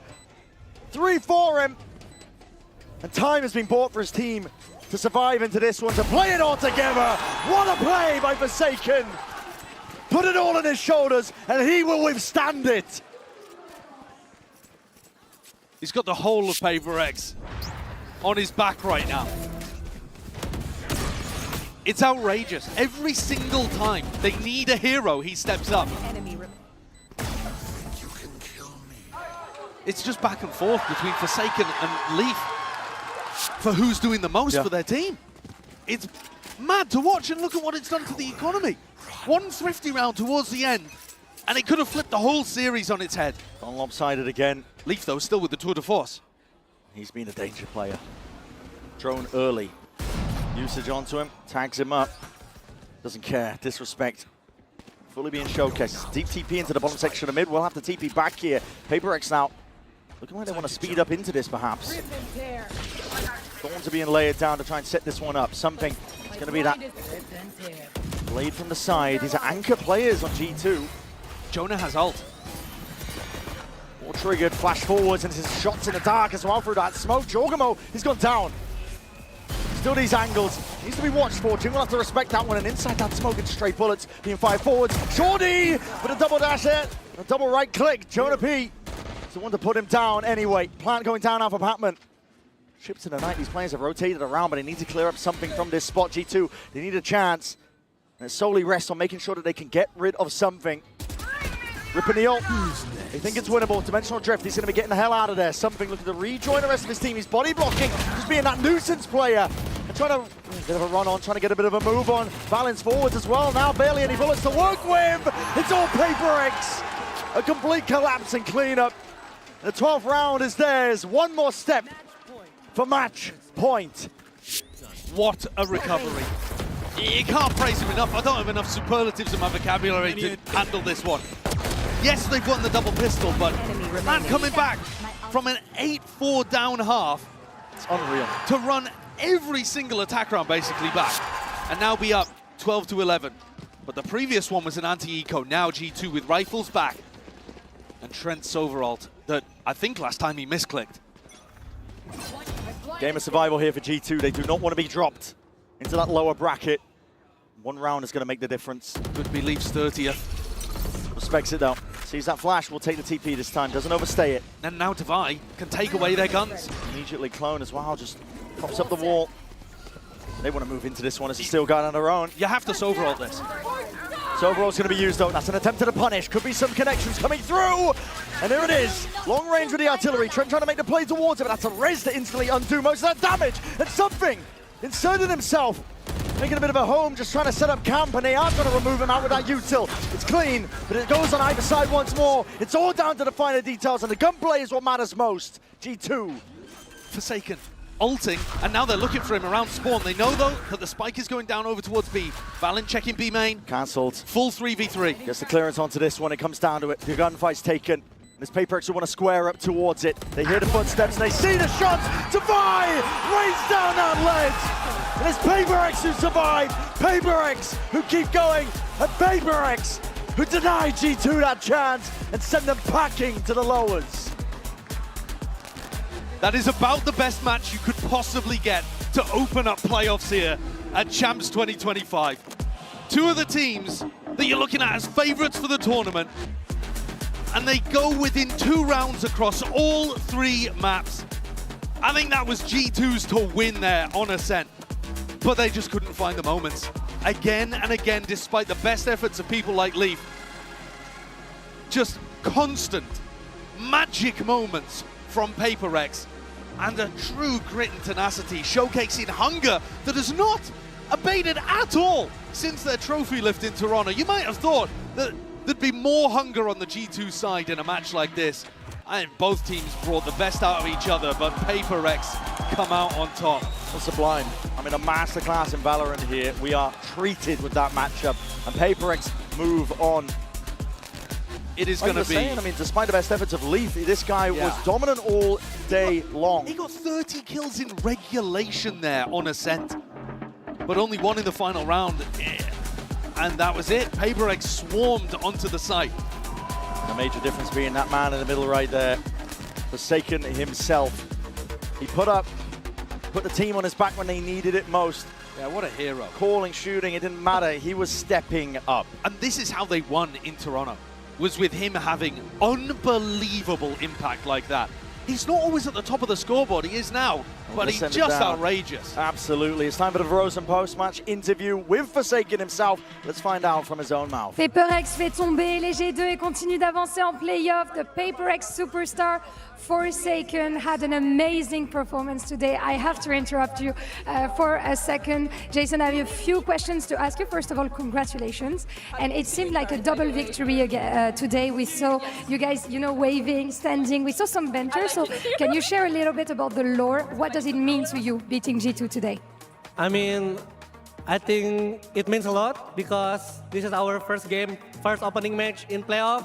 Everyone feel excited, and even though we lost the second one because we want to make them excited, to watch the game.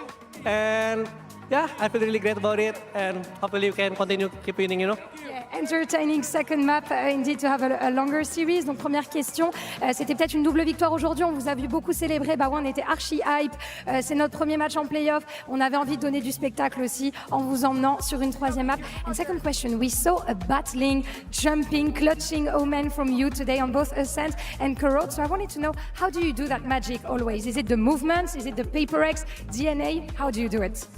To be honest, I'm not really sure, but in the beginning, my mindset, I always trust my teammate, even though we're down like 4-8. I keep doing my things, which is to be confident, and somehow we just go with the flow, with my body and stuff, so yeah.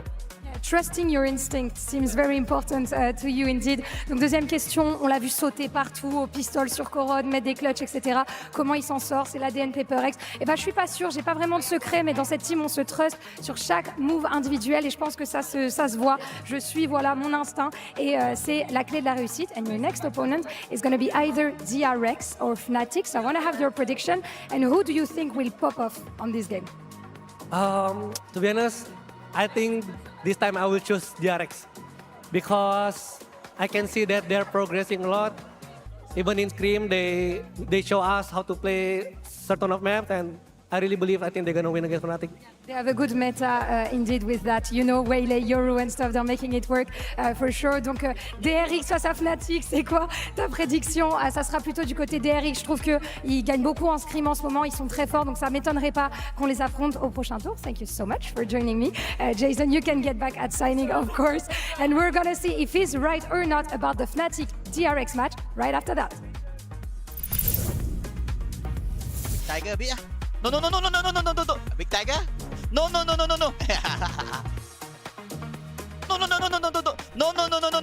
Big Tiger!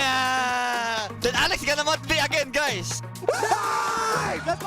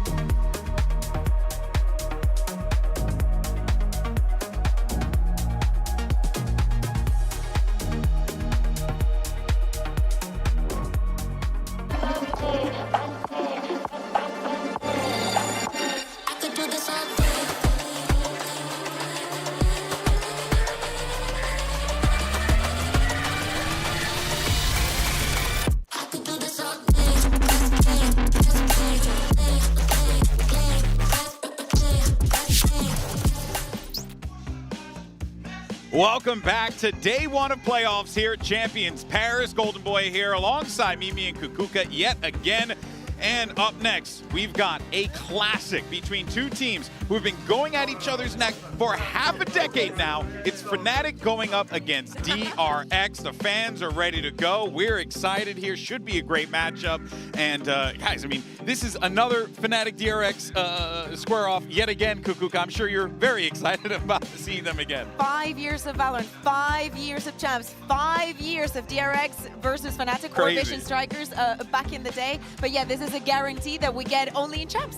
Yeah. It is wild because they literally don't play each other outside of Champions. So this is a once yearly event that you're here to witness yet again. But I think it is a little different this time because this is a DRX who is in a lot of ways coming in with different expectations. In the past, they were always the dominant squad. You expected them to show up to an international event as Korea's best and lose in 5th-6. But they always made it there. But now it's a DRX who's been missing some events, who's made some roster changes, but who is here again and looks to be in great form from the group stage. But that's what we're here for, right? If it was the same teams with the same expectations every year, like the story would be a little bit bland. But it's good to see that even 5 years later, we still have stories to tell you about these two squads. Yeah, I mean, just look at this. Yeah. The history of both of these teams, but also them facing off against each other, but the achievements as well, Mimi. It is quite a bit for both squads. Yeah, I mean, you can see they were neck and neck at a time, both finishing in similar positions, but it was Fnatic to get those 2 back-to-back trophies in 2023, the first team and currently the only team to have done so, and DRX still yet to find their trophy at a global event at an international stage, and it feels like they are maybe farther from it than when they were always that 5th, 6th team, but they have grown a lot, I think, this year from the DRX that we saw choke in the group stage to open things in Bangkok. Yeah, and let's talk a little bit more, though, about Pacific as a whole, right? Because I know, like, after PaperX won in Toronto, everyone was like, Pacific, strongest region, they're the best. No one's going to stop them. But we have started to see, you know, with especially with Americas and EMEA sending a lot of teams up into the playoffs. Like 3 apiece. Yeah, 3 apiece. We're really starting to see, you know, that come to fruition here for those regions. Is Pacific falling off a little bit in your assessment, Bea? Granted, PRX just beat G2. I think that the narrative this year changed so quickly, right? Like, we almost forgot about EDG because T1 had that impressive run right at the beginning of the year, then PaperX this. So the expectation is, can Pacific go 3 for 3 this year? Can 2025 be their year? I think that there might be a couple of cracks, but I still love that they're bringing something new. They're right now the meta setters. I believe they're still the best region. I don't think you can take that away from them when they've won both tournaments this year, when PaperX looks like, in my opinion, the tournament favorite to win things here in Paris right now. They may not have had as many teams qualify through. You know, RRQ might have been a bit of a disappointment, and T1 as well. But DRX is better than we thought they would be, and PaperX is in the form, or even better than they were expected to be as the reigning Masters champions going into now Champs Paris. Yeah, that Lotus comeback for PaperX kind of solidified that. It's like, you just can't, like, they're just too good, and it's so hard to stop them. That's just PaperX. That really is. And as you see there, PaperX moving on. They will face off against the winner of this matchup here, which we could end up getting a regional battle between DRX and PaperX, or we end up seeing Fnatic PaperX, which of course... The Toronto Finals? Toronto Finals, which we have seen before here. But, you know, the thing with Fnatic, though, kind of shifting the focus over to them, though, Kukuka, is that, you know, we've seen this team look rather comfortable, right? Yes. They got a couple solid 2-0s. They look pretty good. Chronicle is still slapping. He's still the GOAT, right? I mean, I'm sorry, but Chronicle, for my money, pound for pound, one of the best players, if not the best player in the world in the history of the game. And they're looking like a contender. I was watching the games at home, and I'm like, Fnatic look freaking good. Yeah, they fell under the umbrella of what are the EMEA teams doing and what can we expect after stage 2. But the form that Chronicle is finding at the end of the year, he really wants this trophy. At the end of the day, it's also about peaking at the right time, and I think he is. He is no afraid of this stage. There's no nerves on his side. He only can look at the win. I've also really liked getting to see him play more of the Vise. I think he's most known for his Viper, probably, but or maybe even like the more supportive roles, like the Breach you're seeing on screen there. But he's looked so good getting to play a bit more Sentinel. Bring back Fracture. Yeah, I miss Fracture. The Crown I Breach. miss her so bad. Yeah, I actually do miss Fracture so as well.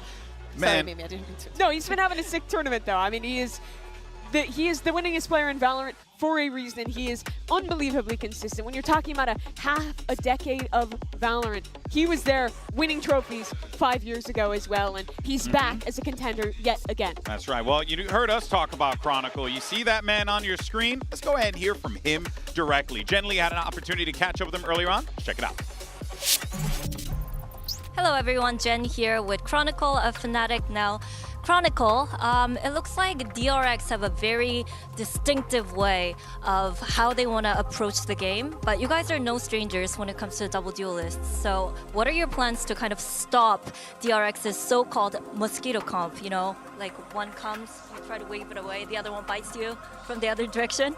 I mean, that's a secret, but maybe we'll show it slightly later. But of course, in this example, we will try to smash them. Good luck and can't wait to see it. Thank you. Fnatic are looking to squash them like a bug. Well, okay, let's talk a little bit more about this mosquito composition. Yeah. Dive into it a bit more, Mimi. No, I think it's really cool. You look at DRX's beginning of the year. They were one of the innovative teams in Teo Breach, and they're doing it again. Here's my clickbait YouTuber thumbnail to talk a little bit about the mosquito comp. I would click on this and video, if maybe. you didn't watch the group stage, you don't know what's up. She made Here's it in what paint, is. everyone. No, I made it right here, right now, just for you, dear viewers. Wow. So the mosquito comp is when you run either the Yoru or the Neon, a second duelist, alongside this Waylay. And the key to it is that Waylay is less so just trying to be a dive agent who goes in and gets a pick on her own, but more so the player who's setting the other duelists up like for a distraction. success. Yeah. This was the first game they played of this mosquito comp here. So let's take a little watch. I'm gonna look at the map here. There's a B anchor tucked in here, the Gecko, as there often is. And now let's take a look at what's going on. So the Refract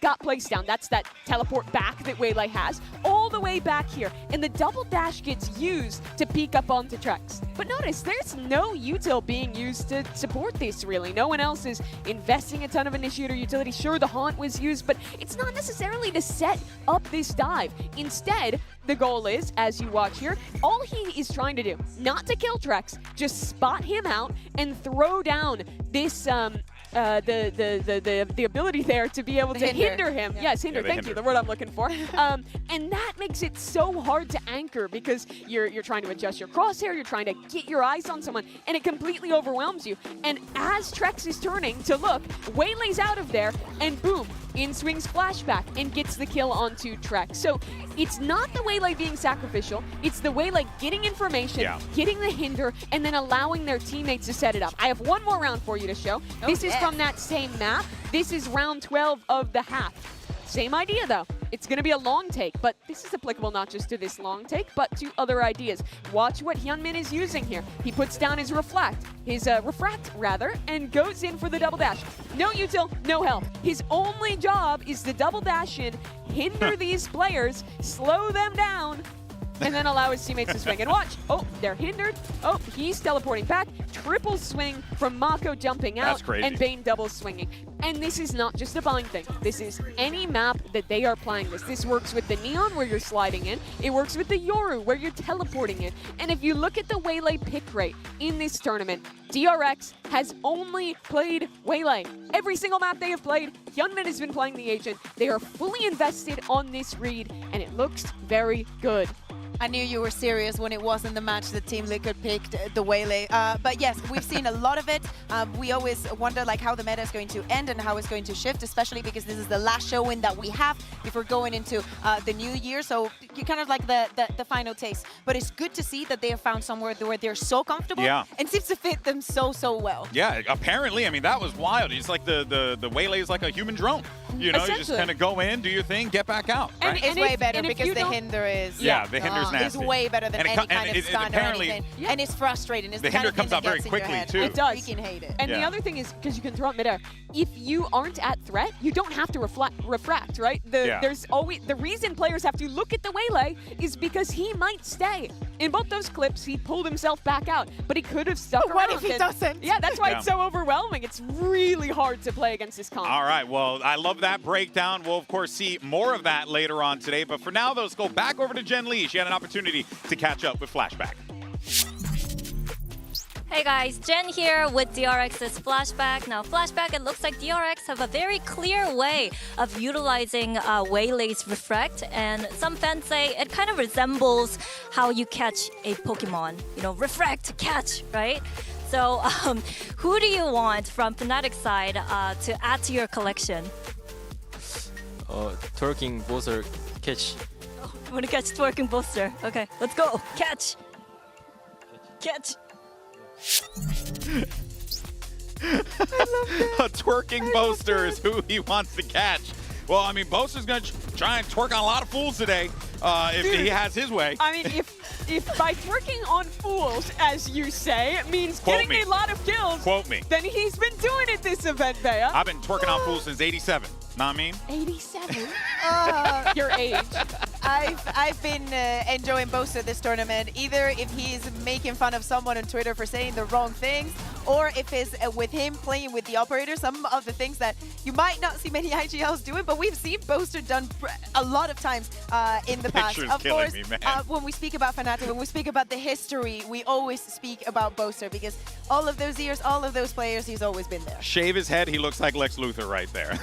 That was such a good way to go about that. But look, well, you know, coming into this event though, right? I think a lot of justifiable concerns about Fnatic, right? Yes. We weren't sure like how the map pool was going to look, like what were their compositions going to be on, you know, some of the more problematic maps, like like Ascent, Abyss. And so far though, we're starting to see, you know, like this team just trying slowly but surely, Kukuka, get into it, and they're doing so, and they've had a lot of success. Another team with a lot of questions behind them. Does this look ready? They had this new showing in Ascent with like Alpha on the chamber and whatnot, and they were very successful at the beginning, and then teams started to figure them out. So to me, this new Fnatic that throughout the entire year has not been afraid to think outside of the comfort zone, thinking this composition doesn't suit us, it doesn't fit us, it doesn't achieve what we need to achieve. Maybe if we were alone in the server, it would be a different story, but after all the learnings that they had in 2025, I love to see that they still have it in them to bring out something new. Yeah, it's definitely a big improvement from the map pool that did look a little shaky domestically.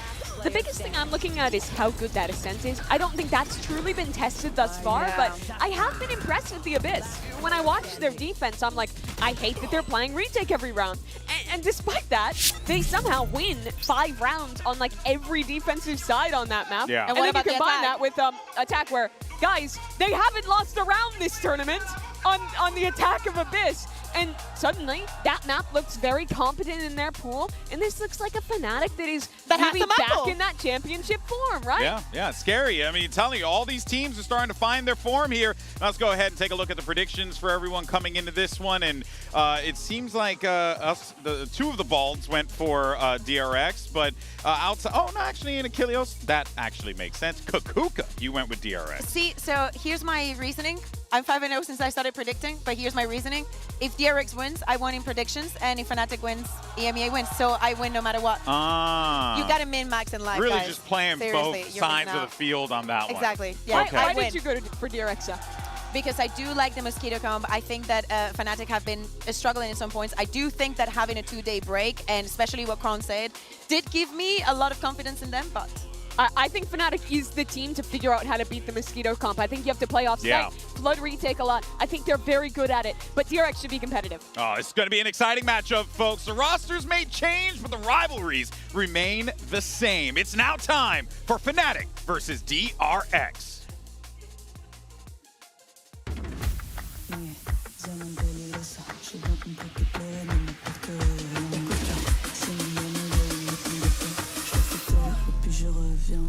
Tu finiras en taule si t'es pas mort avant. DRX. La vérité c'est tough, c'était fait comme un rat. C'est beau d'y réfléchir à 2 fois dorénavant. Dis-moi comment je vais te rattraper, je suis en pleine forme. Garde tes belles phrases, que ton conseil, je te conseille. Fnatic.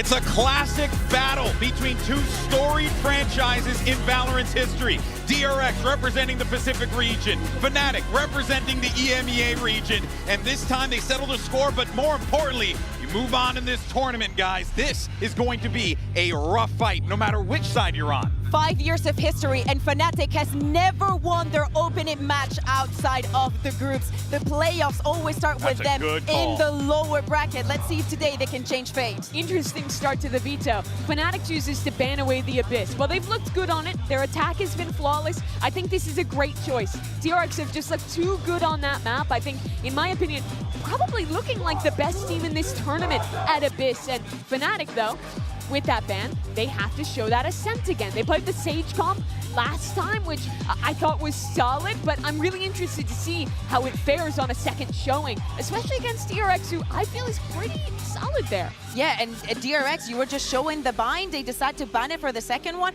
Maybe in my head, I was thinking maybe Fnatic want to test out that bind with all the showings that we've had and speaking about adapting to your opponent. But to me, this first map, this Haven. Now, for DRX, they played a couple of times against Team Liquid, and the permaban is Haven. Now, when it's been open, they've wanted to go here. And I know you might be thinking, oh my god, aren't Fnatic good on Haven? Well, you've missed a chapter or two. They know how to play with some double duelists, but that double duelist works very different to the one that DRX brings to the table. And of course, some bold calls here on both sides of the field for both Fnatic and DRX in that map veto. And sometimes, right, these series can be won or lost on that map veto alone. So we'll see if that can be a factor here, Mimi. Yeah, I'm just so interested to see how Fnatic is going to fare facing into this Mosquito comp for the first time. They're the first team who's really had time to process it. Other squads, right? DRX goes through their group. Your Team Liquid, you're getting introduced to it for the very first time, then you're rematching into them again.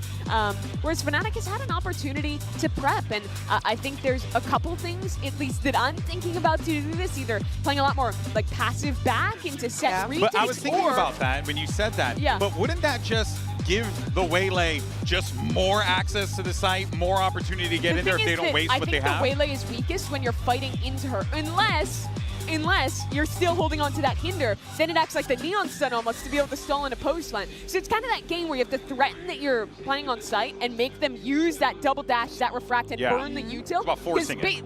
Waylay doesn't have a refresh really, right? Other than on that refract. You can only do the Mosquito Dive once in a round. So if you can get that out, the post plants with this comp are pretty bad for DRX unless they're just fighting. Something that we just saw in Corrode in the previous match was Leaf actually playing in the spaces where the Waylay was going to attack the most, and that is something that I would love to see Chronicle doing, especially if he plays with that Viper. No, with the Viper. Okay. Exactly. I think that he has the bigger chance to fight up against him.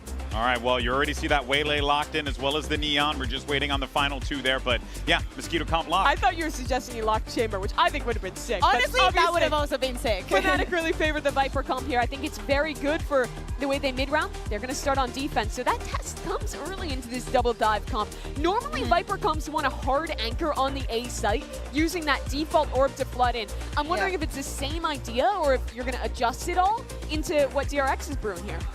Again, I do think that DRX has a lot cooked in this map, that they wanted to see it way more than we only saw it that one time during groups.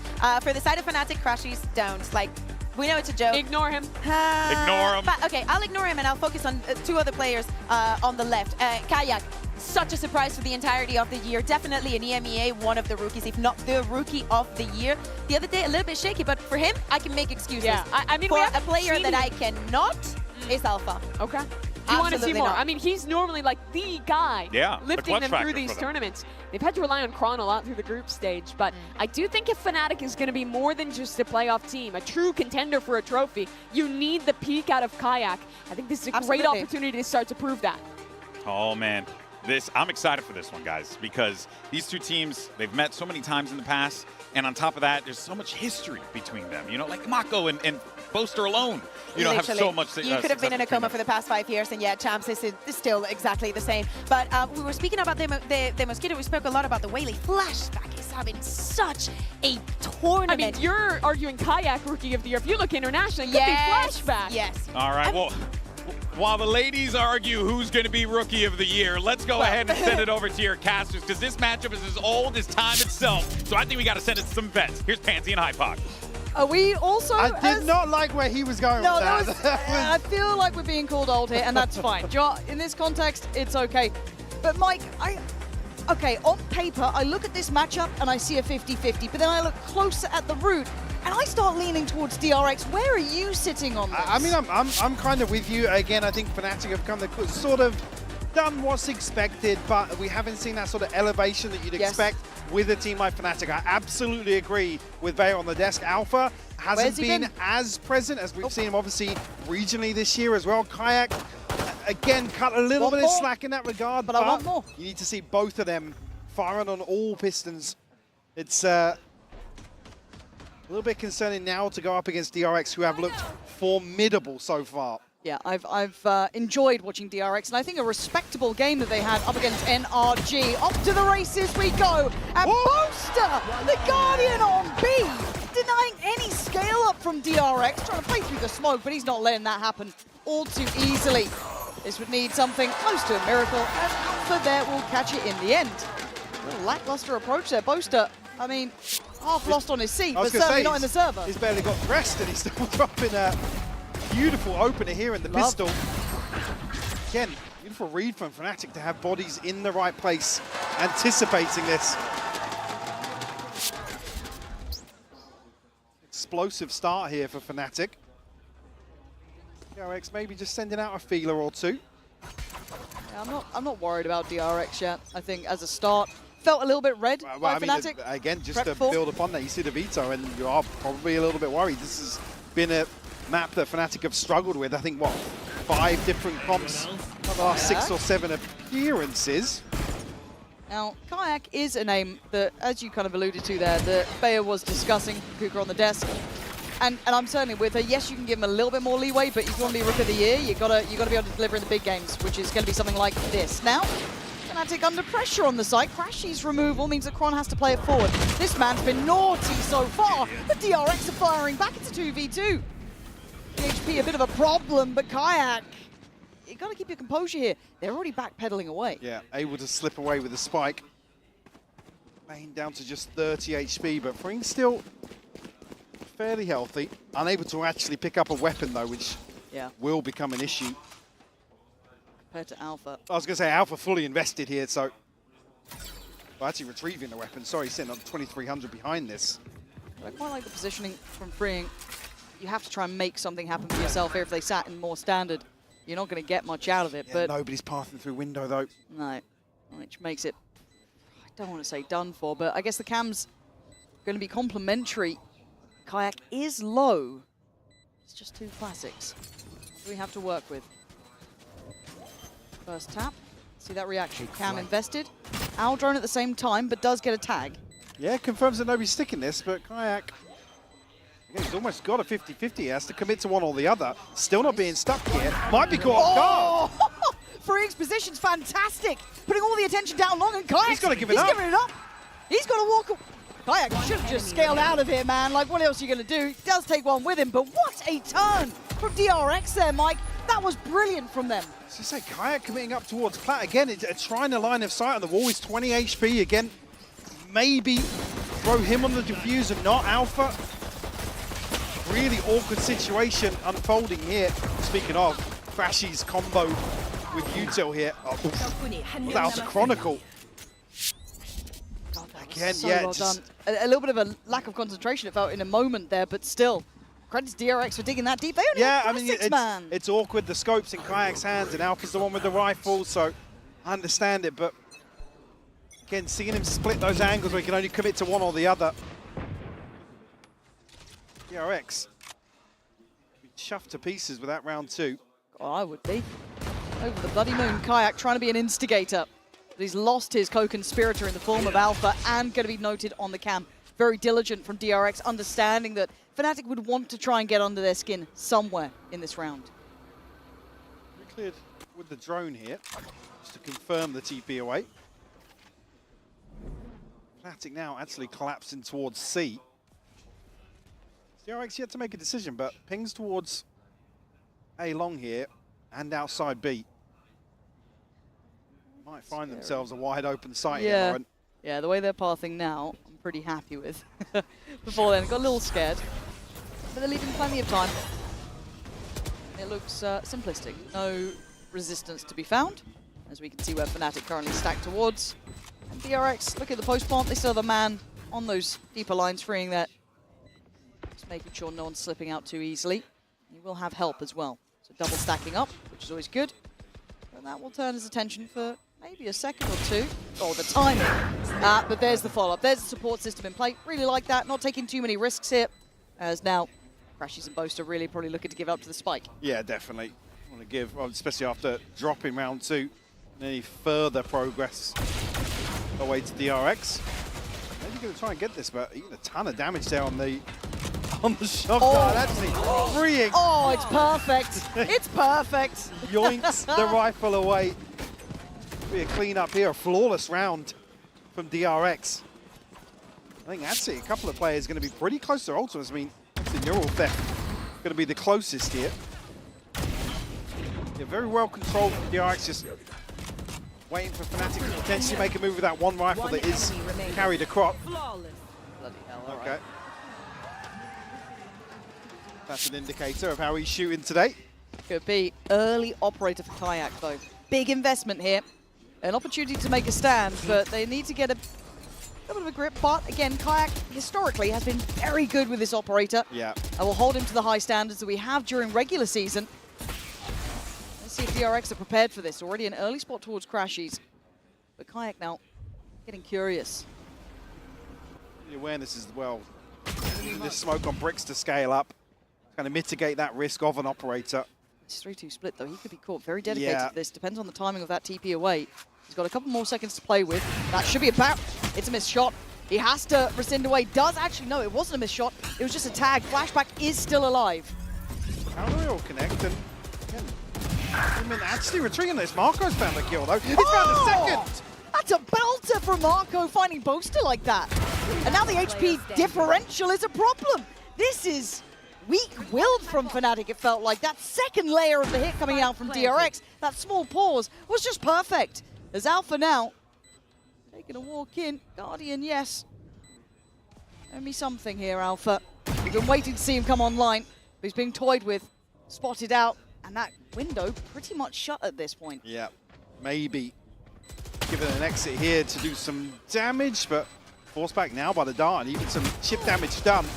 Yeah, actually taking a lot of damage from Marco. Up to 8 HP now, has to retreat away as soon as DRX get onto site. You can see instantly the flip of the switch where it feels like, yeah, Fnatic can keep them at bay with this operator.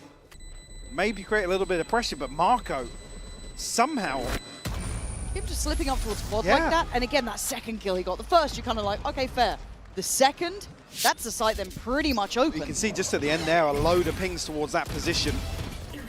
Hey, I mean, hey. again, the freebies into the smoke here, but this is beautiful for Marco. Brilliant. Absolutely brilliant. Again, Like I Junmin said, as well. if he's going to be shooting like that today. They're going to need their boys online for Fnatic, right? You're not going to be able to getting away with just one. So far, Kayak, yeah, he's doing okay. Alpha, you're looking at Kron. Kron's been, to me, a saving grace for Fnatic to this point, having some big performances. This guy going to get spammed off on this angle as he's walking. Oh. Nearly drifting onto the angle, but Alpha's actually going to tuck in here. Does have the turret for contact, but it's removed pretty early, and Chronicle's taken a load of damage here. Yeah, instant. Alpha trying to make something out of Capitalizes. nothing. Very good work from Alpha. 9 HP and 14 HP, though. To come out of that, it's as good as getting 2 kills there for Marco. Trying to nip away. Kayak did try and find another opportunity to maybe chip at the DRX side. Gets warded off, so C-site is on the cards. A little bit of a contact piece up, no one there to receive it. So Plant should be next in line. And we have to look at the retake potential for Fnatic. As much as, yes, Alpha did work very well, he was one of the only really equipped players there is. Walking mid is 2 here, though. He's going to pull Green's attention elsewhere. Neural Theft Defense might get caught off here. Yeah, it's surrounded on all fronts. It's not really the best weapon to get as the upgrade either. I mean, it's doable. It's down to 3, but Flashback wants space back, and he's going to get it. Denying Chronicle any sort of pinch pressure coming in now can create a little bit of a crossfire on the fly towards Garage and makes this retake look near on impossible. Yeah. Right, you're starting to hear that time going. And the options, again, dwindle and dwindle and dwindle. They can try and lock DRX in here, but battling forward, they found a path. Alpha now. Not even going to catch a glimpse of anybody on the retreat, so we'll give it up to the Spike. Kayak, pretty desperate to try and find something else here, or at least die. They get the orb for it at the very last second. Looks like they're on the receiving end of this one, Mike. I'd love to see a timeout here from Fnatic. They don't quite have a grip on this game, it feels like. And DRX have shown versatility so far, it feels. Yeah. Even here. Well, unable to really get the ball rolling with round 2 being flipped. They've had the one buy round that, again, DRX are able to whittle out a strange round. Sure. It's like I said, getting the freebie in that smoke up on short on towards A site. Again, it's Marco to really flip that on its head. So that kind of implies that Chrome was aware of what they want to do with the kind of dive potential from the Waylay as well, right? Yeah. Pull the attention away. He's already looking at the smoke pre-fire. He's so close to it. So it shows that diligence is there. The prep and the awareness is certainly in play. But again, Marco just gives you 2 and suddenly, okay, well, what are we meant to do here? Because you got Hyunmin then fighting 2 backside, wins his duels.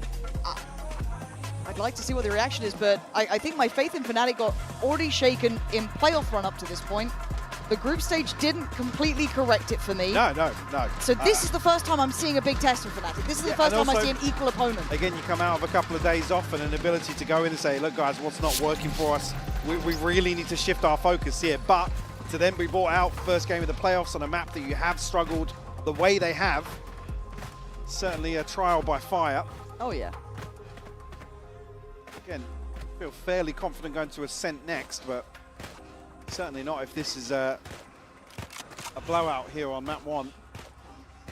Yeah, it could be a big blowout at this point, 4-1. Let's see. Timeout just hit. DRX, are you gonna do this to map 1? Let it get a look in. I'm down for it. Called the rotations. They did have the players behind this, but didn't like some part of it. Yeah, Freeing just in a position to maybe catch info towards B. Anybody pushing out from A. And still, I mean, heavy commitment towards the left side of the map here. Actually, Kayak on the hunt. Yeah. Alpha's about to swing out Garage as well. They've taken a lot of map space here. And Kayak going for that quite early, I thought. Chip damage, so it does imply knowledge and a preemptive rotation. Does DRX then carry on headstrong? Because they've lost control of the back behind them. I love this. Question marks across the map, and Fnatic have a dart to actually put that in motion, allow for potentially a spam on the mid walk. Yeah, that's pretty. Big info, big ult though, and here comes the burst off the back. Does this work out? It does. Bane already denying Kayak, who had his ult, who was instrumental in this. Sight under control, smoke in place. You're looking at the flank next in line. Slow and steady progress, but Freeing is watching this, seeming very aware of the high chance it's happening. If Kayak's already walked this way, why wouldn't more? Keep your head down. Freeing cannot let up. Check on the cam to draw the attention, potentially trying to bait them in. And a straw! What? No way are you doing that, Freeing! That's not the first target, man! What the hell is that sort of shot? He fully thought he killed Boaster there. And he got back for seconds. That was won and lost on that. And show me Freeing again. Show me it all day long. That is unnatural, man. Filthy. Oof. Speaking of filthy, the combo as well is just beautiful to find an opening here with the Hunter's Fury. Where you going? Yeah. Where you going? I mean, it puts you in such a, because you commit forward as 2 and have the other members of Fnatic kind of locked outside already. Again, look at this. There, look. Oh, he just couldn't get out of it as well. Oh. This. Yeah, he's dead. Oh. That is just gross, man. Oh, we got some aimers. Like, that's kind of bad on the first, because, like, he 100% thought he was dead. Yeah. 100% just hits that flick. All right, fair enough. Break some money. Probably breaking the spirits, too, of Fnatic, because, again, that was after a timeout, right? It looked quite good at the start. I liked what, Kayak was trying to do as a mid-space there. Right place again, but not the right weapon. Just that sheriff to play with. DRX pause. Again, it feels like they're very in control of the tempo of this game so far. Definitely. Happy to set that. In terms of the finances as well, they know which rounds to slow things down. Again, Fnatic here on a broken buy. Alpha's on a Bucky. Chronicles held onto the rifle, and he's going hunting. He will be rewarded. Looking for something else as well. Yeah. And look, Kron, he's at least online here. And this has been the story of the tournament too. A great pickup and an opportunity to get some weaponry. But it's not like it's unguarded. It doesn't look like it's an easy route, but they want to try and take it. Spike is still down. DRX were really looking to try and work out their options on this map. Yes, committed towards A long, but not in totality. But this is the curious part. Do they expect it? You've still got a player on long. I don't think they've cleared. And DRX fully diligent on the way back up. There's no free weapons here. There's no free rounds here. And there's no free kills here. DRX making sure of that. Boaster, he's got a frenzy. I mean, he can't even handle a dart at this point. It's,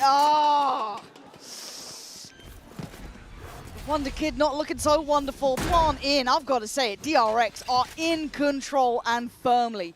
This is a statement too. You talk about a classic match. These two teams throughout history have had some real highs on this map. Yeah, gone blow for blow as well. So to see DRX come out and put this sort of performance on early, and not just Haven, but the series overall. And look at this post plant.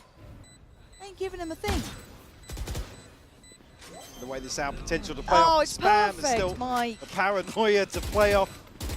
This is beautiful, beautiful layering on utility. It's frustrating for someone like Alpha who'd love a brawl. They're not going to give you one, man. You had your chance earlier. That's gone.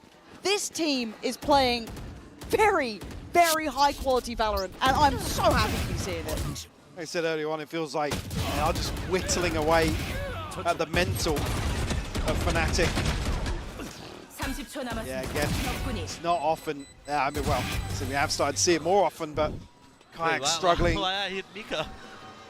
in situations like that, looking a little bleak in terms of the energy on stage as well for Fnatic. Trailing by 5 now. Boaster the one to pick up an operator. Kayak down to 6 HP. Do we bring in Bogdan's Law if it's Boaster on the op? I don't know. It has been occasionally like a go-to thing, but can they handle this site hit? DRX are absolutely all-encompassing. There it is, dropping off the package and dipping. Crash is finally getting on the board though, taking away freeing. It's a little bit of stability, at least from that quad side, but this site is not secure. They're gonna send in the clone, pop flash to follow, but no pressure yet. Good flashes, but he can't follow up on it. Crashies is just left. Left to die. Yeah. There's no support coming. Look at these shots, man. Human's nuts. They are so locked into this. Go save. I mean, yeah, Go save. Kayak's already on his way to C. Alpha's maybe interested in an exit, but all of this util sent through. Again, the clone, both flashes, and DRX are able to just wait it out and still claim Crashies. He's probably calling out for... Anything? Yes, something. Yeah. Please? It looked like Kayak was trying to give him some util, but that was it felt like the first opportunity to maybe hold some space. I Sure, don't but know. all of that util sent towards back at default. Site, yeah, it's not to deal with the people in hell or graffiti. Or yeah. It'd be nice if someone tried to play him in potentially, I guess, or play him out of there. Oh, this is again, understandably, Fnatic scared of committing players ahead of the plant, but again, if that's the MO, then they've got to stop losing people one by one. Yeah. On the way into site. Again, it's Fnatic to call the second timeout. Yeah, right now, just sounding like a waylay, but you're right. Double timeout first half. Yeah, I can't think of many situations where we've ever seen Fnatic call 2 timeouts in the same half. And I said this is the first tester for Fnatic, right? You look at the group stage, some fair opponents, but maybe not in the best form at times. Didn't punish Fnatic for some of the things that we've been looking at. Tested, sure, but not to the pedigree I think that DRX different level. have demonstrated here in Paris. hands down. And you're seeing it here. Absolutely, this new game plan they have with the Waylay is working well, but it's not just a cheesy look, right? It's not just like a cheese comp. You can see the understanding behind it and how hard it is to deal with, right? That dive to it, the ability to, the second player infield to kind of gap close to it. Fnatic's consideration has not worked on this at all. If they came in with a game plan in mind of how to handle this comp, it has failed. Yeah. And like I said, there's been a lot of switches, tweaks to how Fnatic wants to address or, I guess, problem solve their issue with Haven. Again, after dropping the ISO, like I said, I think it's 5 different comps in the last 7 appearances. I might have that wrong, but there's been 1 or 2 switches with basically every time I come out, up until Paris, to be honest. I think it's potentially a byproduct here in terms of the comfort that they are lacking. Again, like I said, a couple of people just seem to be doing 2 different things. There's 2 different approaches to how they're expecting the round to pan out. We'll deal with this turret nice and early. We'll draw smoke, but C site will be wide open. Good again. Fnatic having to respect it. Oh my god. But what were you expecting to achieve with the Stinger trying to fight back site? It looks like frustration, which is weird because you don't see Fnatic in that position often. Flashback. This is audacious work. They have no idea. Oh, they just keep winning. Even in the trades, Crashy's desperately trying to make the Stinger work. But Alpha, remind us who you are. Have a round. 3 players, and you know how good they are in these post plants. They're going to make you work for every bullet you put to a body. And he's giving it up. He's given this up already. They are, DRX are running rings around Fnatic. They are outclassing them on every single front, be it mechanical, be it strategic, be it mentally, be it prep. They are outdoing Fnatic categorically here. Just in limbo now. You got to hope that timeout is going to at least amount to a couple more rounds here in the first half. Again, the fact that Flashback and Kayak don't spot each other here is just brutal. Again, that's just Kayak that falls from the wall bang off the back of the ping. Certainly see the frustration starting to show on Boaster's face. And do we start having the conversation about having a quick loss against an arduous one for map 2? Because yeah, I mean it's 1 to 8. It's always a discussion, I think, here. Yeah, rip the band-aid off. Get it done, but I do worry how that's going to affect them into Ascent. I'm happy to pause it, and we'll pick that up on Ascent, depending on how it looks. Hey, maybe Fnatic can turn things around. They've done it in the past. Different map, different time, different roster. Doing a thing. Well, this Currently, is, right place. I was going to say, this is the round that you'd hope the timeout would address something for them. Kunmin again trying to set them up here. Flashback. Close enough by. No connection on this, but a full swing. Flashback removing Kron and that pit. Now we'll reveal the site. Alpha going to tuck into a corner and try and keep his head down, but Kunmin seems aware that there's a chance someone slipped that net, found that timing. And they're exploring other options, right? You've seen that dark over towards A-Long. Kayak still watching the cross, though. And Kayak killing, freeing is big. That's the first time we've seen kind of a pick on the extremity, a pick on that first initial sight hit. And Alpha, once again, is needed here. Crash is going to try and maybe bait him in a little bit, play him in if they see this. Maybe not. Absolutely not! Yunmin slicing through them like a hot knife through butter. Where is the resistance, Fnatic? That was the first time we've seen them look even vaguely into a round. Oh, okay. Kayak, gonna pop the ult. I guess I'll do it myself. Spots out one backside. Paranoia. Should be sent through. Double flash just to make sure, potentially, but he's still standing here. Handled. Marco down. Bane now the last one here. A shock dart and a reveal. Smoke on Spike. Holding this. Good timing.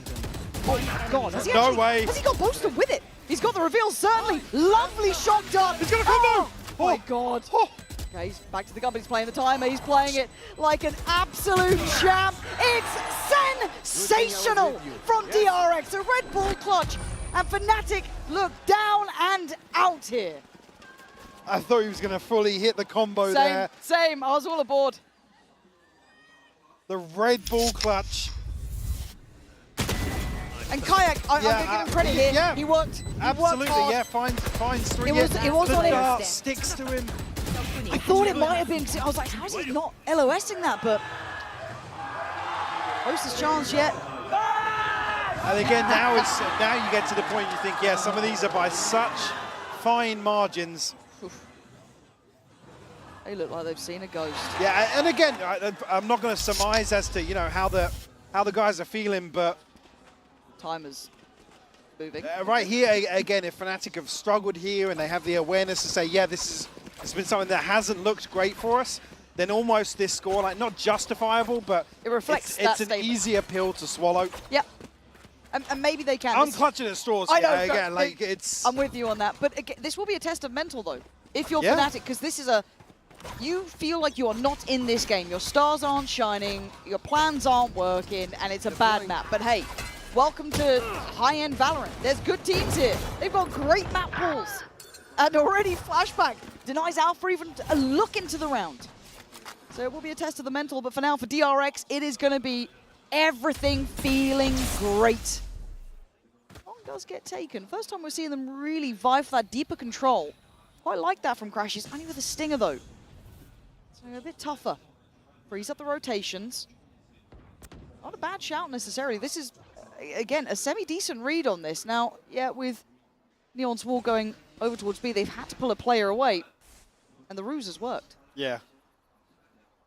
We'll draw the bodies of Fnatic. Again, DRX have just been able to find the space in every sort of round like this. And that's the frustrating thing. Sure, you can take these sort of coin flip commitments ahead of a site hit, but the fact that DRX have, well, yeah, seemingly had so much freedom in some of these rounds. Is you just never get that versus Fnatic. No, you don't. They are making Fnatic look pretty amateur in this one. And look, they're making them look lost. Yes, which is a rarity, right? Like this is a rare moment. Remember it, 10-1. And look, it feels like it's in the DNA of DRX to be good at those site hits, those creative executions, how well drilled they are. We've seen it in every aspect. Even at a scoreline like this, they are crossing the T's and dotting the I's. There is no taking their foot off that gas pedal. They are absolutely picture perfect in how they're playing this. We are potentially looking at a map where Alpha might finish double negative. Now, I'm going to need a stat check on this, but I want to say there's got to be like one of, if not, the only times we've seen that at a global. Yeah, it is not a common Now, bear in mind, he's only died 6 times in 12 rounds. 11, sorry. Flashback. Yeah, it's just lovely watching these guys play. It's an absolute treat. As Kayak is once again left out in the cold. Plants in. Nice timing for the lockdown, though. Will force the hand slightly. Force the retreat for sure, but again, Flashback hangs around. He's caught Boaster ahead of it. Gonna be able to get out here. He'll be detained, but he's safe. He's safe. He's found security. He might get hunted down, but there's still players by window looking to punish the position. They try and swing, and they do. Yeah, Alpha and Crash is trying to do something, but it's a 3v2 here already. Bane, Kyunmin does go down. This is better. This is much better. Hold on. They need to get to work on that spike. Still a shock dart to play, but he can see that he's not on. We've still got time to play with. Oh, Alpha! Heroics! Heroics at the final hurdle! And just enough time to claw it back. Did he hear you talking smack? He must have heard me. Absolute heroics from Alpha to find just a second. Look how crispy that first shot is. God, but it took that level of elevation to get Fnatic their second. This is the first half. Let's find out how quick the second is.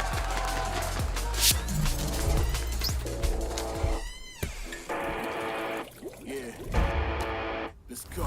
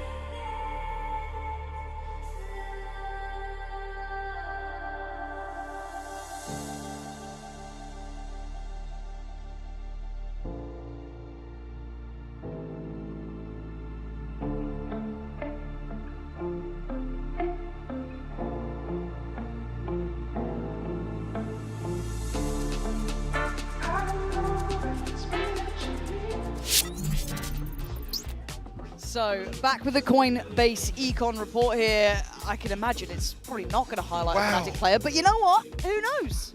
Mystery. One team's had a lot of money to spend that half. Very, very true. Yeah. And honestly, you could have picked any player here. Yeah, absolutely. Yeah. I mean, there doesn't seem to be a single person not locked in today for DRX. They just look, I mean, I said before this map even started, they look phenomenal. They've even gone far and above that just now in that first half. I mean, barring Beetlejuice round from Alpha to close out the first half. Like, your curse is strong. Like that's top shelf curse. No, Right it's wild you've not brought that in prior to now. As obviously Fnatic's Fnatic will be thanking me. Yeah, mate. You're getting a bonus after that one. But 2 rounds is all they got. Yeah. And one of those was at the very start, and one at the very end. At least very symmetrical. Yeah, absolutely. That's nice of them to keep that in mind. Yeah. Do you think they need a pistol round? I think they, yeah. Yeah. I think they bloody do. Well, I don't think the DRX would like that to happen. Flashback is already down. What was that from Marco? What the hell? He's just got smacked. They got some gunners on DRX. I was going to say now, Fnatic are kind of like, well, okay. Sick. I mean, the fact as well that Flashback's able to get away from that.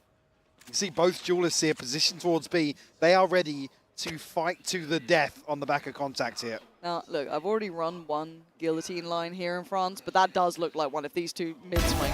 Oh! Alpha? Alpha! Okay, maybe there's a fire lit under this man! The Wonder Kid! Giving Fnatic probably their third. Freeing, not gonna have a look in here. Is he back? I think he might be back. What a way to end the first half. And by the way, DRX who have looked fantastic. They've looked Fnatic.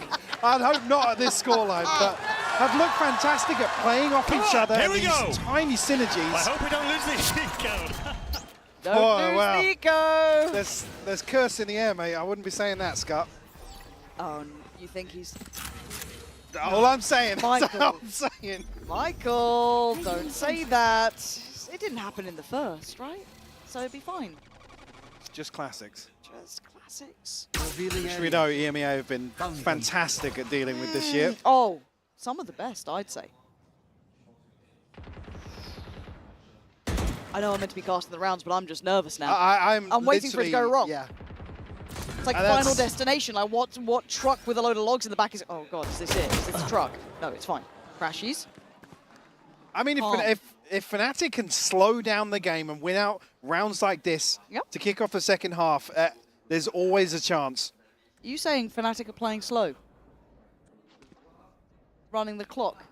A little late? Which, to be honest, I mean, here in Paris, they've looked a little more eager. If they revert back to some of the more anxiety instilling rounds. Okay, there we go.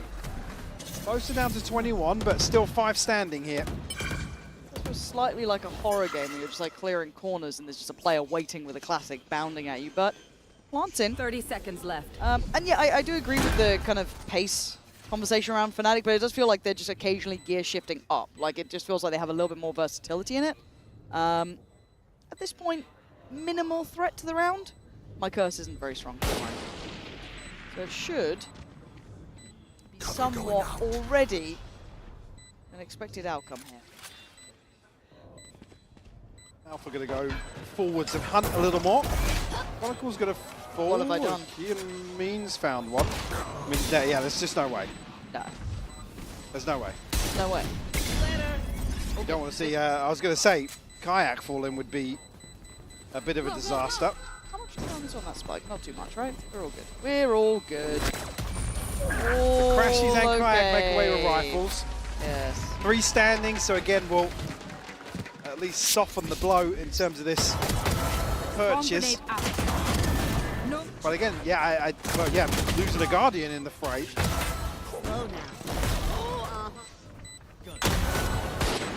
Again, some situations where you don't often see Fnatic getting caught off guard. Let's go. Okay, well look, there's very few teams who've pulled off this degree of turnaround. Fnatic is one of them. Do I see it here? I'm gonna be honest, no, but I'm happy to be wrong in this scenario if they have the capability. DRX now on a purchase. As Fnatic coming in with a very well-rounded buy, barring Ron, only on the Ghost. Yeah, I mean, there's 2 light shields on the side of DRX, so a chance for Kayak to do some damage here. They're not going to spot anything. I think Alpha probably was close enough to hear that trip as well. So whether or not they're going to try and find something else on the map, and just wait for Alpha to deal with that trip a bit later on in the round. You gotta be careful. Or did he? Was he close enough? I think he definitely is now. On that side of the archway, he definitely is. He's cutting through. Someone's picking out something towards B at least, so it does feel like they're trying to figure it out. Guard goes towards A, but I'm pretty sure they can see ahead of this by being here towards Sewer, so gotta keep your eyes towards Flashback. TP in, and Hyunmin's here as well. Boaster is secure for a second, but Flashback able to navigate past him. Not gonna catch him. Boaster on the follow-up. They're dealing with this one now. Not feeling like a secure plant yet. Okay, now with the spike down, can they get away? 3 of them do, leaving just Boaster on the site. Position here, actually gonna back away. He's able to play his life freeing. Still in garage zone, he's gonna find Kayak. That's a threat. There's still 3 more to clear. Probably going to get the Outlaw, so he does at least get some sort of weapon in the hand. Time's becoming a bit of a concern here. Going to try and get the first half here. No utility to really lean upon. Boaster takes away freeing, but now the timer's starting to become a bigger issue. Another tap, but a great catch. As now Marco's options become 0. Time to back away. It's up to 5. They've converted a heavily invested bonus, but a bonus nevertheless. They remove 4 of the weapons as well. Here comes DRX. Well navigated it again. This is the sort of round that we've seen Fnatic kind of fumble, where they leave things very late. You saw there, 23 seconds still. Yeah. Again, the biggest criticism has been relying on the information so heavily, and and things like putting Alpha the other side of the wall to this trip and saying, right, let's capitalize on that. Wait for him to deal with it at the right time, pull a rotation, and then pounce, with 12 seconds left on the clock. All right. And the issue being Ascent is next, and that's been their trademark Ascent approach. Yep. But still, just 5 separating these teams now. Oh, the trap! If it was anyone else, they would have been caught in that. They would appeal away from this, though. Sheriffs for Bane and Hyunmin. So, still threatened this round. Fnatic now starting to demonstrate their ability to troubleshoot. But it's very cautious. Again, I'm concerned if DRX switch the pace up and take the fight to them in the next couple of rounds. I agree, and Kayak caught it. Isolated, yeah. No man's land, no way out of that. Ooh, Bane, I thought he was on the money for this. Now he's got friends here. Alpha put to challenge. He's like, anyone else going to help me, or am I now solo working this against 2 potentially? 35 seconds. Fnatic, I get nervous about this, but they still got util to play and still got the paranoia, the dark. Lots of bits to play with, but Flashback is locked in, played in the right place, and he doesn't have any fear when it comes to Alpha. Putting him on his toes, 20 seconds now. Barrel now seen. Pre-fire and a shock dart swing from backside. This is great. DRX looking deadly, but Alpha breaks in. 13 seconds, but down to just 1 man. 10 seconds and a bit of a dream. He's fighting for it though. As DRX, can they do this? Freeing attack is not enough to put down Alpha. You need more than that to take down this man. A Red Bull clutch to save Fnatic again! How many times, Mike? Dude. How many times? It's just insane. Because DRX did everything right. They absolutely did, but at the end of the day, it's still Alpha on the other side of this equation. Fnatic have 6 rounds, 3 of them have been on the back of Alpha's heroics. A saviour for the side, as DRX being held on 10 for a little too long. Pump the brakes. It was Fnatic who burned both their timeouts in that first half, so actually a valuable time for them to check in here. But as it stands, they've got the right approach, be it, hey, bank on Alpha, I guess. But still, up until this point, they've been doing everything right. So DRX, do you think they're going to get a shift? They've got options. I mean, a pace change would make sense at this point, but it's got to be concerning to have dropped the last 4 and to have somebody on the field like Alpha doing what he's doing. What was Again, it? DRX are making fantastic decisions. Yes, it's just that final hurdle, right? It's just that final step. Alpha was sat at 3 and 6, I think, in round 11 of the first half. 15 to 8. 15 to 8. Quite a turnaround. Yep.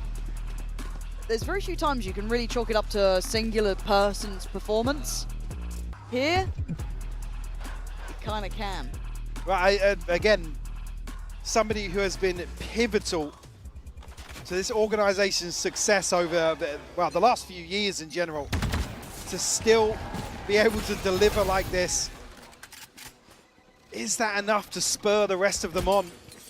Get them back in it. You can see after that round as well, the celebration was, come on boys, everyone. It's in my head. Obviously, logically, you doubt it. But then you keep seeing it. And then you see the scoreline go from 2 to 10 to 6 to 10. And part of you has to believe in it. But DRX have been so close every time, so right, so often. Wonder Kid himself. A bit of a reminder of who he is and what he can do. Switch up from Fnatic though, here much quicker. That's a lovely paranoia. That's a lovely paranoia! Kron caught a little asleep at that. Very rare you see him eyes off the prize, and respect given here. Not going to try and stick around too long. DRX will evacuate the site. Going to be here to pressure the plant pretty quickly though. Both just got to be careful because this Heaven Smoke's about to drop. Playing close on CT. 5v4 retake. Operator going to make that a little tougher. Maybe use it as a tip of the spear, but Kayak's completely evading this one. Jinmin trying to get that gap. Oh, it's a lovely concept for the backline holds this time. Fnatic again. Slowly but surely bringing us back 7 rounds now to their name. They're making me a bit of a believer now. It's such a fantastic approach. Come out of the timeout, have a lockdown to give you a free sight. Run the risk of these awkward engagements. Here's Kayak's actually going to find the fourth. Remove the operator as well. Salt in the wounds of DRX, who now only have a 3-round cushion. Kayak kicks in as well. You get the 1-2 combo, a little 1-2 punch. That ain't a bad shot. Not losing today, boys. We are not losing this. We have this, boys. I swear to you. I know everything they're doing. There's the words from the captain. We know everything they're doing. We're not losing this. Time out. And he's putting in a shift if he pulls this one back. I know people will always have their thoughts about Boaster and his performance, but as a leader of this team, can't really doubt it. Especially considering the first half, they were just getting dominated in the mid-round. It wasn't even close. To be able to completely flip the script here. Careful for Alpha, though. Bucky on the other side of the doors. Obviously, DRX coming into this with a lesser purchase. Don't miss me too much. Fnatic will spread this default just to try and deal with it. Ooh. Alpha. And he gets the tag on Hyunmin. How dare you mess with my turret. And now Bucky is noted. They still want to clear through this way. Lovely paranoia forces him off. And now they're somewhat cornered. Spotted before the cage went up, but 35 seconds. Come on now, Fnatic. I know we get a little late on the time, but this is fine now. Still good to scale in. Hyunmin is here. Freeing is here. Alpha Round by round and step by step, they're doing it right. Another gap closed as Fnatic now knocking on the door. 8 rounds. Said we need to see Alpha activate today. Kayak as well. Both now seem to be able to get themselves online here on Haven. Just 2 left to find it. Flawless in round 18. To add to that snowball. Again, that timeline is just wild to look at. But DRX is a big round. Lovely purchase, a lot of ults as well. Yeah. This, if Fnatic can cross this hurdle, this is one of those snowball rounds, right? This is the one that you pay attention to. One away from Hyunmin's ult as well. Early info. Quan looking to try and secure this, but Hyunmin digs deeper. Finds him, traded. Kayak on the kill. Control over A long. It's being scrambled for, but I think Fnatic have it for now. Decent trade. First time we see DRX really put something in motion to take the fight forwards. Cover going out. And not as invested as maybe we would have hoped with how these rounds have panned out, but Fnatic only really lose the use of this wall. Bane and Marco still here on A site. So just with those trips still in play, not over-rotating yet, and actually, if anything, that could cause them a couple of issues here. Kayak clearing the path all the way through and going up towards Heaven. He's going to keep these 2 players busy from A. Be the thorn in the side, the dagger in the back, but freeing! Takes away Boast with the plants in, it was traded. DRX quick to this now. Still have ults. Speaking of ults, Crashes has his. It's a secure, it's a safety net. And look who's going hunting. Alpha popping up towards window. Bane's gonna find Crashes, but Alpha is here again. Attention drawn. The executioner himself, the killer himself. The man of the moment falls. It's a 1v1. Kayak up against Marco. But the time is on Fnatic's side. A tap of the spike and Kayak looking to make sure Marco calm under pressure. Denying Fnatic and pushing up to 11. And Kayak's able to create so much chaos in the backlines, but takes the TP away. Issue being they're still able to punish the plant. That's about the only redeeming factor because it draws out the Hunter's Fury so early on in this post plant because Fnatic don't have something else. The 2 first options, the 2 plan A's here were Boaster and Kayak. Frustration on Alpha there. He's putting a lot of pressure on his shoulders. I mean, he could have had more potentially, but it's fine. You can't be expected to do that every round. But 8 to 11, this will be heartbreak. It gets taken away from them now, but for DRX, it's a breath of fresh air. The game that felt so secure was getting shaky. And the crazy thing is, it only took 1 ultimate out from DRX, and now they have everything else available. Bye's still not perfect though, Mike. We've got Light Shield, No, gaps, we've got Bulldogs. Gaps for sure. Didn't really deal with these beforehand. Still present, shown over towards 8. Keeping 3 players present. Alpha taking a walk. Flashback called in. Operator waiting, posted. 3 players around that corner. It's Alpha to take away the support. Flashback is very alone here. They are coming from left, right, and center. He is in trouble. I don't know if he gets out. He doesn't. Fnatic's timing was perfect. Crunching towards the site, catching him just unawares. As the plant's now in, these 3 probably want to hit that save. Yeah, definitely. At this point, not going to be able to retrieve the operator. I mean, this is just, it's so crazy. The fact that Chronicle's still jump peeking just in case. Like you said, the timing is absolute perfection from Fnatic. Get themselves into a position now. Again, flashback 1400, freeing. So on 200 behind this, so going to struggle as well because Flashback actually popped his ult here. Yes, he did. There's something to use in a lesser purchase to follow this. Because the other 3 aren't as instrumental. Yes, Hyunmin's, I guess you could work with. You can make something out of it, but the others aren't like a instigator. Yeah, I mean, yeah, you either want to be comboing it as we saw DRX in the first half, or at least having rifles to complement it. Okay. Bit of a standoff at the end there. 9-11 now. Scoreline closer and closer. And there it was, that shot. Oh. And flashback, it feels almost unfortunate, there's so many, but he kind of put himself in the corner. Yeah, the reaction was just like, oh, he's hit me mid-slide. And I popped my ult. Oh. Breath of fresh air, that window's closed. 9-11. Time to jump. Can Fnatic hit double digits after only having 2 rounds on that first half? Skyak fancies a go towards long here. First priority for him. Drop the spike. Again, really haven't seen much from DRX in terms of taking the initiative.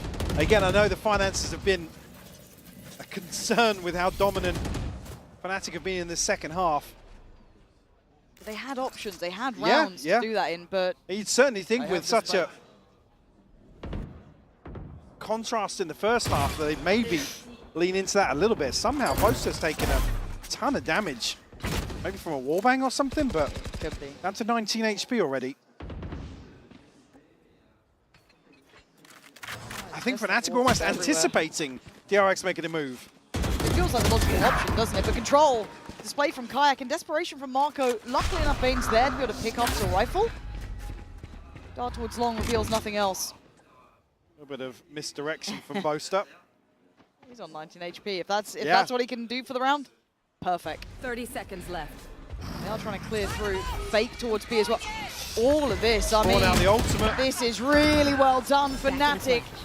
In the minds of DRX, but the rifle still stand until then. Starting to fall now, one by one. Hyunmin goes down.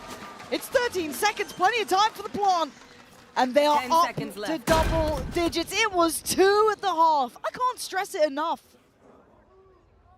What a way to bounce back.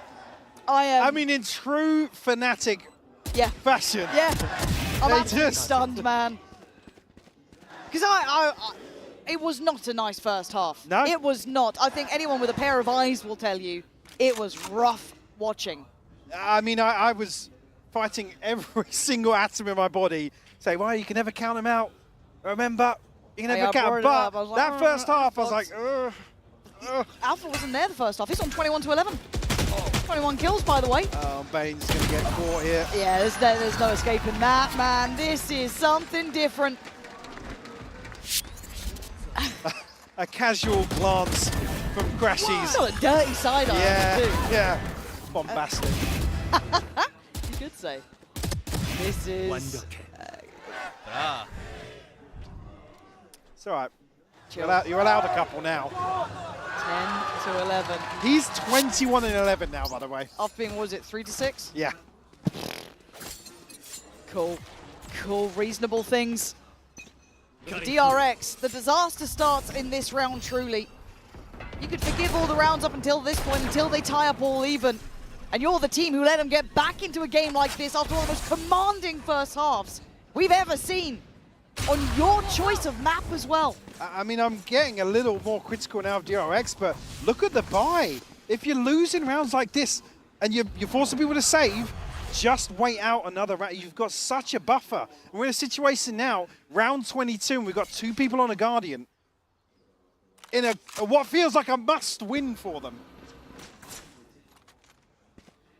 Pressure starting to mount for themselves. I think they're feeling it too, just desperation clutching at this. And keep an eye on where the spike is and where we're seeing this contact potentially be made. Alpha could have a little jump spot on this. Might just cross over with that wall up. Yeah, 3 going to get tucked into sewers here. Flashback again could be caught pinched in a horrible predicament. Or he gets freedom on long, or he drops the play with the spike. It's... that's rough too. I mean, he's got a corner. He had a corner. 30 seconds left. This is going to expire before... Oh, Spike down. I mean, a 1-for-1 trade, they'll take that if they're Fnatic. That site on a platter now.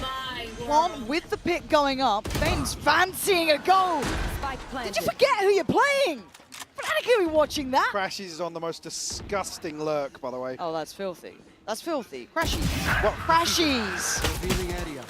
He's not even letting them get to next round. He's sending them there himself. Oh, it's just foul business. Kayak closing it out. We are tied got 11-11. And I think rather than making wishes, DRX are praying for miracles right now. This is an unprecedented scoreline. I can't believe what we're seeing. I mean, they're broke as well. Like, I just... Again, we always talk about snowball rounds, and you know, you're that far ahead, and you wait for the stars to align. But Fnatic again capitalize on a must-win for them to almost, what feels like, seal the deal on this comeback and map win. They have locked down into a pit where you don't get a chance to fight for the site. Stunned, simply stunned. And the buy, Mike, you were saying it. They've been desperate in these rounds. Guardians, odds and ends, and scrambling together what they could. They've got Stingers, Sheriffs. Marshall thrown into the mix. And no big ults to bank on. Well, again, you look to the next. Not going to be there for a flashback. Potentially Bane, but certainly not Hyun Min.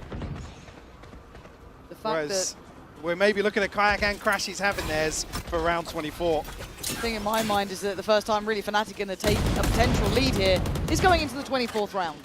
That's the time in which it took.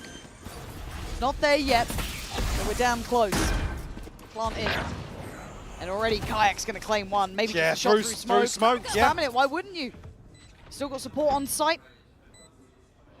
And no one's giving you anything. No. Fnatic are begging DRX to challenge these early angles, to take these fights.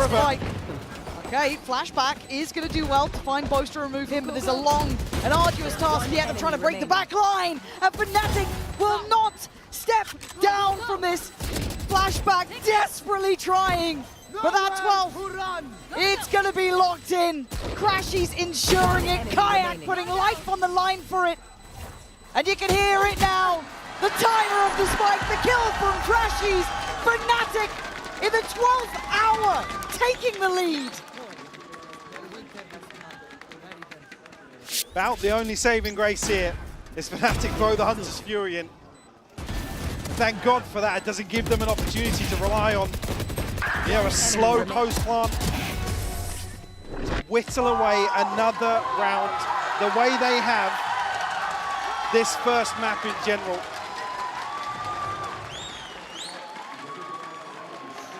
I guess both teams need what? A 10-2 half? Mike. It's like we played two different maps. With potentially two different teams? Yeah. Because we've cast a lot of this sort of quality Valorant, right? High-level Valorant. We've done a few of these. These teams have played a few of these. Yeah, well, I ain't it's seen like this. DRX came out at half-time and woke up in 2023 and were just like, oh, we're gonna play like 2 years ago. Different roster altogether, but again, it just completely playing them themselves out of some of these rounds has been baffling to watch. Like, genuinely baffling. That's not to detract away from what Fnatic have achieved here on Haven, but finally we're in a position where everybody's got the gun they should have. It took a few rounds to get there. There's still gaps. I mean, Bane's on a light shield. Are they going for a C first? Pacey? No. Fnatic? Kayak's got ult. Turn up the tempo for the final round? Who knows? Oh. One of the best maps to send a double duelist comp forwards on the defense. The DRX have been terrified to do so.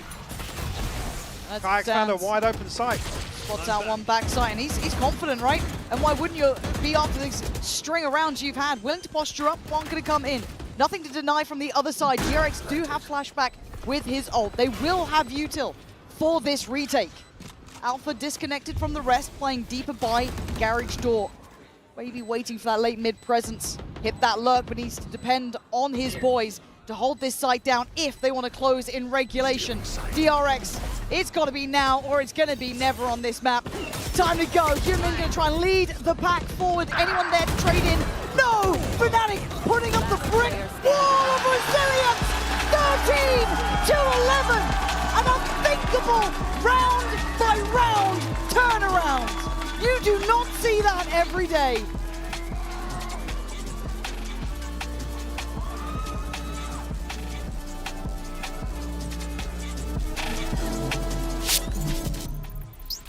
Nice, boys. We are not losing today, boys. We are not losing this. The monster's here! We have this, boys. I swear to you, I know everything they're doing. Oh, gee, he's alive! Hey! Come on, this is what we get paid the big bucks.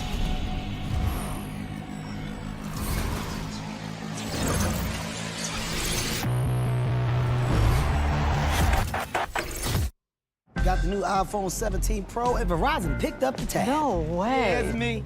Handsome and hilarious. It's a rare combo. New and existing customers can get the new iPhone 17 Pro on us, on the best 5G network. I mean, where else would I get it, right?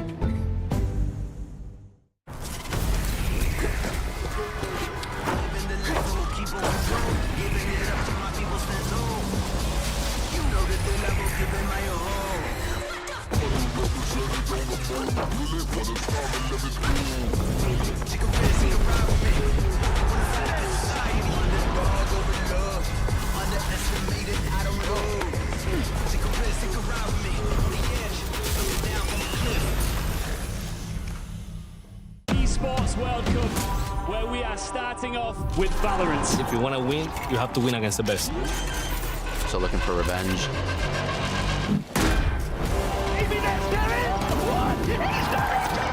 Alpha Hill behind one. There's the shorty. And Alpha goes crazy.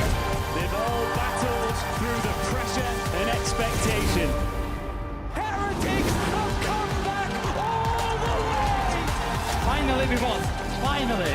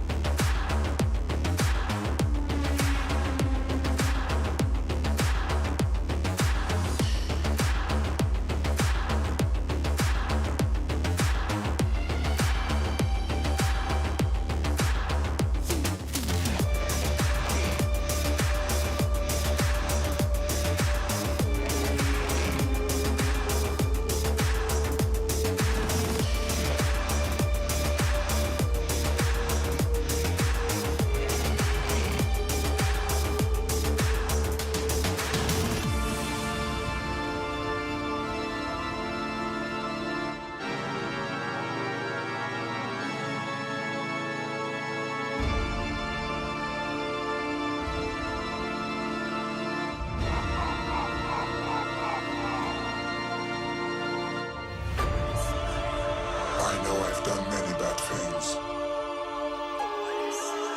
I know I need to be judged. But I'm on my knee today to do penance.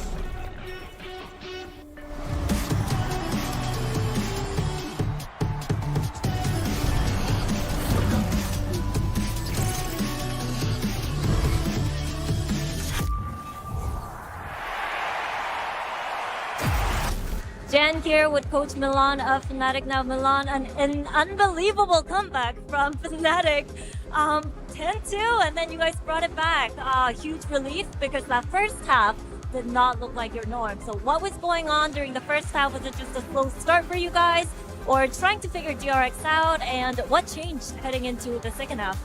I think we knew what they were doing and the execution for us just wasn't there. I think we let them walk out of spaces. We were not holding chokes properly and we made it really easy for them. I want to say they were also hitting some really good shots, so I think props to them as well. And I think in the halftime we had a talk. The boys just reset their momentum. They felt like they were chill, and Alpha was speaking for like 30 seconds, giving an inspirational speech. I don't know if they caught it, but after that, I was like, it reminded me of the Navi game where the same thing happened, and he said, I'm not losing, and that's what happened. Just woke up and said, we're not losing, we're winning this. Okay, thank you so much, and good luck on the next map. Oh boy. I mean, look, there's only one word that I think I could describe that game with: tragedy. Truly. Yeah. Tragedy for DRX. Success for Fnatic. Because Any my day word. in the office in EMEA. 10-2, I guess so. comfort zone. What are you guys Comfort doing zone. over there? Comfort zone. Yeah. This is Fnatic. The game is never lost. This is how it is? I also shout out to Boaster for actually being the one man that I know keeping his word.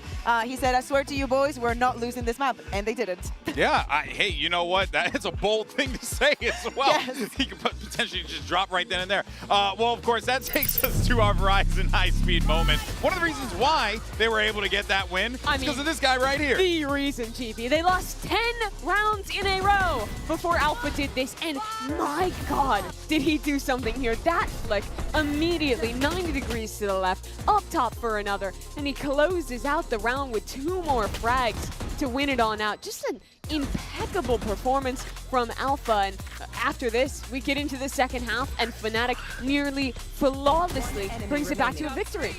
I think it's so important, something that Milan was saying about, seriously, like DRX was shooting some shots that were unreal. Yeah. And to me, this is the moment where Alpha remembers that he's Sturgis is like, speaking about aim, do you guys know what I have in me? He like reminded himself, and ever since, DRX got 1 round. And you heard Crashy's there. That's all we need. That's all we need. And that is all they needed. Those clean shots coming through round after round after round, Mimi. But I'm so disappointed in DRX in the 100%. second half, man. Like, the players honestly looked afraid. They looked nervous once they realized the game was slipping away. I think they felt that. I think you could see that in the way they were playing, in the way that I think about that 1v1 against, I believe it was Alpha. Was it Freeing, who's backside against a 1 HP opponent who has to plant with low time, and he doesn't swing and loses the round because of it. It's little mistakes like that that snowball a comeback and let Fnatic back into a game. I think that also something that we saw in that graphic.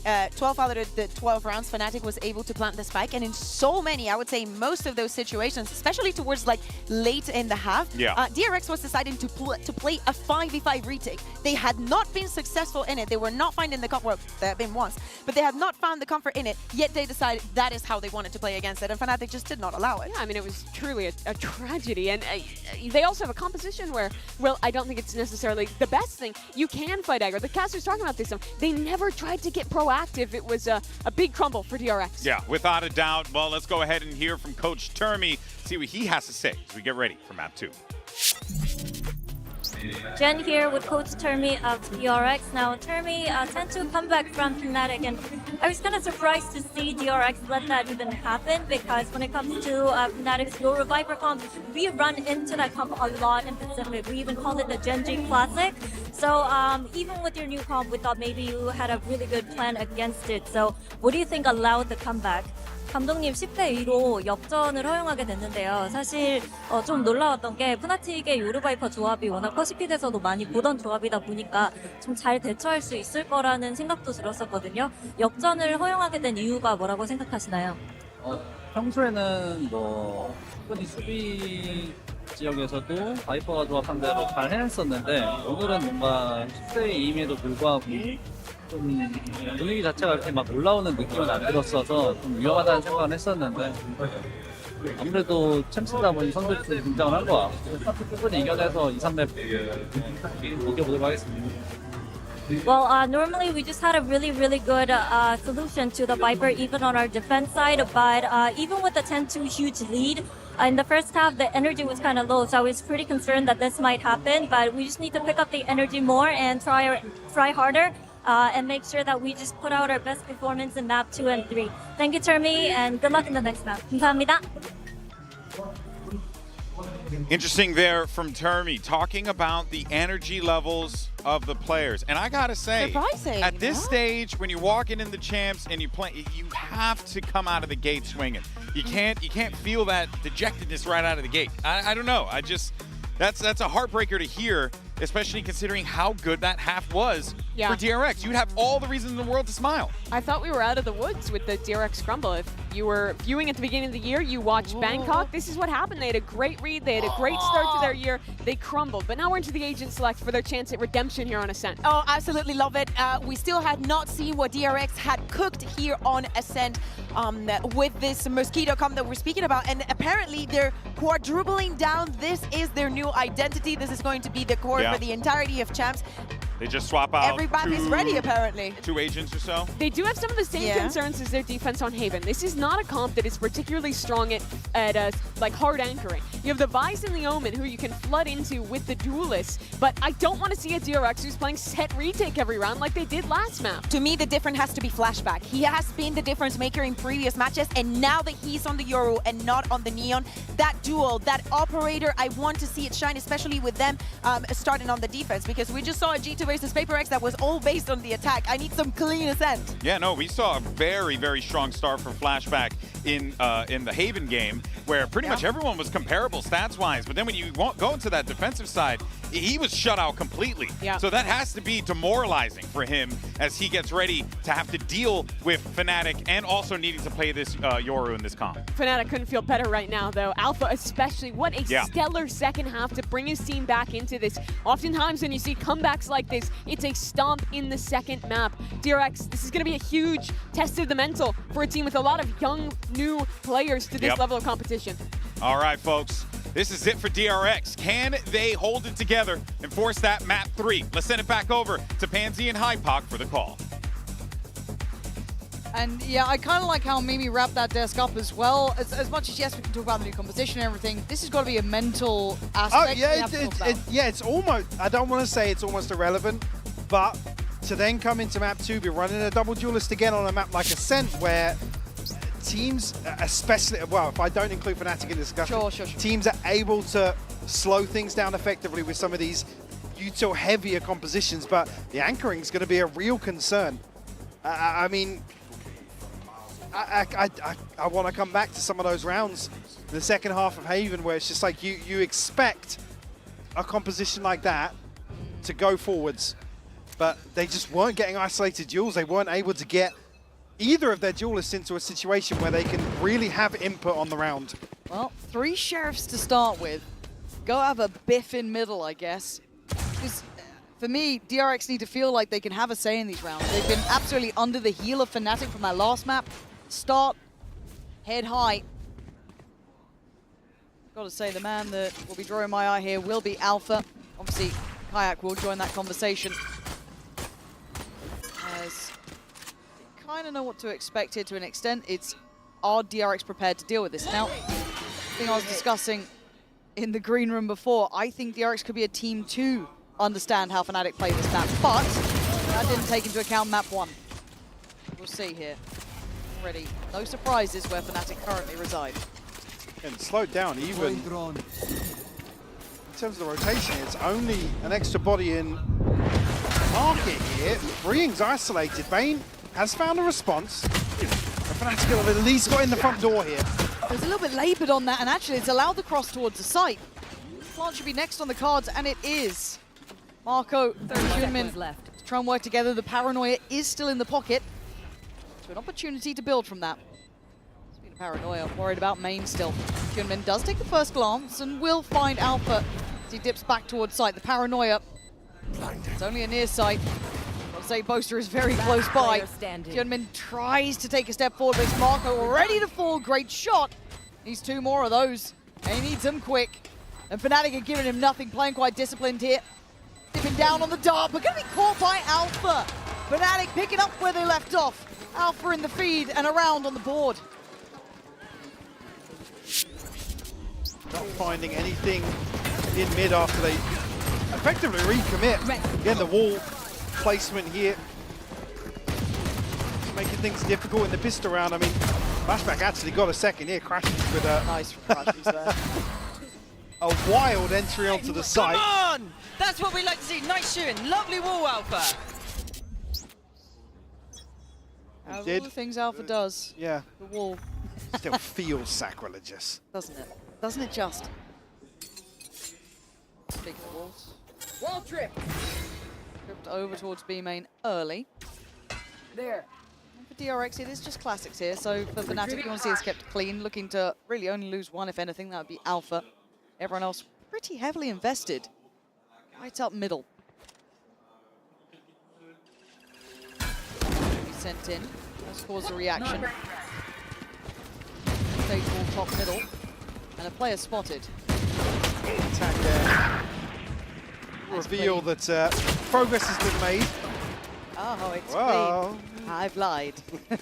I'm a terrible liar. Yes. Still, I wonder if that's kind of the shape of things to come, a willingness to challenge on that B main. I mean, it's a risky approach, but hey, in this round it's perfectly fine. You may as well go for something. Now, if they can cost anything else, that's when it gets interesting, because Alpha will probably just recover weapons if they need it. Oh. He's quite good at this game as Alpha. Started to find his footing. He's Gets a little bit of the flash, but cleans it up. And just 2 away from the res. And again, I think you've nailed on the head there. The RX just needs something for this opening stretch of rounds to indicate they're able to reset. Give me a sign of life. Yeah, because it's, again, Mimi, I think, characterized this perfectly. It's the confidence. Your final boss right now, bro. It's seeing people back away from a huge advantage in certain 1v1 situations, and overall the macro game, they kind of just crumbled. It completely fell apart on Haven. Look, Alpha did change his name to the final boss of Paris, pretty much, so feels like Crashies at least believes. Exchange, ooh, good shots on both sides, honestly. Can't be mad about that one. Ain't gonna be held in place here. As the progress towards middle continues on. Spike is isolated. The trade's actually given Chronicle the rifle, so now everybody on Fnatic is well equipped here. Did we see a barrel on main? I think he might have done.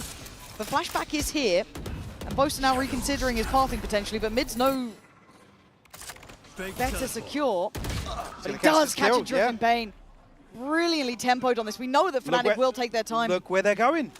Both players committed towards A site. Fnatic are going to wrap through spawn. Freeing has to go nuclear.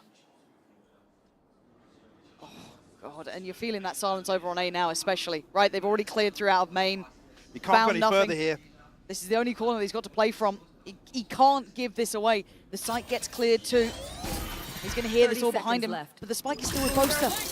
They have to continue this path. Great work from Freeing. The last real defense for DRX. And he's digging deep. 10 HP. He can back away. Job done. Bring in the rest.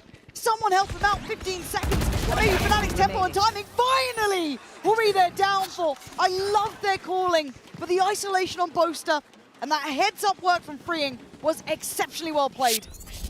And you can see Fnatic considering the re-clearance through market, but God. I think there's just too big a question mark on the map for Boaster to commit either way. I don't see the passion, I don't see the hunger, I don't see the excitement, I don't see anything. Wow. Stern words. Valve was telling you that. From Alpha, yeah. I mean, we did say it did look quite... I mean, that first half of Haven, fair enough, yeah, it was a bit dead, but you do need them to be pumped up here. Get that mental right. Slap in the face from Kron, ease on. Bit of passion from Kron. Plenty of energy. To open the start of this one. I think we'll try and follow through on that with the drone. Look at this again, trying to set this. I actually quite like that they're trying to condition the B main will be tested. But obviously this round, it's probably going to be their downfall here somewhat. Unless Bane can hold back the flood, but it's a lot on one man's play. Big reveal there. He's caused them issues. He's caused them a pause. Flashback. That is unreal from him. Taking away 2, forcing out the res. It's still a 2v4, but they've made something out of nothing. They know about Bane though. Yeah. I mean, Marco does have a paranoia, but I don't think he's going to be able to set anything up. He's got another headshot. He is unwilling to relent. He makes this possible. The Chronicle, the heartbreaker as ever, closes the chapter on hope for DRX quickly enough. Fnatic at 3-1.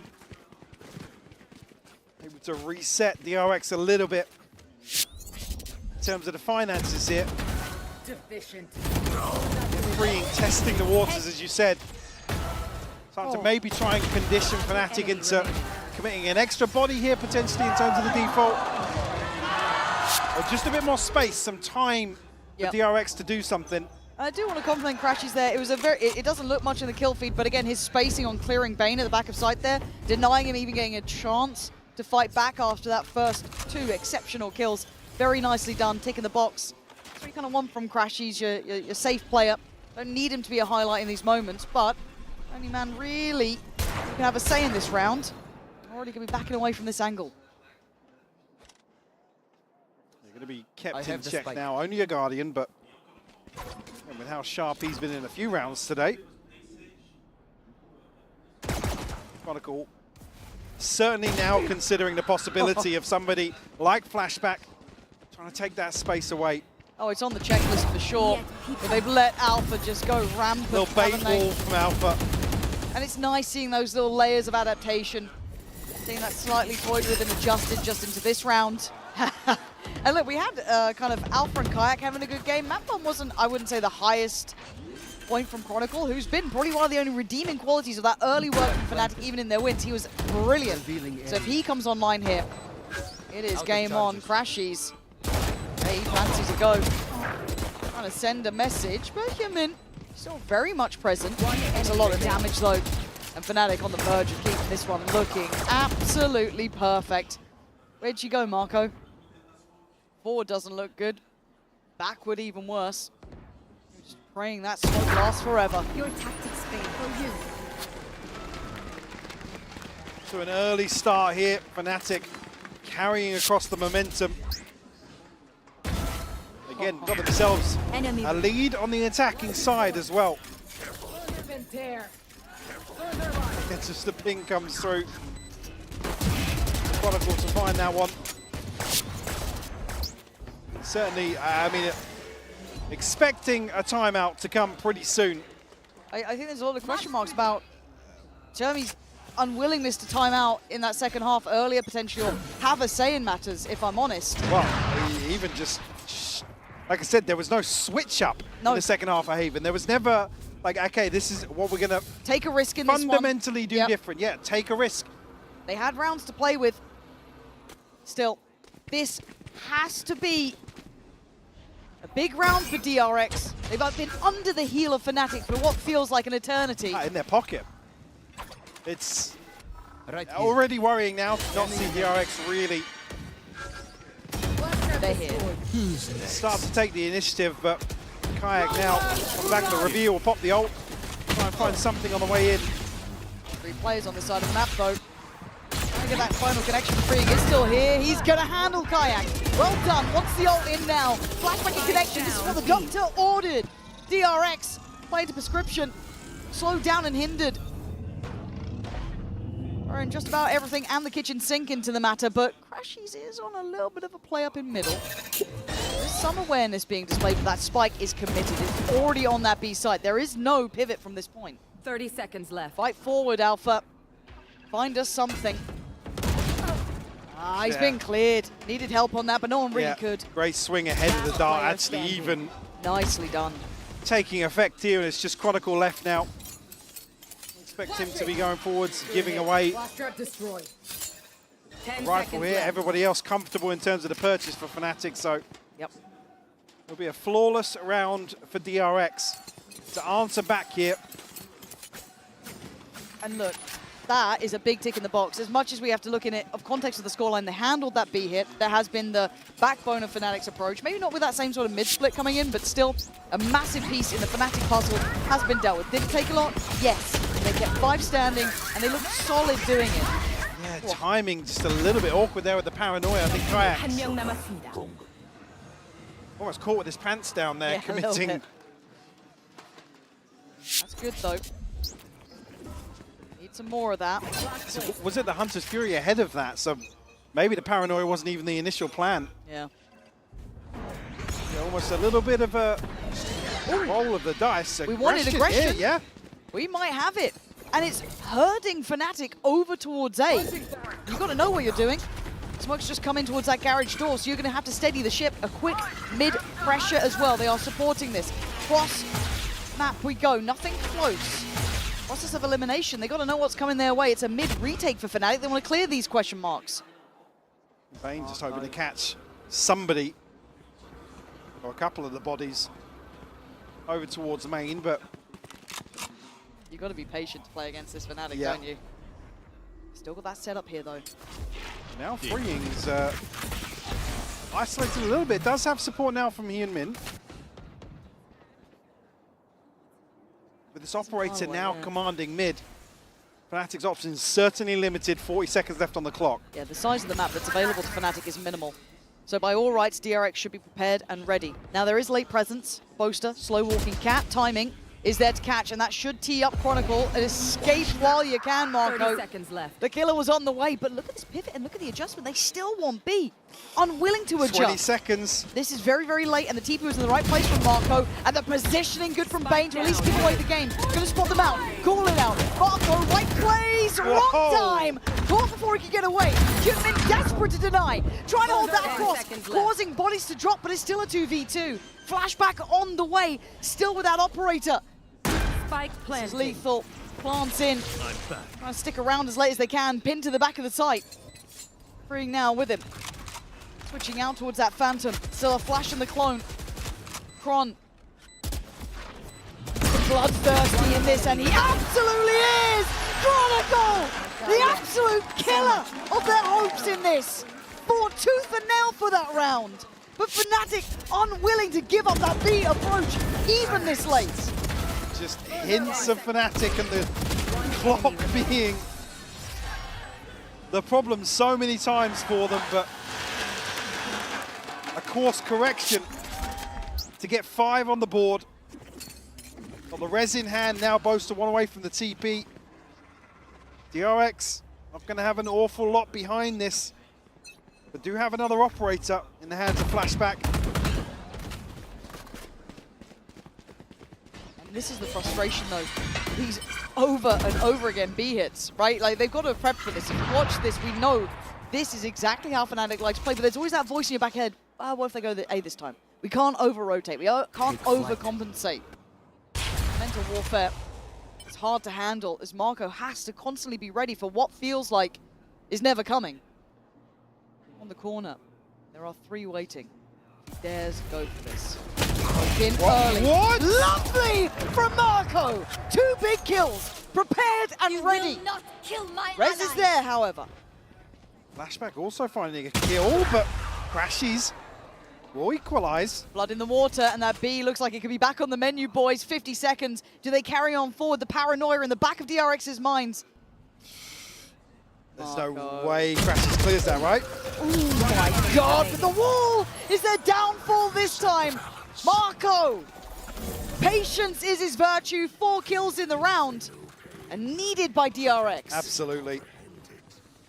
Talk about risk-taking, and it's Marco to find 2 kills like this. So calm doing it. Yeah. Again, the sort of thing that you're just praying that DRX would have relied on Haven. Will keep things within touching distance here. I mean, because DRX were broke after that.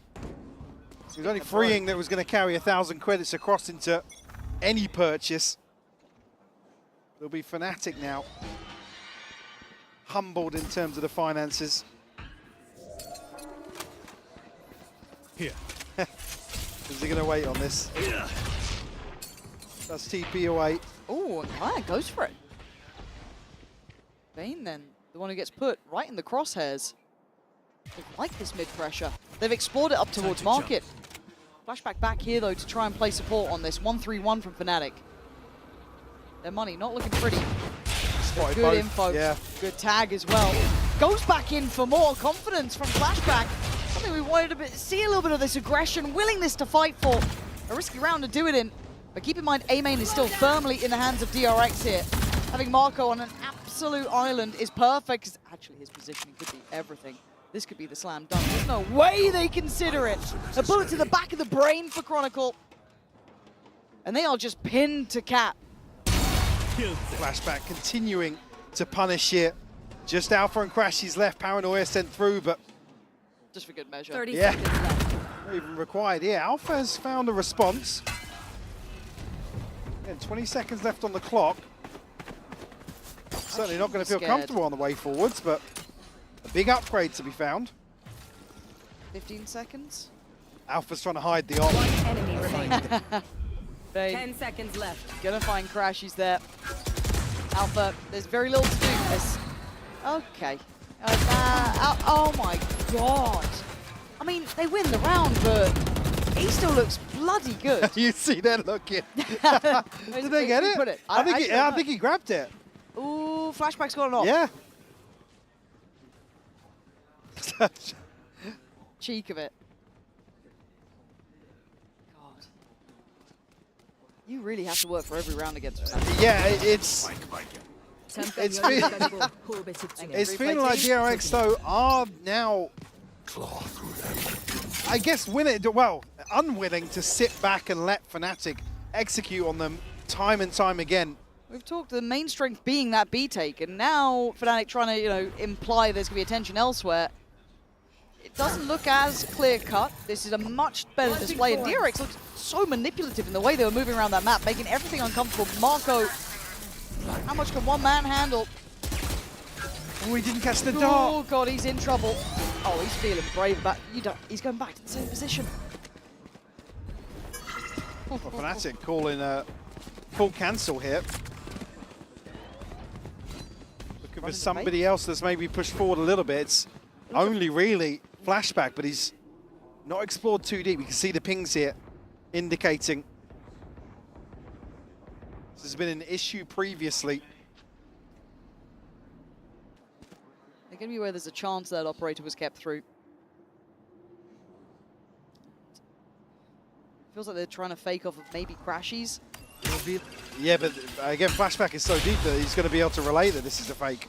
They can commit towards 3 here on 8. Marco, you're not going to do it to him again, 30 seconds left. Here we go, 10-5. He's looking pretty sharp. Last time he got 2. There's the same start. Not got the follow-up just yet, but it may be on the cards. It is! Marco with the double, playing that corner to perfection. He knows how to play Fnatic like this. That mid-slip looks a little too late in the day as Kron can't make it out through main. So again, I've got to give credit here. Marco is the one being a difference maker to me. And not backing away from these fights. For something you just need a couple of players from DRX to find kills in these situations. And it might just get them back online. All tied up now, 5 apiece. Like I said, Crashy's not able to sell much here just on the back of a dart. Yep.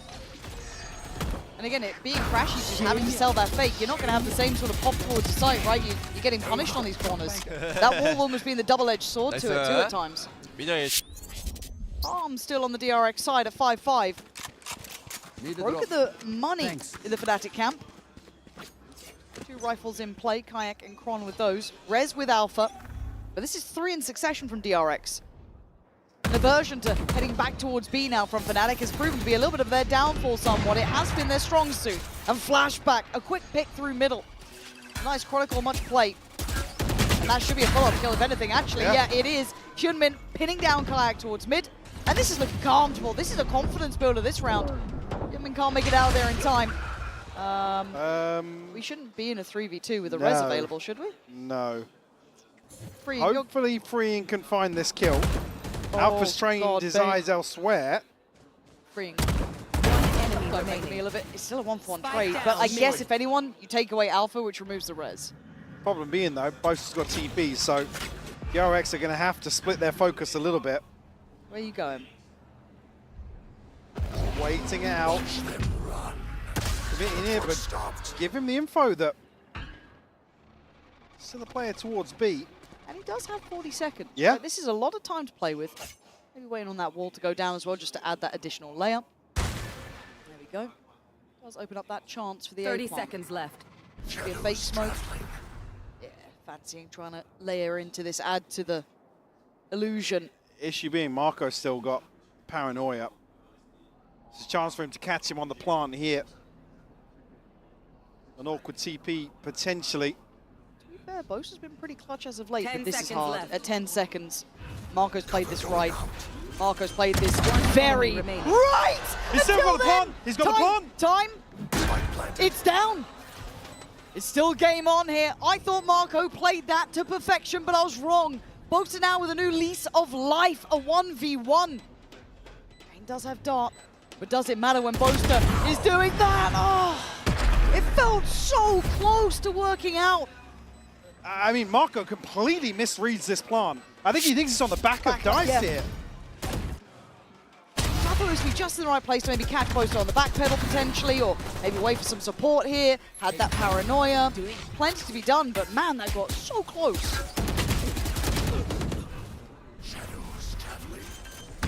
Yeah, again, a ridiculous kill from Bosa, by the way. Yeah.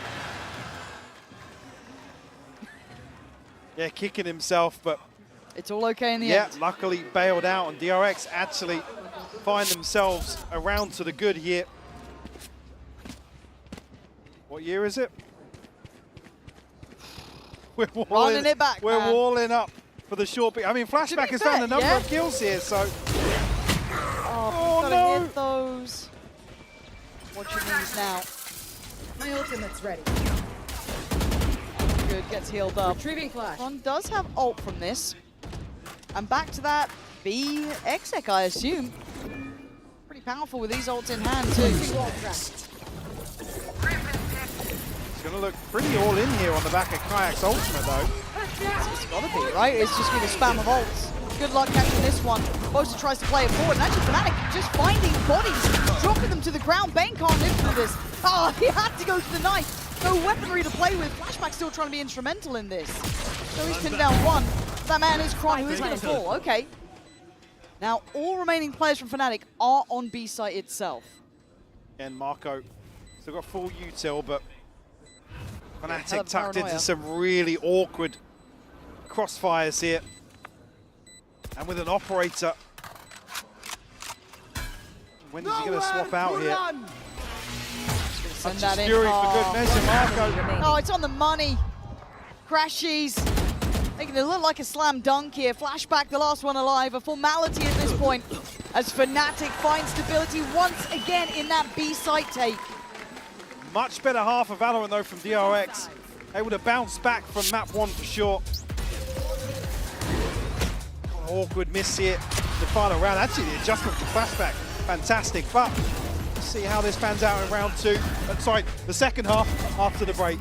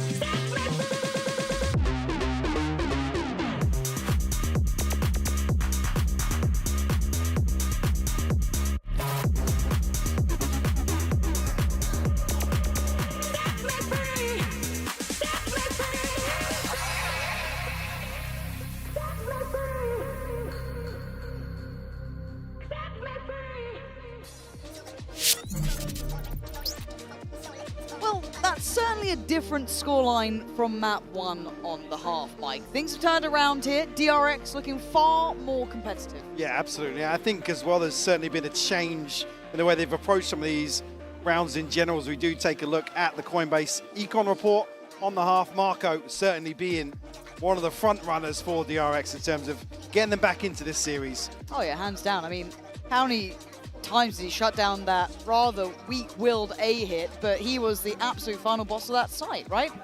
Multiple multi-kills, yeah, one fumble up against Boaster, still a round win for DRX regardless, so a great display from him.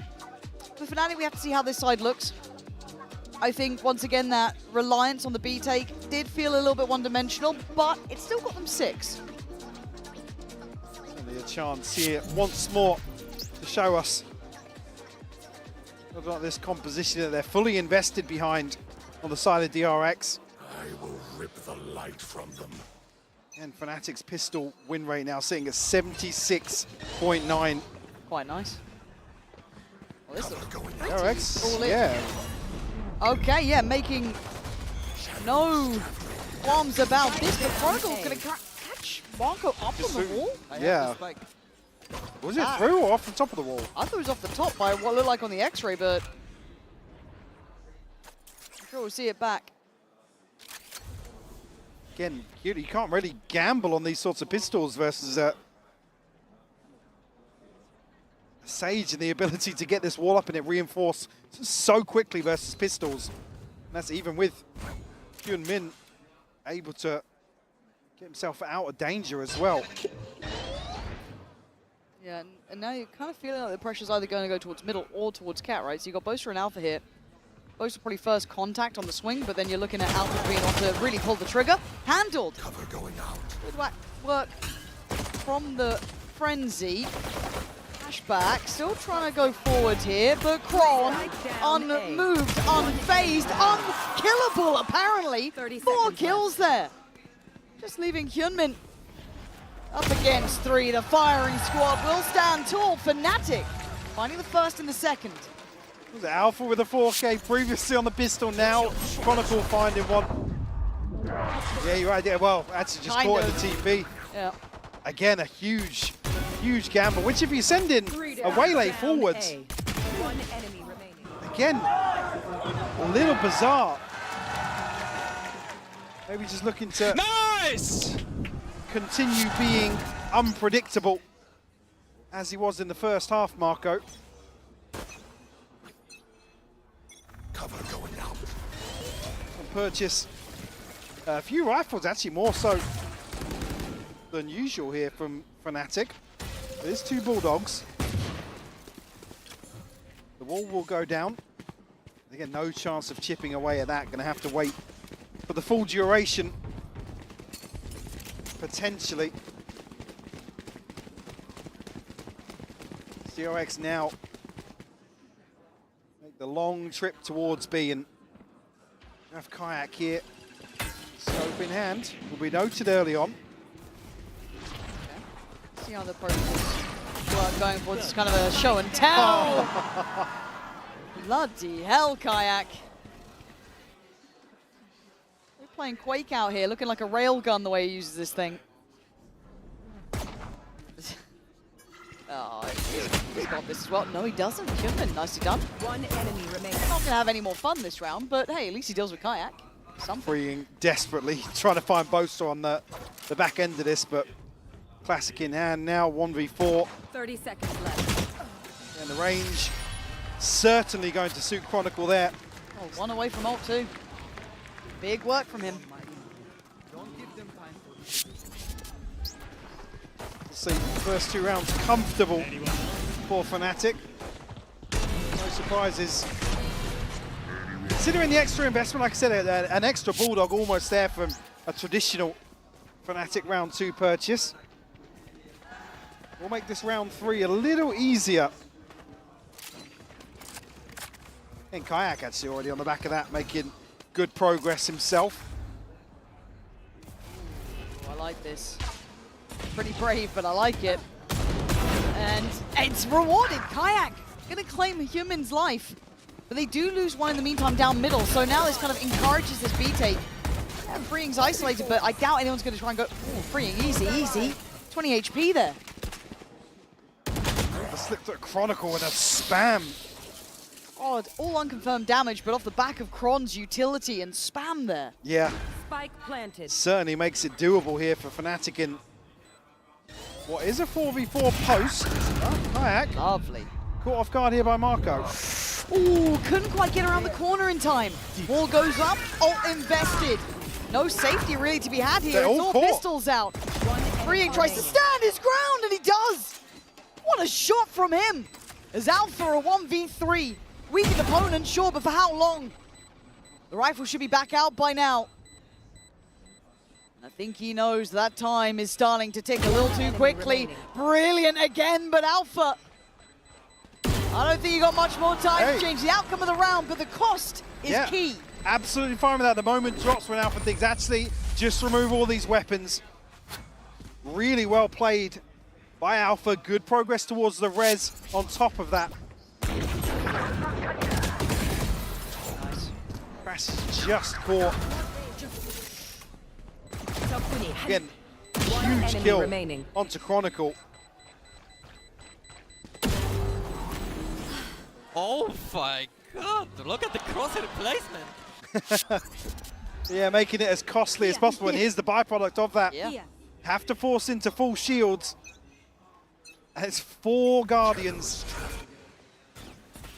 Bane, the only one with anything different, is only a Bulldog. And this is just to really make it so that Kayak can't do work. But it's a big gamble. Very much so. Deep line. I mean, I guess he's feeling no pressure to fall away. But now, with attention shown, Paranoia committed. Great timing from Alpha. Able to deny the wall. Being flashback, big shot. Okay. Now Boaster, got to be cautious here. Easy to get split on. Dart's good, does get handled, but both shooting, I think. Yeah, both shooting at it will reveal Crash's position. They're making these Guardians work now. Marco with another big kill. Marco has been a massive difference maker for DRX here. Maybe not the most flashy kills, but for Fnatic, the options suddenly fall to 0. Just putting in good, honest work for DRX. Yes. Chronicle on the flank here will be held by Marco once more, who's been deadly from this area. I think they're just looking to shepherd DRX into the site. Maybe make it costly once more. Cool. Oh, yeah. What did Chronicle see there? I don't know. All right, so they're going to back away. Kayak's actually got the Odin too, so yeah, at least going to keep that in hand. For DRX, they don't need to go much further than this. They can happily keep what they have. Did get a couple of upgrades, I think, at least. But the scoreline, more importantly, is tied. 8-8. DRX actually putting up a very good show here. I think it was only Alpha to carry across 1,000 coming out of that, so no chance of getting much more in terms of equipment here for round 17. But yeah, DRX is going to be really happy with that. Making a funky purchase work for them. And that Outlaw's probably going to look quite nice this round if he gets the opportunity, right? So being though, next buy round, Marco, Flashback, Hyunmin, all going to have ultimates. Yeah, Bane's only 2 off as well. Yeah, Bane, yeah, wow. A full hand here on. Early info. An early attempt at temptation. Does anyone fancy a go? Well, DRX wait and see if anyone takes the bait, really. The DRX very conscious of Fnatic. Taking the fight to them here. We're trying to find something. Alpha. Well, there's the one who's up to no good. I mean, can basically fake his position on the back of the wall, but surely the awareness is there from DRX. You can see a couple of eyes trained that way. Yeah. But should be good for one in this situation. There's Marco to go for, oh! Now Marco's on it today. Yeah, up to no good, sure, Alpha, but he's going to catch you this time. Human, absolutely blind, still fighting forward, taking the space. Great exec towards A here.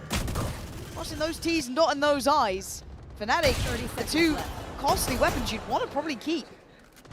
They fancy a go at this. Oh, hang on. Now they certainly might. Now, very much in consideration. Kayak has ult here. I mean, not sure if he can set anything up for Crashes with the Odin. If Crashes goes up to heaven, he certainly can. He's off in that way. It looks like it could be the case, right? Trying to break that door, but running through just about every weapon he can. Here we go. It is going to be back to the wall VALORANT, though, for what they can achieve. Good dart, good timing. Trying to pin him in the corner, trying to set up his teammate. It's Hyunmin to find Chronicle, though, and it's fallen short here. The plan was there. The execution, just not quite what they had in mind.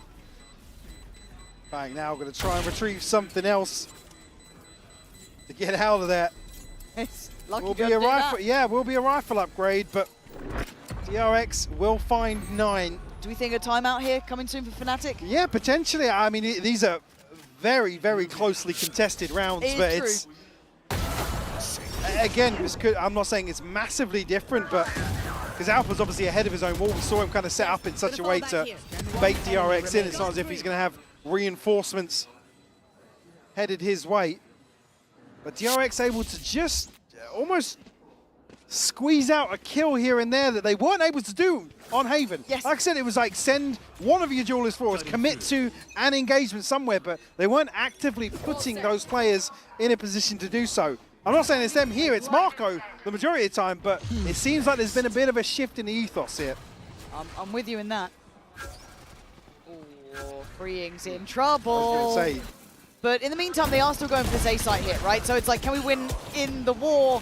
Yes, we may lose the battle in middle, but this is fine. We get both on the site. Plant should be easily achieved. And they're still hunting for Freeing in middle. He's all the way through spawn. He's already out of there. Issue being res available, but it certainly doesn't look doable.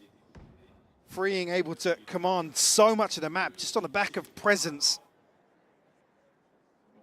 They're going to try and hunt him down. Alpha will find it, but Fnatic falling victim to the clock once more here in round 18. It's fun, we kind of talk about the repetition of Fnatic's approach towards B. We're seeing DRX with a very well-rounded approach towards A, and spamming that too, right? Yeah. I want to see if Fnatic can come up with a plan, though, because it does feel like they're not quite getting a grip on how they want to deal with this yet. So for me, I do want to see what the game plan becomes. You've burnt Kayak's on a potential, that's fine. I don't mind you going for that. You can see the opportunity there. No other big ults depend on barring alphas. So what do you have to handle this one? Because this is working wonderfully. Again, right? Isolates Chronicle, even getting Boaster. I mean, pathing there is just beautiful. It's lovely to watch. And I think this is that timeout where you're, maybe suspecting the last round they could have run this. Left it for this one. Still potentially a buy in hand, even if it's lacking in some areas. But it feels like we've seen the ethos change from DRX. Where's the reaction from Fnatic? Yeah, because I think and not to question the composition, but previously where they were playing Alpha on the Chamber, I think, well, I mean, they've struggled on the Center as well. I think, out of the last 5 domestic appearances at least, I think there's only 1 win in there.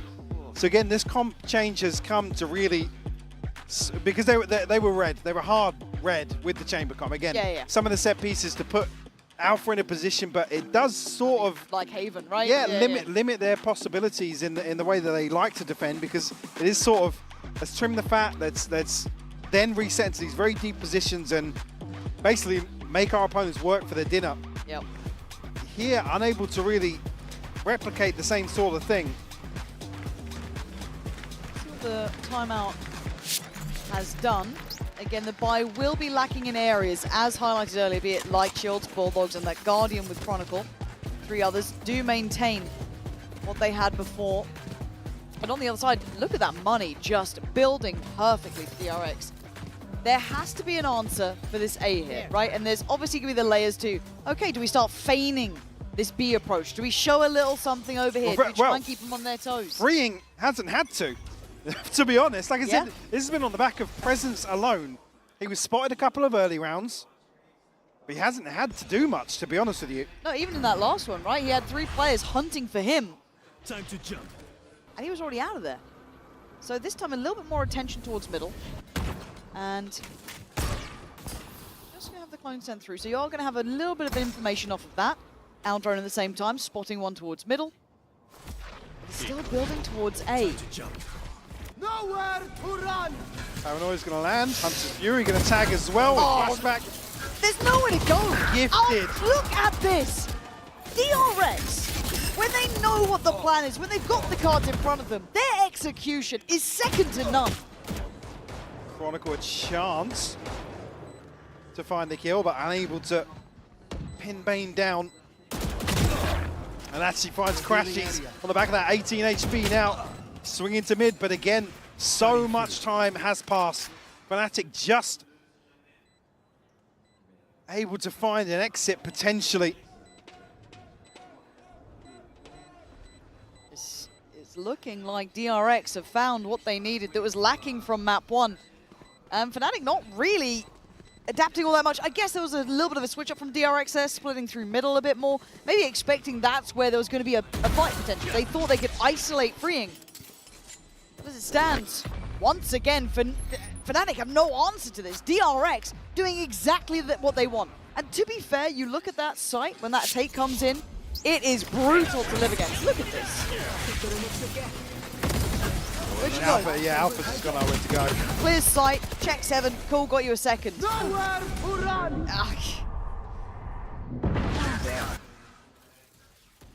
Didn't even stand a chance. And again, it's not even as if Boaster can swing onto that earlier. It's He's dead. Yeah. It's very well crafted. The investment of ults, yes, but it got them the round. Consecutive rounds now starting to build, and DRX, and they make it past that 11th that held them so brutally in the first map here. Hyunmin this time, a much more heavy emphasis towards middle. I think they're expecting this fight back through Fnatic from mid to deal with what Freeing's been doing. But DRX are here. They've read the adaptation, but can they still handle it? Drone will tag at least here. Trying to play Alpha in on the back of the TP. We'll find one here. Red's available, but he's going to be stuck in his corner now. The wall's removed immediately. Oh, Alpha, do you get out of there? What do you do? There it is. Just about the right timing to dip away. And finally, they've got a clean first kill. And that's Hyunmin gone, who's been that burst and pop towards the A site. See if DRX can make a recovery here in round 20. Flashback. Still willing to push forwards here.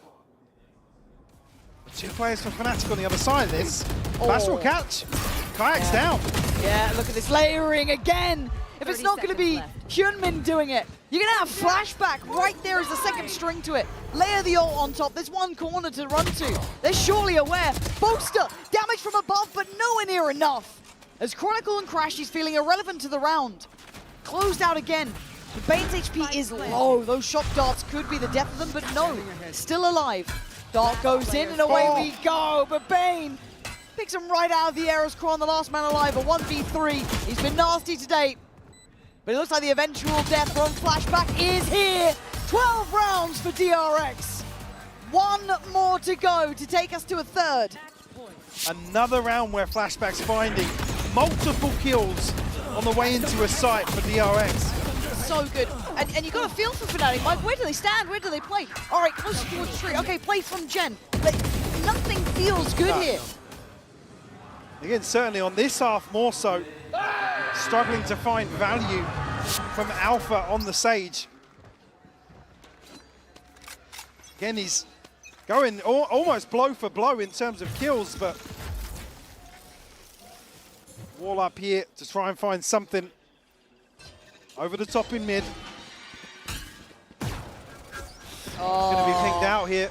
And here comes the torpedo over the top, but Alpha, I mean, there's no getting out of these sometimes. It feels like he's just put into the corner. Like trying to make an impression off of Cat. Freeing is getting closer. Ain't in that owl drone. Doesn't quite crest the corner, but the information feels like it's there. Yeah, they should still know about this, and Freeing beheading Kayak. That was clean from Freeing. Crashy's Boaster and Kron, where you off to? Boaster trying to catch somebody with a paranoia, only 2 Bulldogs and a Guardian. in the hands of the Fnatic players. DRX on the brink here of closing out Ascent. Oh, he's found him. Cover going out. Smoke to main, yeah. Deep up. So he wants to maybe make a bit of a play, but that dart handled early this time. 30 Preemptive seconds spam, left. but it's not where they are. But he's got to try and hold this down. Hits the reload. 20 seconds. Boaster standing guard here, freeing though, alleviating the stress. What? Back of the side, turns on a dime. He made a damn good go, but freeing. Doing work here for DRX. Leaving Chronicle masterful in his craft at times, but this is tough. A 1v2 for survival in this map. The drop down could be deadly. Freeing waiting. This man's on an absolute tear this round, and it ain't gonna stop. 4 kills to close it for freeing. And DRX answering back in kind. Map 2 is theirs, and Lotus will be the decider here.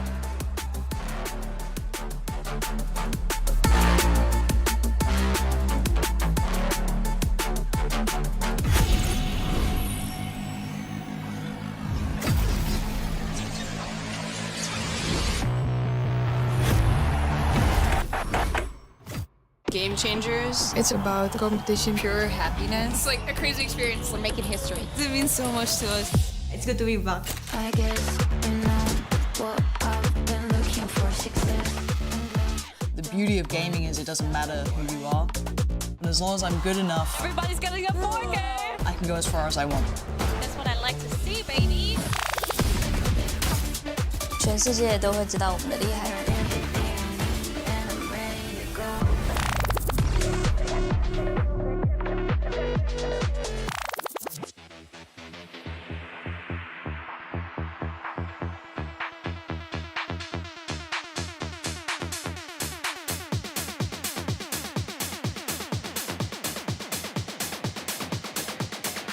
I'm a real one, that's facts.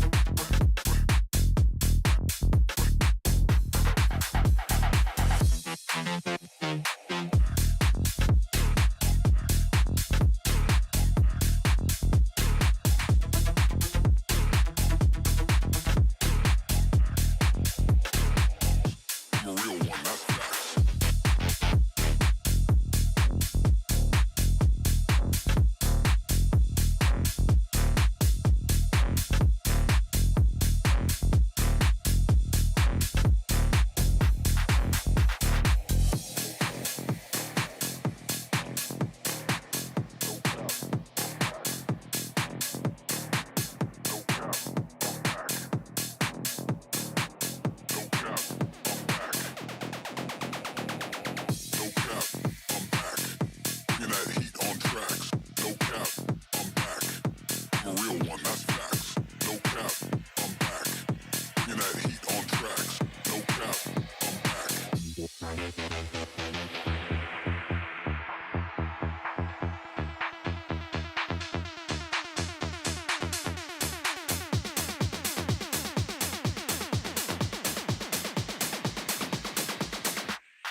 Bringing that heat on.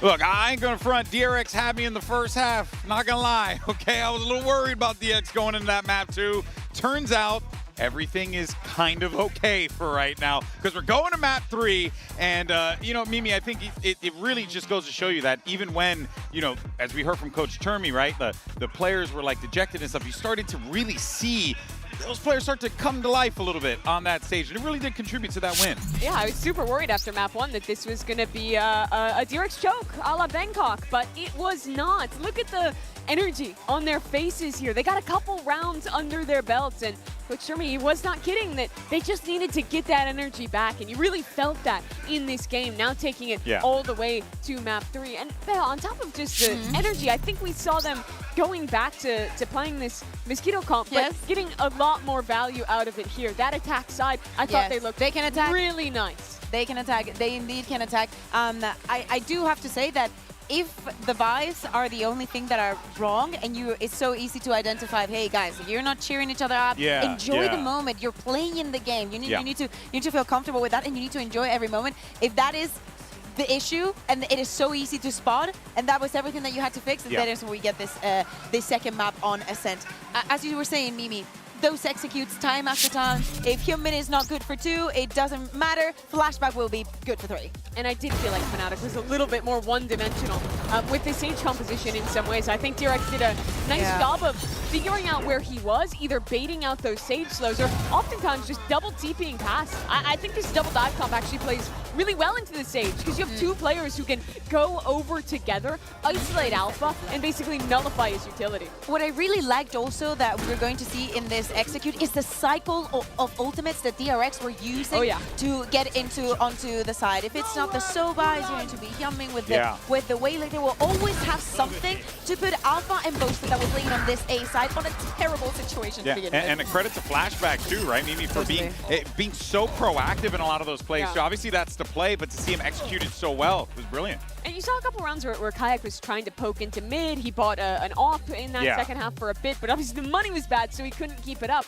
I think one of the keys for DRX was they were getting a lot of value off of either early just walking into mid or re-clearing that space and then going for that A split that you saw in both those rounds. That a tree was a gap for Fnatic a lot, where they're trying to double anchor site. And then when these players are set back trying to anchor, it's the double dive of the Waylay Yoru that is just running them over to great effect.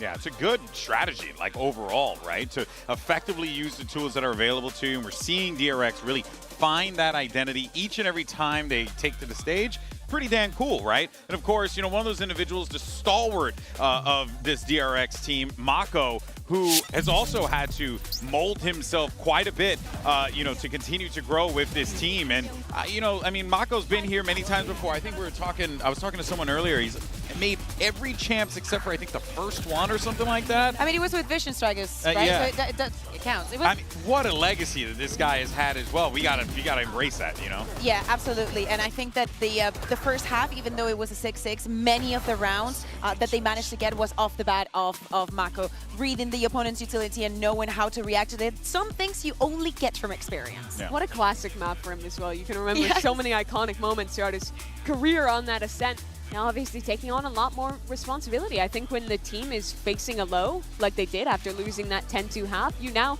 have to look to him as one of the players to pull them out of the rut as the most experienced player really on DRX at this point, from a guy who, you know, early days, he was never talked about in that sense. There was always other guys on the squad that you looked to for those purposes, but he stepped up to that role. He's risen to that occasion, and on top of that, still playing just as well as he did when we first saw him play on a stage like this. Yeah, and he needs to, right? Because he's been in this situation many times before here at Champs, and even though DRX fell short a couple of times, you know, that experience matters. And hopefully we see that translate into this map 3. You got Lotus here, but if you're a Fnatic fan, you don't want them to find success here. Not at all. You want to see Fnatic walk away with this win cleanly, push that loss to the side, right, Bea? You know, we don't even like Ascent. You're looking at me for the Fnatic support? Okay, here I go.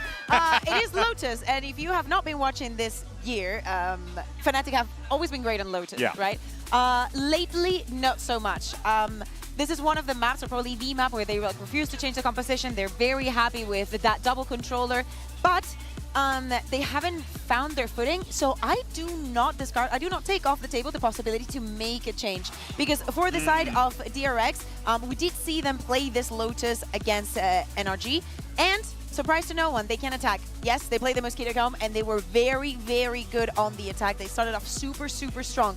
but they're going to be starting on the defense. I really hope that for them, the mental is staying. Yeah, Everything comes down to this map number 3. But on the side of Fnatic, there are things that needs to be adapted, to say the least, because this is very readable from them. And especially when we are speaking about a DRX that has seen this comp multiple times, I wonder if we see the changes, and never mind. Yeah, it's Fnatic. If anything, they will stick to their guns. They will stay consistent, and they're hedging their life in the upper bracket to this. Remember, loser of this game goes down to play G2 in the first round.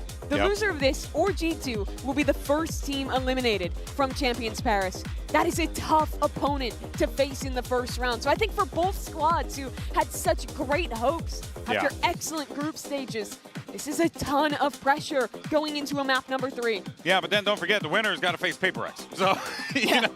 I mean, you got to beat everyone if you want, to be you gotta a champion. You got to beat the man in order to be the man. You have a second map, and then the bracket flips. Very true, very true. So that's what you're aiming for. Yeah. I think unsung heroes for me, Crashies. I think his utility is always on point, and to me, he's 1,000% a game changer on the side of Fnatic. If Crashies turns up, this should be a win for them. Whichever team wins this map, they're going to do it their way. Fnatic playing the same way they have for literally years with this comp that they have stuck to through it all, versus a DRX who is the team setting the meta right now, setting the precedent. They were the first squad to really bring this Mosquito comp, this Waylay, to the highest level, to the best success here at Champions. So what a cool clash of ideas, of styles to end this series that I think most people would not have expected to go all the way after map 1. We need to see the confidence back. What happened on that second half on Haven, Kayak, Alpha, bring it back. Yeah, they got to find it here and now. Let's find out who's going to lock in their spot in the next round of playoffs and send it over to Pansy and Hypoc for the call. I love hearing from GB. He's such a little cutie, isn't he? But he's right. We do need to find out who is locking that place deeper into this playoffs run. And honestly, there's no easy opponents for either of these teams. Win or lose, it's a pretty tough next opponent. Pick your poison, basically. And that's if you can basically close out a series that's been so back and forth. Again, roll your minds back to Haven, but also, yeah, you're absolutely right in terms of the history between these two names in Valorant. And we come to Lotus, something we only saw a handful of times in Stage 2 for Fnatic. No surprises in terms of the composition, but certainly a chance here for DRX to potentially cause some issues. It's been those defensive rounds, man. People have been struggling, at least in this series, but already Boaster got to be cautious. Yeah, he's been dealt with so easily. He's trying to play out by that wall on Rubble. Hyunmin gonna isolate, back away, no threats found. Fnatic quick to try and explore outside B here, but freeing. He started to heat up towards the end of Ascent for sure. Yeah, he was nasty. Commanding a lot of presence on map 2. Vayne there, going to take that as his go signal, and Crashies. I know, I get it. You really wanted that kill towards CT, but brother, you got to turn around at some point. Braun last one alive, 18 HP. DRX. I mean, I wanted some defensive rounds there. Well, quite good. That's quite a good one. This is a good indicator, potentially, of things to come. Again, if you think about like prepping for this, as much as Fnatic have kind of stuck with this, DRX can prep to their heart's content. This is nothing new. No quirky comps, no Alpha on a Sage, no anything weird. It's just your cookie cutter, bread and butter. He's just caught in a rock and a hard place. There's not much to do, really, isn't that? I think as well, again, similar to what we said for Haven as well. Fnatic have, again, started composition, I think 13 times we've seen it this year in general, but again, haven't necessarily had a free ride. Certainly in comparison to, again, the history for them on Lotus. So you're right, a lot of tape, and requires a lot of work to really bring something new to the table when you stick to a comp as much as they have. That's what I'm looking for, is any sort of innovation, even in this more standardized look. It's so comfy for DRX. I think the wall's even still up as it stands, so who fancies a go? Alpha, okay, costs him a lot of his HP for that. Him and Crashies now. Down just a stiff breeze. Oh! We'll blow them over. There's 31 HP left for Crashies. Only a classic. Hunting. Gotta stand your ground at some point, right? Yeah. You can hear a whole lot of steps just to your left. It doesn't feel good, but that's certainly going to do things with the confidence at least. Take down Flashback, but for him, he was happy either way. Again, a lot of stingers with the RX here. Yeah, well invested for sure, but Fnatic, yeah, Fnatic will have for sure an advantage. I think just rounding out, I can see a Judge and a Bulldog. I wouldn't mind seeing that same similar-ish start over towards A with that kind of quick approach from Hyunmin, but again, he's got the Bulldog, so you're probably not going to be the one doing that. We'll see. See how this works out. Most of last time did get caught as he was the one trying to play forward. And quickly, we'll pivot back towards B. Oh, no, he's not been spotted! Had no idea, but there was no escape in the end. But look at the HP. What the hell? How was he still alive? I don't know. He's got plot armor somehow. It's the monitor. Yeah. Got to get that right. Here we go. I mean, it did you good there. Somehow you were able to live through what felt like a barrage of bullets. Where did the Prowler go? It was on a mission elsewhere. I'll clear sight for you. Clear close, don't worry. 50 seconds now. Look, I may as well ignore the timer when it's Fnatic. Well, yeah, Till exactly, yeah. They do execute the same way at the start of a round as they do at the end. A chance here to maybe isolate Marco. The spike is headed that way, but Fnatic still able to command some presence, but the confirmation here on the back of Hyunmin will probably set things in motion. Marco. Oh, he's oh my God. These Prowlers are on DRX's side. He almost got a follow-up there. Like, Crash is down on, what, 50 HP? Oh. Hyunmin still has that Bulldog, so I don't think this is completely out of the realms of reality. Horn back up right about now. He's heard the reposition as well. That's kind of big, right? Yeah, he's walking on the angle. Crashies will punish, but Hyunmin's still here. This isn't bad. Okay, Crashies, really big round from him. Redeemed Prowlers, himself, less so. yeah. I don't think I can even blame him on half of those. No, but certainly redeemed himself in that round. It's just that split second before it can take effect. Again, the second one, Chronicle, sticking his barrel right over the top of Marco's head. Also, did just know that little shake of the head from Crash. He's like, guys, relax. Marco having to do this without armor? Yeah, and a round 4 operator in hand for Flashback. And look who's just standing guard. How long does he stay here? Just posts a shot and peels off the line. I don't know, Fnatic at least will have safe passage out towards the orb. Will be retrieved. Yeah, investing in Crashies, get that ult ready to go. Expecting Flashback to put one in the smoke here. Yeah. And Fnatic will freeze. Meanwhile, exploration outside B here for DRX. Maybe here wants to deal with the turret, but the timing's going to be pretty good for Fnatic. Oh. He wasn't wrong. And Bane, oh, he can't make it out. Look at the combination of the utility that facilitated that kill. There wasn't much escaping as Flashback gets pushed back. And just the Tootsie's on show. Wow. Some of these shots very close. Very, very close. Kayak will be allowed to remain here at the top of the rope. DRX, look as if they're backing away from this already. Not ready yet.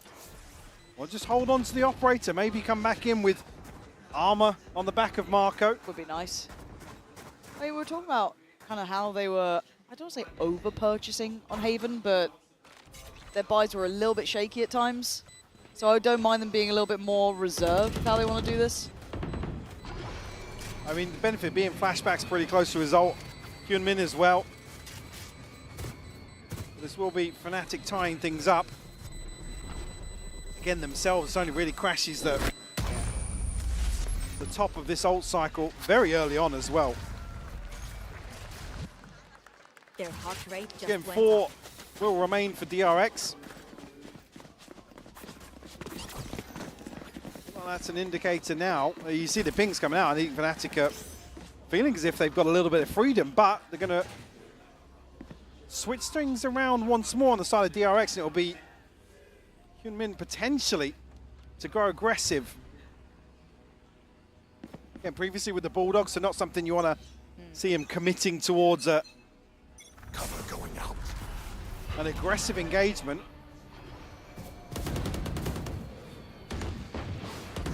Prowler will catch this time. Yeah. Stealing sight. Checked on early. Check back in about 50 seconds. Yep, Alpha. Waiting for something on the back of the turret, but Shadows trap. actually now Fnatic looking to make inroads towards B, at least outside B. Maybe with a little pivot, I quite like this clear mound. Cutting through. When you've gone for that 3-play presence towards A, this does give you freedom, right? And now if Fnatic are reading this well, they could be onto something here, but Flashback does have that operator. Has the TP out as well. Freeing spotted as well. Oh, this could be big for Flashback though. All has to be tripped. Where is the end goal for Fnatic? It feels like it's C, right? Kayak will retrieve the orb. Again, with Marco playing so deep here. Surprised not to see an extra body from DRX committed. Yeah, it felt like they were trying to like test him, but they actually get a thing on this. Oh! What a snap from Freeing! I thought he was out of it on the first. The TP's in though, so that's another body on the side. You're getting blended down. Spike down. It's a brutal fight for that C control. Tap on. Testing out if that spam was going to come in for the second time of asking. It is. But the plant's now in place. Chronicle up in the corner. Something against that in the end. Maybe he's searching towards CT. Bane, the timing on this would be wild. And it's gut-wrenching for Bane there. Chronicle's just striding around the site. It's actually Alpha. Still standing here. Jimin's HP is so low. And Boast, I've got to say, is really good at holding post plants on C. So you're probably not going to see much more play here. Fnatic working the map this time, and it did feel a bit curious that DRX didn't put an extra body. Yeah, like C you said, earlier. with Marco as he is, and when Freeing is spotted, you almost anticipate him rotating, maybe because the Vice Wall's placed differently here. They're just very conscious of Alpha maybe having space to play into. Yeah. Certainly felt like DRX had a good read in terms of the lay of the land here. Again, Freeing probably wanted a little more from that first peak, but once they're scaled up that deep, the utility is just too much, the right? consolation of finding one, but it's so late in the day. Yep. And again, Operator pressured so deep, and then Freeing's almost committed towards the pillar. Did have a chance. I mean, had 2 or 3 shots at finding kills. First time we've seen DRX explore this with bodies behind it. Only been having those kind of 2-3 player starts towards A. Catch on the Prowler puts Marco in a predicament, is going to get out of there. We're back towards site. And they've left C completely out of presence at all. I think they probably thought we've shown enough presence here to, A, confirm absence from Fnatic, but you can see already, Fnatic and Alpha are re-clearing back that direction. And that's something key with Fnatic. They'll always clear a question mark. They give themselves the time to do so. They'll refight for space happily. Something we saw even in EMEA playoffs kind of get exploited. Teams waiting for that to then punish their re-clear tendencies. Now, as it stands, they've been given the absolute keys to the castle. This couldn't have gone better for them. Aside from the fact they lost crashes on A. But look at this plant. Then look at the positions towards CT. DRX have to be aware there's a chance. They've got to consider this. Just the timing alone, but Kayak playing on the kill. Taking away Bane. They can pop down a turret, fall back towards site. Damage looking done. Trying to crunch on in though. Flashback investing the ult. Don't have a paranoia to post off this either. Not much in the form of utility to follow up. Just commit towards the kill. I didn't like that. Felt desperate, but Hyunmin's willing to put his body on the line. But Fnatic welcome it. They greet it with open arms. DRX feeling like they misplayed that a little bit. Yeah, for sure. Again, you could see Bane finally considering deep presence towards CT, but Fnatic had done the hard work at that point. Equalize the odds in terms of the head count, but able to find a fourth here. Send DRX back to the Stone Age in terms of this purchase. Yeah, but Stingers screwed. Yeah, Stingers, a couple of Sheriffs. A scope for Marco. Oh, supposed to have got caught on somebody there. Lucky because he actually pinged on the reveal. Oh! Alright, nasty little shot.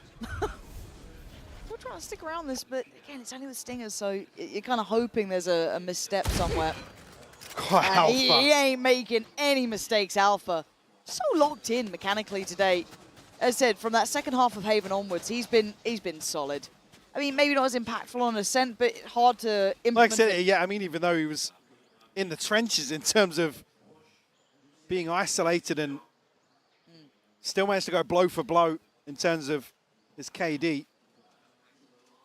Freeing. Wow. I was going to say a chance to find a 1-for-1 potentially, but Boaster removes any threat. Ooh, Bane. No more of that, though. Good min. Gonna need a 4K here. And you're looking at Alpha's position. There's no escape. No. Slow and steady. I thought he was going for the knife there. You and me both. Oh. Well. Alpha. He's been listening to me cast today. Alpha. Oh. Well, that needs sharpening a little bit. Terrible death to a dull blade, isn't it? But the shorty will do the job in the end. But at this point, that's probably not the best sign if you're a DRX fan that you are getting knifed. There's somebody's, well, I mean, it looked a lot worse on the replay, to be honest. I don't know, bro. Milan is just like... Win the round. Yeah, okay. Yeah, have a little fun, but not too much. Yeah. Stop having fun. Focus. Okay, time out for DRX. Now, the scoreline doesn't look too bad, but let's put it in context for you guys playing at home. It was the first two for DRX. And then since that third, it's been pretty good from Fnatic. Map control's been solid, diligent, varied as well. It's not been that one-dimensional approach that we've seen in other maps that have been their cornerstone. This looks like the well-rounded Fnatic that isn't flashy, it isn't quirky necessarily. It's just good Val from them. Yeah. I mean, the positive being you've seen DRX commit a little more to these defensive executions in terms of sending a player forwards. But unfortunately, the issue now is Fnatic have dealt with it a few times. I mean, even in the previous, doing a ton of work to pressure outside C and then quickly collapse into a stack around A. I'm trying to think of the team that anti-Fnatic so well on this. I think it was BBL. Of all teams, I really think it was BBL who I think you're right, yeah. Against them here, understanding how Fnatic approaches. I'd like to see that. Yeah, it was. I'm pretty sure. Still, at this point, I'd love to see someone explore those options further. Alongside that, it's, again, through stage 2, we didn't see it too many times for Fnatic, but they struggled. Yeah. In comparison to how they've performed on Lotus historically. It might have been Giant X, you know. But Assault Cycle healthy on both sides, but Fnatic with slight advantage. Hit, lockdown, showstopper, and the TP. Got quite a lot. Oh, flashback, easy.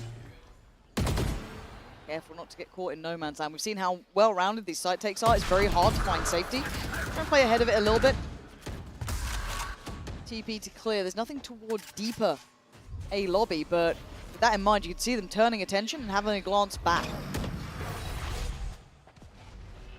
And we'll get the spot on the TP as well. Bane ready to set things in motion. One catch does get the rest as well.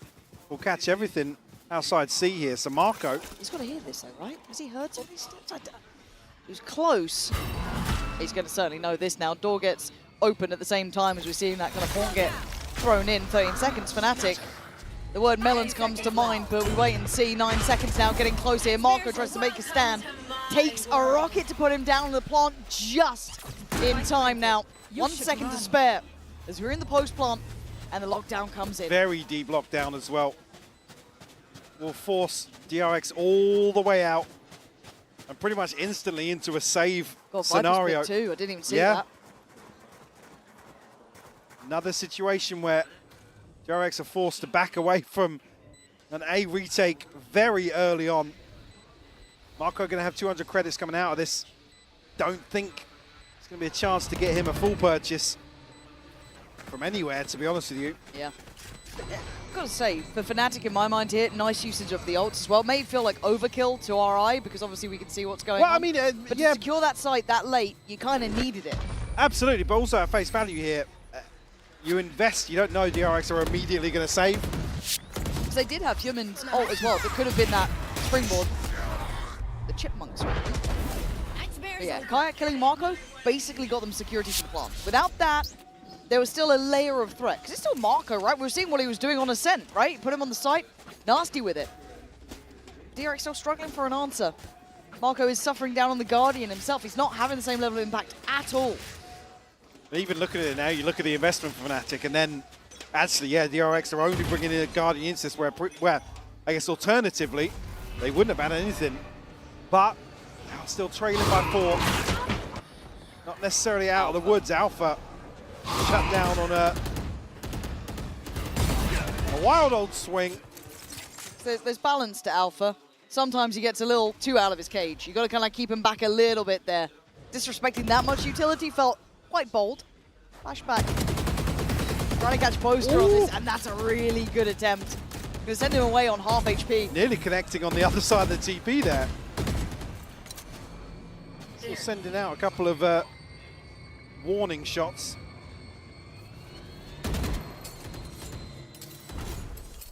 Fnatic now, not many options. Looking to try and re-clear towards Marco. Especially on the back of the ping here. And as we said, only a Guardian, but the timing is going to be beautiful for this Paranoia. Into going into Marco. Gotta be careful to not get kind of duped by crashes, but actually Hyunmin, the position very well done from him. And kind of playing these slightly forward positions at this point, considering how late Fnatic plays, is really punishing for them. It's hard for Fnatic to be able to scale up properly. Hence why taking those refights is so important to this. And this is where you have to credit the decision, even though it's in the previous round, I mean, to save these rifles, knowing that Fnatic have basically pushed all in terms of trying to break their economy. Able to punish here. One enemy remaining. Go. And it to be a flawless round. But still, only their third on the half. Could really do with a couple more. Really could do. Now, have they learned the correct lesson from this? Because it was gifted at the gates a little from Alpha. They did get that pick on the C site. You don't normally get that twice. An early display and show of presence towards A rubble. And they disconnect away. And a much pacier look towards punishing B here. Similar sort of Prowler. There's a quick rotate as maybe trying to add the seed of doubt that there's a cross there. I think with Flashback's position there, certainly going to read into the fact that most likely faked. I was going to say, if either spam, but the flash is perfect from freeing to set that in motion. Deadly little duo there. Getting him out of dodge. Alpha is going to be found. They have a decent read on this. 2 players put to just handling him, and 2 on the C side. 1 still left loose. Flashback. He catches crashes. Yeah. Doesn't know about the spike just yet because it was blind through the smoke. Spot on. Does Alpha get them away forward? Hyunmin's shouldering this. And he's not going to take any chances. He's going to try and force Alpha forward, and Bane makes a fumble. That is going to cost them. That opens up a chance, be it small or not. You've got to be careful on that. Hyunmin now put into a corner, fights forward, takes away Kayak. Plants in, down to 2. Kron on the side, trying to bound on up. It's Alpha to find him. Kron wants to go deeper. Spots out another. Marco now going to be challenged down. Fnatic dividing and conquering, and then freeing 5 finally stopping the rot. That felt like those two were about to unravel DRX, but freeing finally denying them. Hasn't had much of a say in this half so far, but a crucial savior. Yeah, clutch up here to find a fourth. Alpha just able to slip the net. God, those two made something out of nothing though. Cron and Alpha made me terrified. Freeing, thank God he was there. Capitalizing on the flash as well. We'll see a Fnatic timeout coming out of this. It's been a couple of rounds now, right? Well, yeah, I mean, a couple, literally two. Literally two. But enough that they want to put a timeout behind it. Why not? I think probably just a chance to check in before the end of this half. Again, a few times people getting ahead of smokes and whatnot, punished for it. DRX certainly clawing their way back into this half. Again, it's going to be Crashy's the only one with an ultimate here. Beside DRX, it's freeing, but Flashback just one away. I do see the operator back in hand for him as well. Who's kind of, a few rounds actually. Flashback has been able to either find the first blood or control the space outside C. Really effectively, setting something in motion elsewhere, whereas previously, mid to late round, you're seeing somebody glance into B and catching sight of freeing, but there not really being a plan in place to address that. And that's when, you know, Boaster or Alpha falling early outside A does become a bit of a concern. Yeah. We'll switch things around a little bit coming out of that for DRX. Yeah, where's Flashback? Now, towards B this time. Okay. Could still help out, but it is a bit of a split start. Well, I think certainly for Fnatic, the discussion has been around taking this space back because 3 players committed early. They're going to go forwards. The standoff to start with, right? Clear the box, go through the motions. Maybe try and find if that operator is in play. Ooh. Unconfirmed, but accurate. Clear this wall above a minute if they can. This time, no damage received from Boaster. Again, freeing, already poised with the ultimate. Timing on that. But you've got to be patient with Fnatic. You never know if it's quite the full in or if it is a fake. But now we can see it. It looks like it's building up to a full site take here. Oh no, and Free's gone down. That was the ult gone. This should be the go signal. Green light. Maybe not. Bane. Down. Stop Crashies, which does remove a little bit of that info game they could have played. Does need downstays welcome to fall off this and wait for the cavalry to arrive. Certainly no. Brings it to a 4v4. Oh, they're so paranoid about there being a lurk. Hitting the brakes. We'll wait things out now. Again, utility going to be pretty comfortable for DRX here in terms of the retake. We'll cycle the operator across to Marco. See it glance back towards B and now set their sights towards Fnatic. Clearing side itself. There's still Kayak to try and get rid of in water, playing in the smokes. But Fnatic are good at this. Boaster is good at this post-plant. Flashback, probably the one to get the challenge. He's got it, and he wins it. Boaster already going to find Bane, though. That's a player on the spike itself. Funemin now tries his hand at his luck. Not working out. As out for a Boaster, I told you. Put that boy in this position. He'll give you the round. Fnatic now starting to get themselves back on track, up to 7. And it's only really, freeing spammed out here. You can see it immediately, the awareness there from Fnatic, right, go. The most we're walking into is 1 or 2, considering how DRX have played the last 3 or 4 rounds. Beautiful read of the game.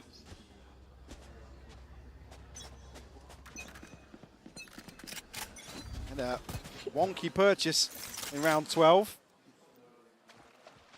Stinger for freeing. Bulldog and a Guardian here as well. We do have Flashback's ult now. Side of Fnatic still got Crashies in the back pocket. I'll handle this. Clear on B. DRX at about the 1 minute 10. Ooh,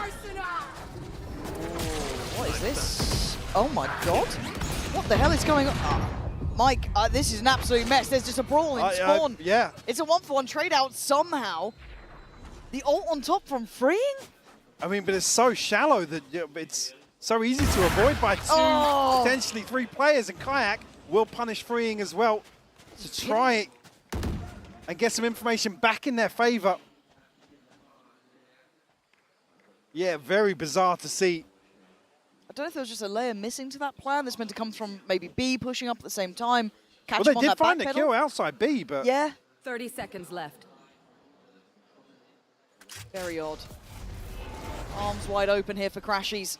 Face your fear! And an attempt made by Flashback, but this round looks like it was kind of chalked. I don't know what the game plan was, but Fnatic played it much better than expected, or handled it better than expected, as Hyunmin makes a individual attempt. Now just Marco in a 1v4, taking the wind out of maybe DRX's sails after what was a good turn of events for them. Getting up to 4 rounds, could have been 5. It certainly won't be now. 4 to 8. Fnatic showing a lot of diligence here on this map. Certainly look as if they've got themselves a good read on how DRX are approaching the series now. Yeah, just very strange to see this sort of gamble in the final round of the first half.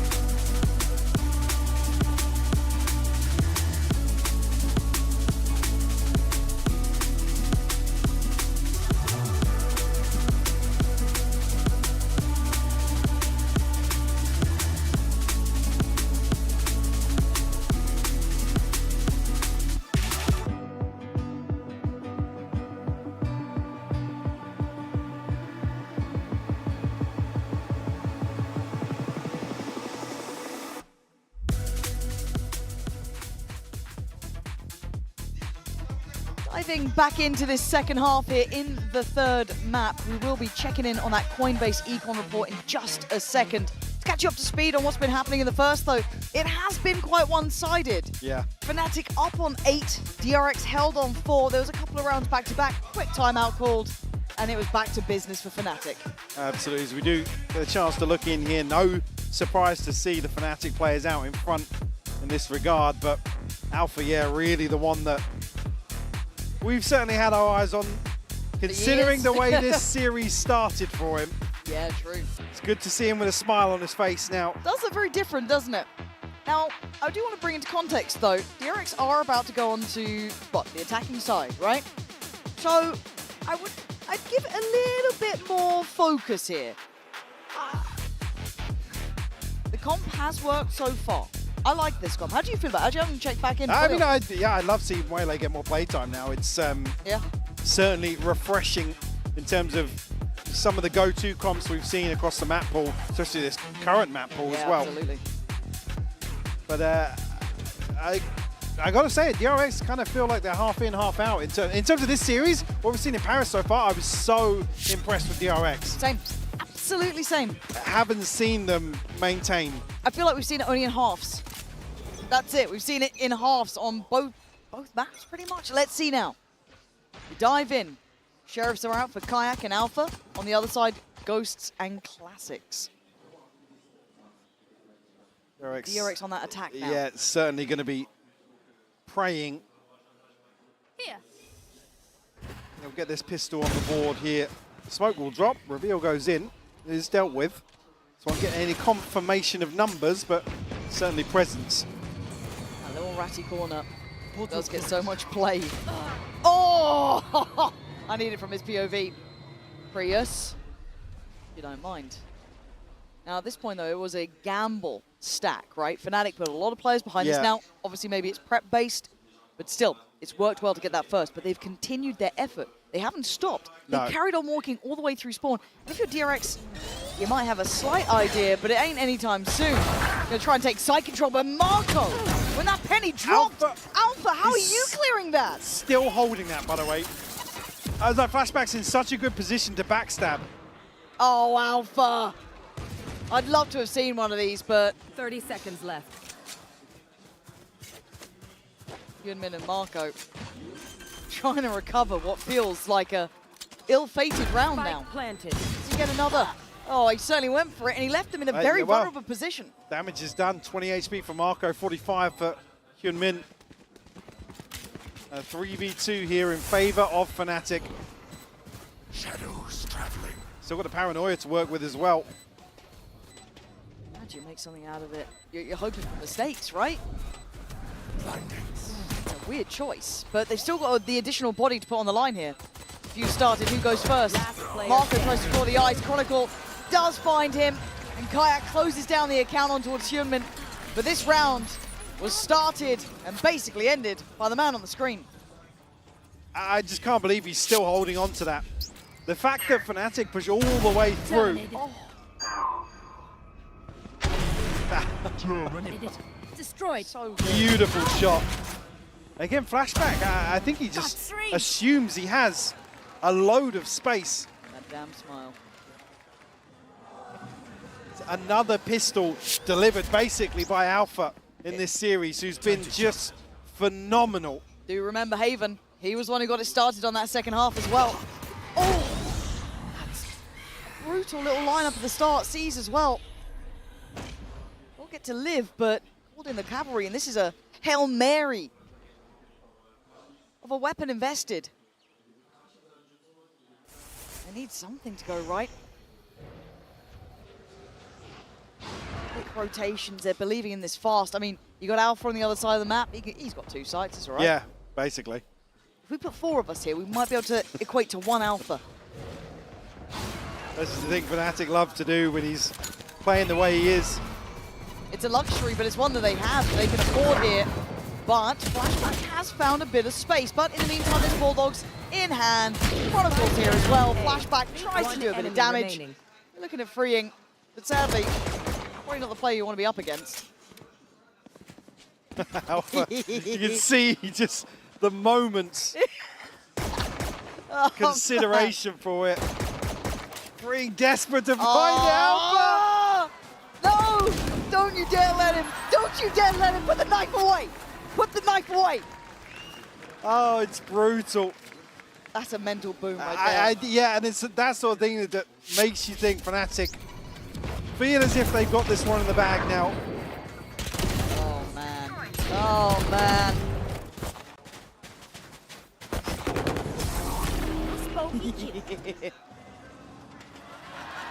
Oh, this is scary times. Odin's coming out too. It's like bonus plus Odin. Yeah. Pretty nice. Which they're stacked up on the other side. They got spammed off this angle. Here we go. To see how they walk away from this season's in. Good bit of chip, I believe. And Jimin trying to get closer, but he's taking a lot on the way for it. I think he's down to 51. In actuality, freeing as well, taking a lot of chip here. I mean, they are lucky to not have taken more damage there. Yeah, like I said in the previous round, it was only a Sheriff, but close to catching a headshot. I get scared when they come towards Alpha. Rotation through B. Gonna be heard. Or it can be stopped is another thing. Alpha pulls over the rest of the team. Hyunmin's already made it through, but he's taken all that damage earlier on. Well, look at the rotation that they've pulled. Again, maybe off that info of freeing. Oh my god, they're not going to check him. This could be the saving grace. Crash has checked it. Crashes, how are you checking this? So heads up from him. And now they look a little lost in this. Freeing is doing work though. Trying to slow down rotations, cost them comfort. As Alpha clears this. 30 seconds running late now. This Odin is going to be lethal. He's going to catch the clone rather than the players who are going to try and curtail right around towards Street. Get that spike down. Marco tries to get up close and personal, bring that Stinger to range. Flashback still holding on. Desperate to do some damage to give him a chance here. An advantage here for Fnatic. 3v2, flashback only on a Guardian. Does he feel brave enough to go around the world? I don't think he does. But Bane putting up a good performance now. There. They're going to have to work to clear backside. Flashback committing to holding the cross. Looking unsure and hesitant. He gets his head removed. And now Flashback has to hit some big boy shots. And only one was never going to be enough here. Kayak still alive, defused on the cards. Fnatic closing in on 12. Plenty of time left here. Oh, he just caught a glimpse. But that's crazy from him. Like I said, even so, the fact that he's checking this. Super, super diligent. Yeah. The impact of that would have been maybe, at worst, a kill. At best, potentially 2. And that backline pressure. Oh my god, the money. It's just brutal as well. Map 3 of a series, a bonus conversion for Fnatic up to 11. It's just excruciating for DRX. It does feel like pulling teeth almost with these guys right now. They can't get on the same page, it feels like. And everything they do is being countered, controlled, handled. Any of those like small percentile plays are not working. Flashback, what's the plan? Try and hold this with the judge. A pop flash. Kayak's here. So's Alpha. It does nothing! Anytime you think you've got something on your side, this team will absolutely remind you nothing will go your way. It's a clear-cut case as Fnatic push up to 12. And DRX are left in the dirt. Match point. Left in absolute tatters. We'll have an operator to invest here, but Fnatic now feeling the rhythm that they've created themselves here on map 3. Well, actually, second guessing himself. Flashback will revert back to a rifle. But a flash in the pan here in the second half of Lotus. Could be all we get from DRX here. Truly. I almost feel sad to see it capitulate like this after what's been a great first 2 maps back and forth the whole way. That pedigree kicking in for Fnatic, but not quite for DRX. Flashback, he's just been mangled trying to go through towards A. The run and gun with an Odin from Boaster. I told you, the stars just keep aligning for Fnatic. Everything they do is right.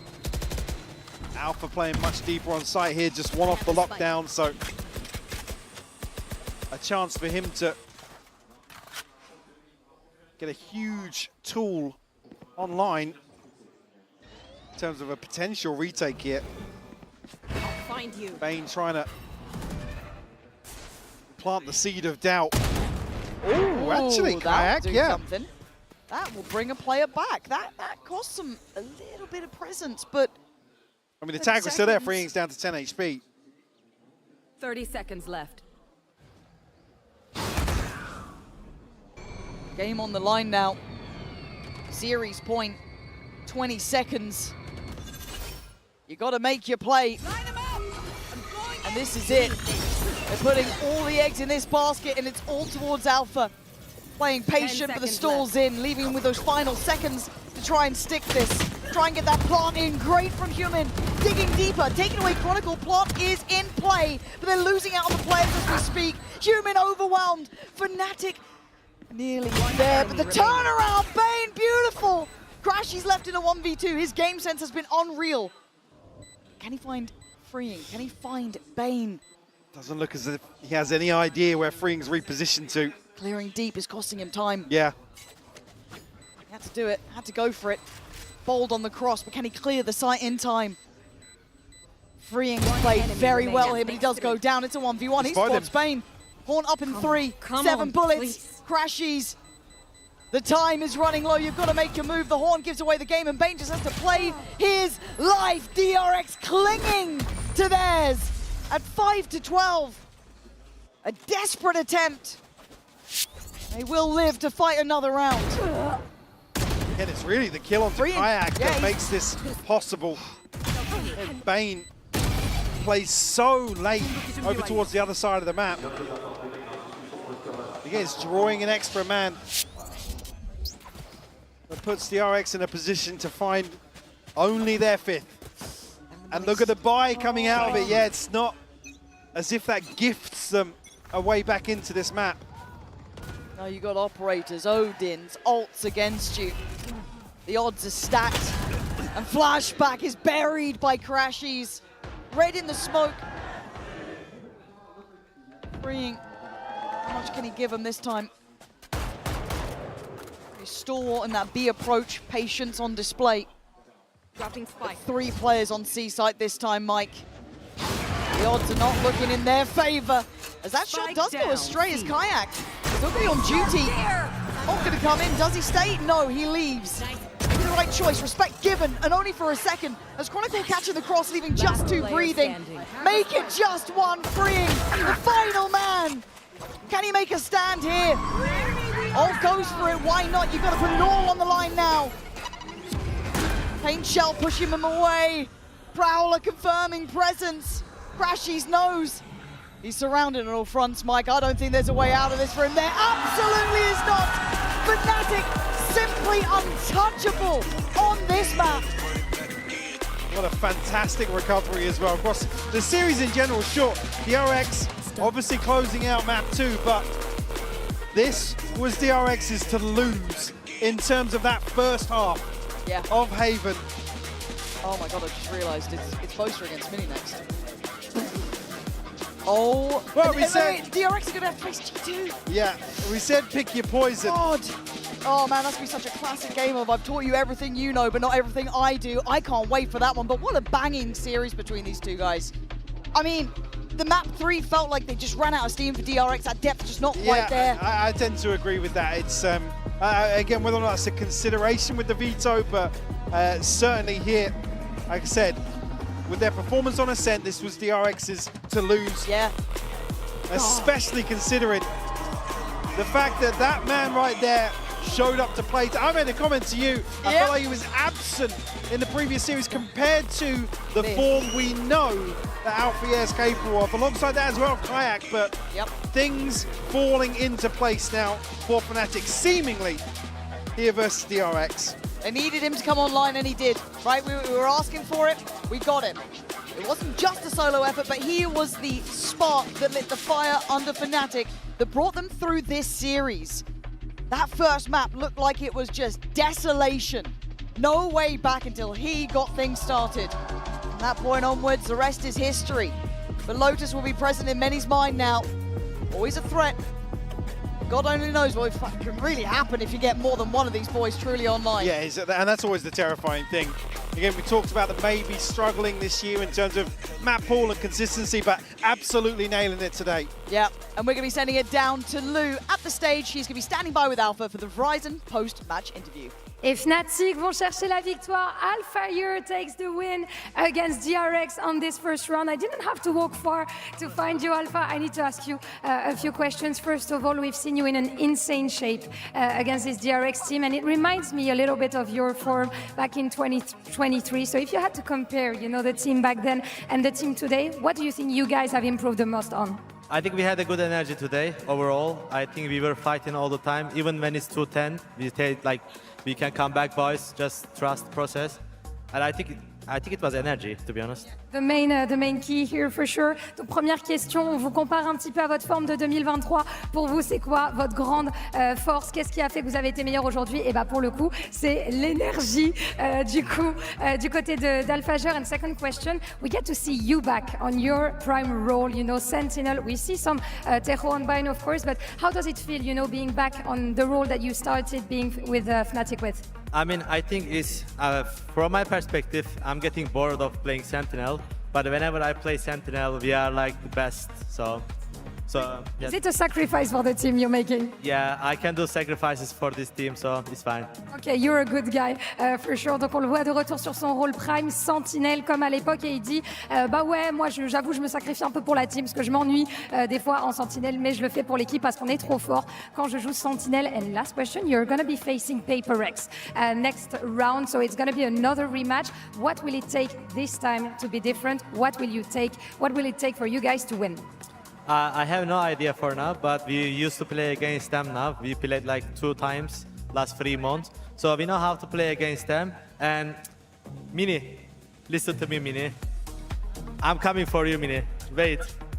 He has to be scared of you right now. Donc, un message pour Mini et pour les PaperX. On sait comment jouer contre vous. Ça fait 2 fois, 2 rematchs sur les derniers mois. Mini, j'arrive pour toi et on est très confiant. Thank you very much, Alpha. Teşekkür ederim. Thank you. You can get back to signing, of course. And good luck to him and the team for next matches. That's it for us on stage today. Thank you for following us. And we'll toss it back to our analyst desk to wrap up the day. See you tomorrow. Thank you so much for that, Lou, and always great to hear from Alfier as we get ready. We're going to have Boaster joining us in a few, and we'll be talking to him about the rematch that is to come because, again, like, you know, it's probably the jet lag and all that stuff. I blanked out on the Toronto finals kind of like earlier today. Yeah. And yeah, this is going to be... This happened. But this time around, though, it's a little bit spicier. Of course it's spicier. And I love the fact that it's Alpha saying that, because if you guys remember, Alpha had an amazing tournament and the final. Like, everybody knew if Fnatic were to win that trophy, he was the MVP. That race that he had his name. Easy. So now he's coming in for Mini also. I still think it's so weird to see him in the PaperX jersey. It really throws me off, but at the same time, I'm like, you know what? Change is okay. There's nothing wrong with change. You know, sometimes you got to embrace change. Of course. Too smiley for me. Yeah, I'm sure. Too happy. Too happy? It's not, you don't like that? No, not for Mini. It doesn't suit him to be happy. I don't know. It doesn't suit him to be happy. Oh my God, what a guy. Mini, we love you. But yeah, I'm more shocked at the peaks and valleys of this game. How like there were so many crazy high points, right? DRX 10-2. Oh my God, what's happening? Then out of nowhere, DRX crumble, Fnatic rises, and then you see map 2 much more of a back and forth affair. But then this time around, we go into map 3, and it was just, I mean, it was a flattening. Yeah, we speak a lot about the resilience, right? And we see a lot of these matches going on to the third one and whatnot. And of course, the experience plays a big part. But one of the questions coming into today and coming into seeing DRX again is the Mosquito comp. Yeah. You've shown it during the groups. You've only beaten Team Liquid, you know, in like bigger picture. You played against Team Liquid twice. That allowed you to get out of the groups. What is it going to look against the rest?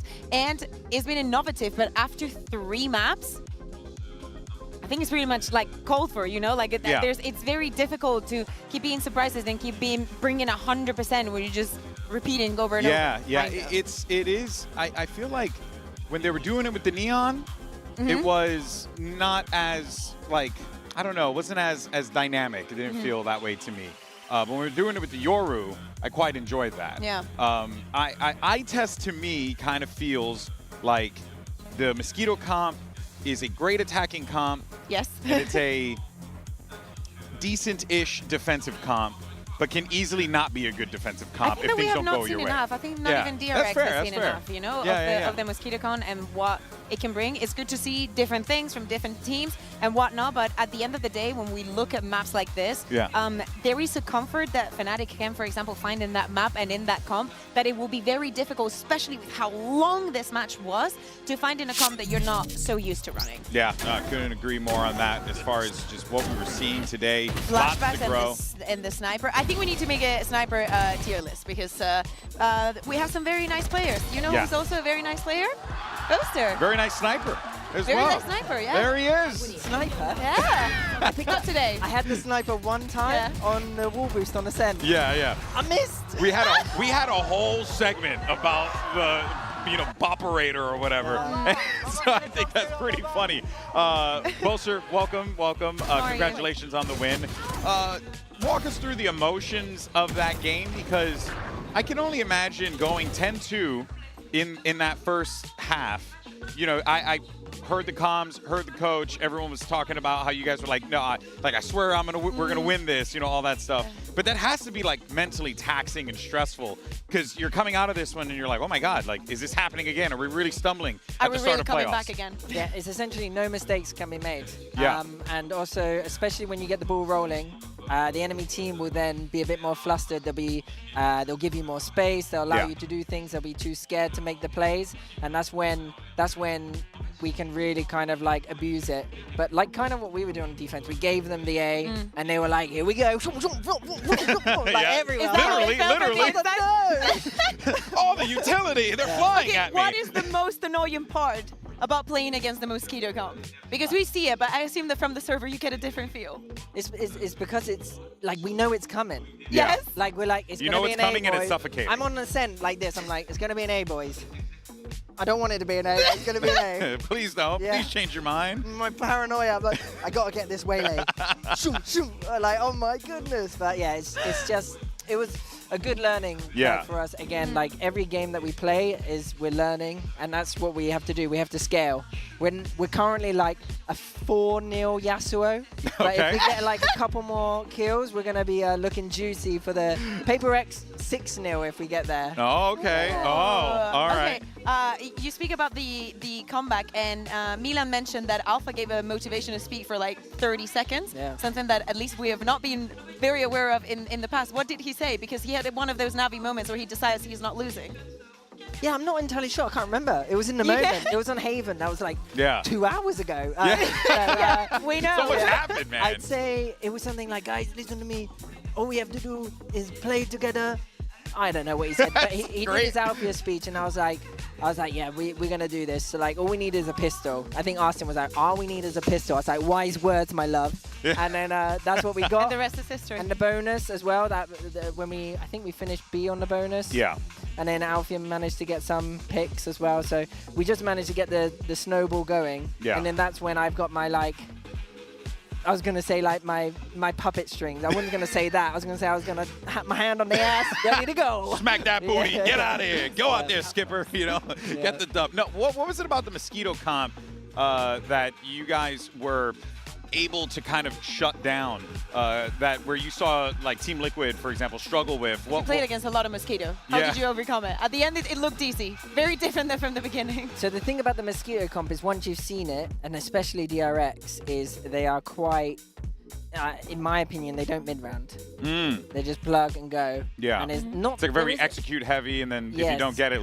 Yeah, exactly. So we needed to adapt a little bit, and we were playing to stack sites and stuff, but I think when you let them execute, that's when it's squeaky bum time. Hopefully the shots go your way. Tying it up. But I think we needed to somewhat do like a Paper X style, and like shut them down before that and make it messy for them. Because if you make a strategy messy, then that's when like you create pockets for yourself to make force plays. mistakes and all that stuff. But in real, like I could say that in hindsight, but in when it comes to real game, it's like, do we do the push? Do we do this? And it's kind of like, do we do it? We don't know if it'll work. We never played them before. Yeah. And it's kind of like, it's awkward, but it can be a crapshoot, but it seemed like you guys navigated it quite well toward the finish line there. Now, going into your next match, you knew this was coming. You know who's next, right? You got Paper X. Yes. And you know who you got on the other side there. Forsaken? He's a part of the team. Minnie. Oh, yes. Minnie. I'm going to make sure he's sweating in that booth. I'm going to regret coming to Paris. I want to make your trip to this beautiful city a terrible time. You know, he's like in the hotel. I saw him arrive with his suitcase. I was like, what the hell? They must be panicking if they brought him in. And then I was like, where are you staying? He's like opposite me. No way. Yeah. Opposite You of the cannot room. even have a conversation in your room anymore. Yeah, exactly. I've got to be careful. It's crazy. You just eavesdropping. And he will be doing that as well. But like, he's that type of player. Just go low, hear the ground. You know what I mean? Just see what you got. No, are you excited for that match, though, especially against Paper X? You know, Toronto final rematch. Yeah, I mean, I'm looking forward to it because we'll be on even grounds. Yeah. You know, before they had the 2 bans, and I think it was quite brutal for us. Whereas this time we're an equal band, and I think it's going to be a banger match. We've actually, funnily enough, scrimmed them quite a bit this event. Oh, wow. Yeah, I'm not entirely sure why now, because we're playing them. But I think it's, when it comes to it, I think the matchup that Paper X versus us is a matchup they don't want to play against us. And I think, obviously, back in the day, I was like, oh no, Paper X are so crazy. But now I'm kind of somewhat used to it, so I'm really looking forward to playing and like getting some revenge on that Masters Toronto. Our chant right now is 1, 2, 3 Toronto. Yeah. Because we lost that and we were trying like champions, Paris, and we're like, none of this is working. It didn't have it. It didn't have the spice. Yeah, you know when it finishes the echo and we're like, nah, that wasn't it, boys. We need to go back to the drawing board. And we went back to Toronto because that was working. Yeah, no, hey, man, and it gives you guys something to strive for, you know, that was so close, you know, slipped out of your fingers, but now you're right at the precipice to be able to win a Champs Trophy with your legacy and how much you've accomplished here. It has to feel kind of cool, though, having gone to these events so many times now. Yeah, I mean, that's what I'm saying. Like, I've been to the most events or whatnot, or however many. We've been to everyone. We made out of every playoffs. Surely my odds are looking all right compared to all these other teams. If there's like a statistical percentage out there, surely I'm a 20% chance of winning this event. Has to. Surely, by the grace of everything. But no, I'm just, you know, I'm doing a countdown. 3 wins left now. Yeah. For the Champs Trophy. And I just want to enjoy every game. And I'm here for the challenge, you know. Zero expectations. Like, if we win, we win. I've lost many times, so whatever happens. But what I want to make sure we do is that we show how good we are. Yeah. And I think today, especially after that little Haven thing, we showed a really good side of us. And I think the Lotus as well when we closed it out. Ascent, we'll keep working on it, but I think Ataxa was looking good until Flashback was all over us. Yeah. So I think a lot of learning Especially stuff. you. Yeah, You were on the receiving end of a lot of them. I was like, yoo-hoo, over here. Oh, I'm dead. Oh, no. Res me, Alfia. Oh, man. We're going to make a poll on how many times Alpha was going to get the res. Oh, I hope he wasn't resing me. One time he res, I was like, why have we res there? It's a 2v5. He just felt it in the moment. He was like, get up, brother. He was thinking about the money. All right, well, Post, it's always a pleasure to have you here and chat with you about the match and get your thoughts on it. Congratulations on the win. Looking forward to the next one. It's going to be, as you said, a banger, Paper X Fnatic. We're all excited for that one. But, folks, that's going to do it for us here today. We have plenty more matches to play. You saw the schedule. Great games coming up tomorrow. Then you don't want to miss it, so make sure you join us here for the same time, same place at VALORANT Champs. See you tomorrow. And here we go. You couldn't have asked for a better way to kick off playoffs than with G2 Esports taking on Paper X. Again, they don't have the guns and just spotting out the barracks, the bodies. That flash and a peek, Divide! Oh my, Divide! It's all gearing up, isn't it? Skirmish called for. Why not? It's going to get bloody. And it's brawly at that. G2, though, the ones winning it out so far. Feed entirely filled up in their name. Pac-Man needs some help as well, calling for reinforcements and a bit of backup, and that is a TP behind you! It is manic stuff from Jorg! And he's not stopping there, damage done, but in the flip of a coin, it's all turned on its head. Paper X themselves up into this 1v2, Forsaken! He has saved them! The tap onto it, Horn needs to be dealt with, it's all coming down to the wire! And in slow motion, could we have it any other way? Map 1 goes to Paper X! Something is going to have to go huge. A flash dodged and avoided. Jorgo puts his body on the line, but it's played perfectly. Something, you can't be doing this to them. A tap from Trent trying to pull him out into the open once more, but it's all goddamn something. That is a monstrous clutch. Damage being done, but it's just tickling their feet in a salvo, and the all is on leave. How's he got 3? Where has he found that? Any attempt at a trade is just not in sight here, and we should be going to Ascend. This is just a bloodbath and a blended. Could we have it any other way between these two teams? They have brought the very best out of each other. They don't care about it. They're going to be taking the fight straight to them anyway. Divide trying to really see if he can put the hurt onto them again, but that is an instant trade. The Dimensional Drift is going to be used again to set it forwards. The trademark, oh my god, man! He's everywhere! They got the wall off into CT. Attempt to try and break it. Link still wins it out. It's a 4K for him. We'll see if he can keep it going now into this 1v2. Currently 16 and 8. The players dropping down and giving him that perfect timing. Snap into it. 1v1. He's earned it. The IGL does it again. Big flash though, and an even better swing. Forsaken is putting matters into his own hands as the IGL. Straight shots and straight bullets. He's barely alive, but he's still getting it done. And time has been bought for his team to survive into this one, to play it all together. What a play by Forsaken. And it's Paper X who survive. Paper X who keep going. And Paper X who denied G2 that chance and send them packing to the lowers. It's a classic battle between two storied franchises in Valorant's history. DRX representing the Pacific region, Fnatic representing the EMEA region, and this time they settle the score, but more importantly, you move on in this tournament. Smoke on Spike, holding this. Good timing. Oh my god, has he No way. Has he got Boaster with it? He's got the reveal, certainly. Back to the gun, he's playing the timer. He's playing it like an absolute champ. It's sensational from DRX. DRX looking deadly, but Alpha breaks in. 13 seconds, but down to just one man. 10 seconds and a bit of a dream. He's fighting for it though. Oh my God. Tag is not enough to put down Alpha. You need more than that. That's what we like to see. DRX, time to go. Human gonna try and lead the pack forward. Anyone there to trade in? No! Fnatic putting up the brick. Oh, Brazilian! An unthinkable round by round turnaround. You do not see that every day. Marco, right place, wrong time. Caught before he could get away. Hyunmin desperate to deny. Kron looking bloodthirsty in this, and he absolutely is.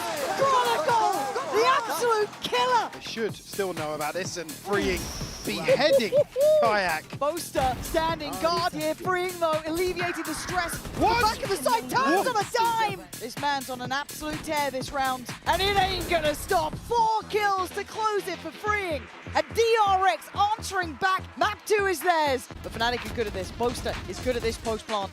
Flashback, probably the one to get the challenge. He's got it and he wins it. Boaster already going to find Bane though. Fjordman now tries his hand at his luck. Not working out. As Alpha and Boaster put that boy in this position. He'll give you the round. Boy. Flashback, what's the plan? Try and hold this with the judge. A pop flash. Ajax here. So's Alpha. It does nothing. Anytime you think you got something on your side, this team will absolutely remind you nothing will go your way. Come on. Fnatic simply untouchable on this map.